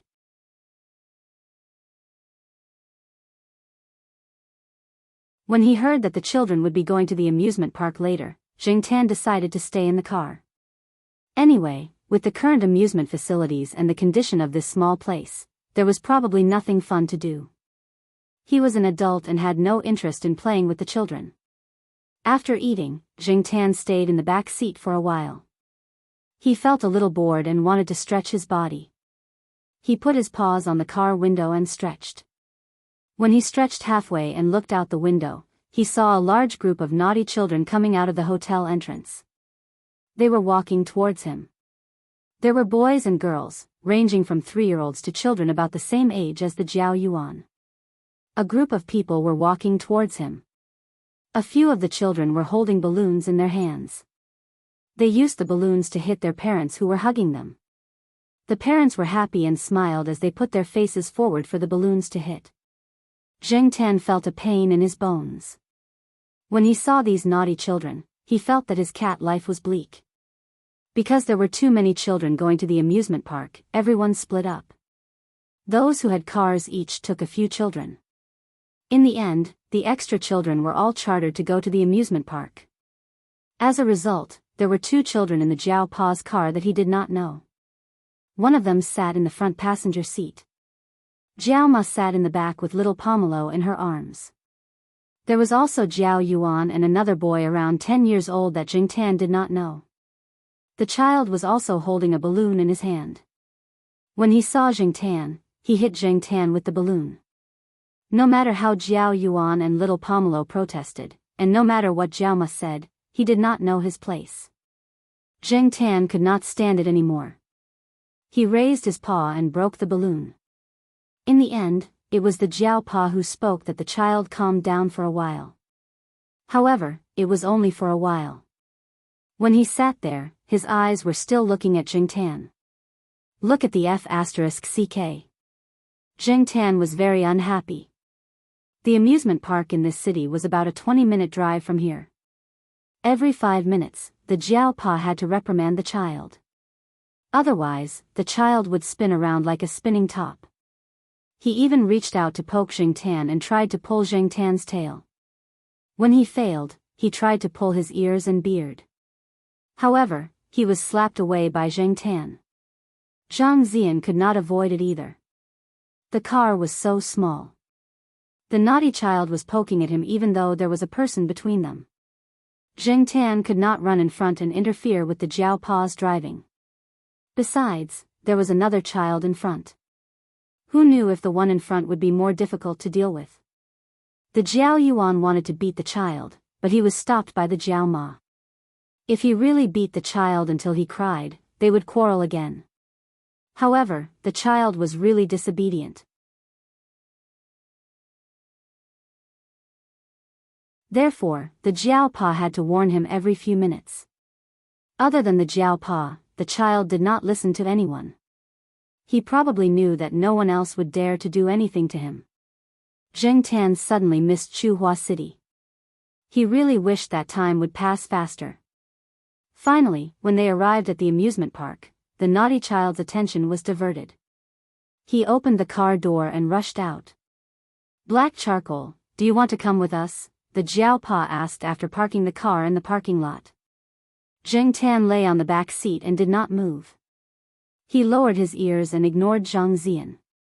Okay, you stay here. There is a cat litter box here. If you need to pee, you can use it. The Jiao Pa dragged out a simple cat litter box the size of a shoe box and put it on the ground. Then, he left. There was water and some snacks in the car. Now, there was even a toilet. The Jiao Pa was not afraid that something would happen to Zheng Tan. The car window was closed, but not tightly. There was a small gap. There was no need to worry that someone would break into the car. After all, Zheng Tan was guarding the car. Zheng Tan looked out of the car window. The facilities in the amusement park were as Jingtan imagined. They were simple and monotonous.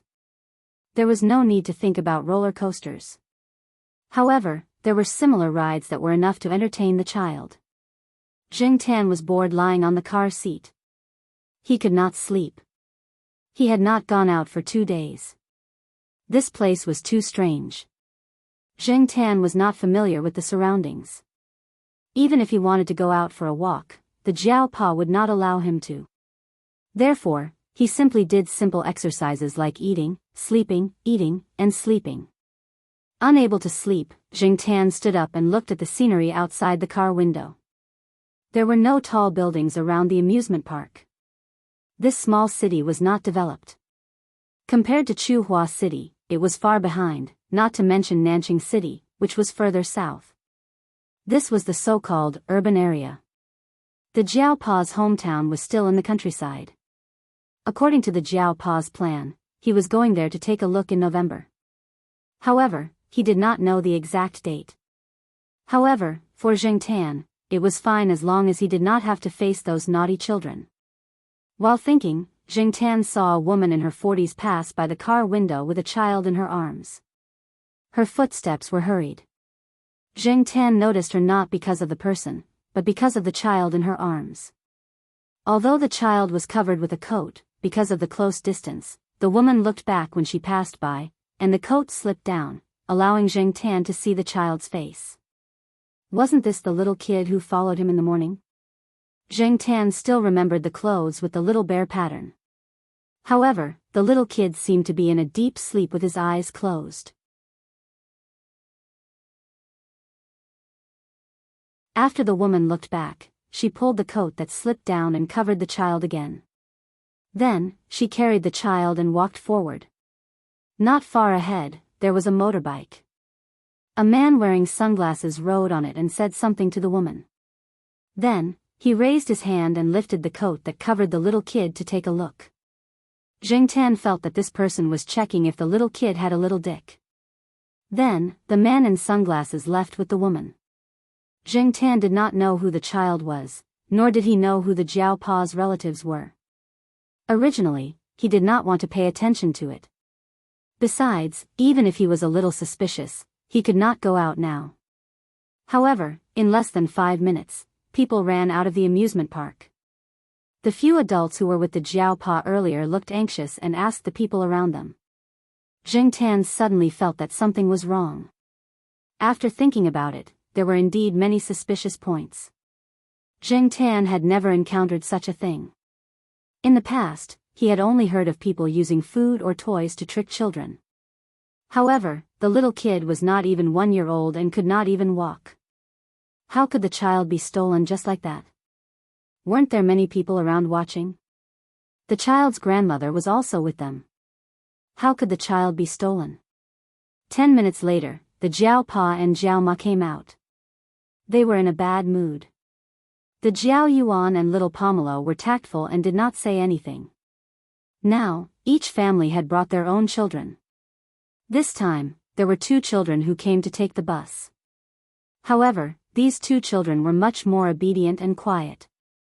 One of them even seemed to have cried. The atmosphere in the car was completely different from when they came. The silence in the car was depressing. The Jiao Yuan opened his mouth a few times, but in the end, he did not ask anything. The Jiao Pa sent the child back to his sister's house.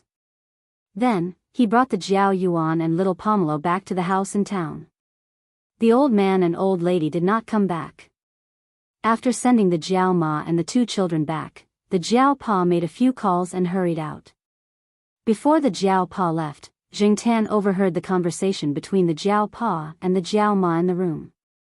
Usually, human traffickers would cheat in A, hide in B, and sell in C. If they did not find the child as soon as possible, the traffickers would probably kidnap the child elsewhere. That would make it even harder to find the child. Therefore, the Jiao Pa and the others were seizing the time to look for the child. The child was the second child of the Jiao Pa's cousin. Their first child was a girl. It was not easy for them to have a son, and they usually treasured him. But this time, the child's father was busy with business and his mother was hospitalized. They did not have time to take care of the child. There was a nanny at home, but when they went out, the child's grandmother would take care of the child. Originally, the old woman just wanted to take the child out to play. She did not expect that something like this would happen. Now, everyone was going crazy. Those who had connections were looking for connections, and those who had channels were looking for channels. The Jiaopa did not have much time. In this small city that had not yet developed, there were not many places with surveillance cameras. It was not easy to find the child. Zheng Tan remembered his experience of being kidnapped by a cat trafficker. He felt that the child was quite pitiful. The child did not know anything and was not like Zheng Tan, who could save himself. Moreover, he was probably drugged. Just like those pet cats, no matter how expensive they were only worth a few dozen yuan if they were made into dishes. Zheng Tan had heard that kidnapped children were sold cheaply for a few thousand yuan. They were treated like treasures at home.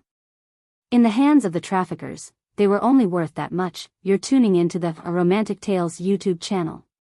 Don't forget to subscribe and join us on this journey to catch the most captivating stories.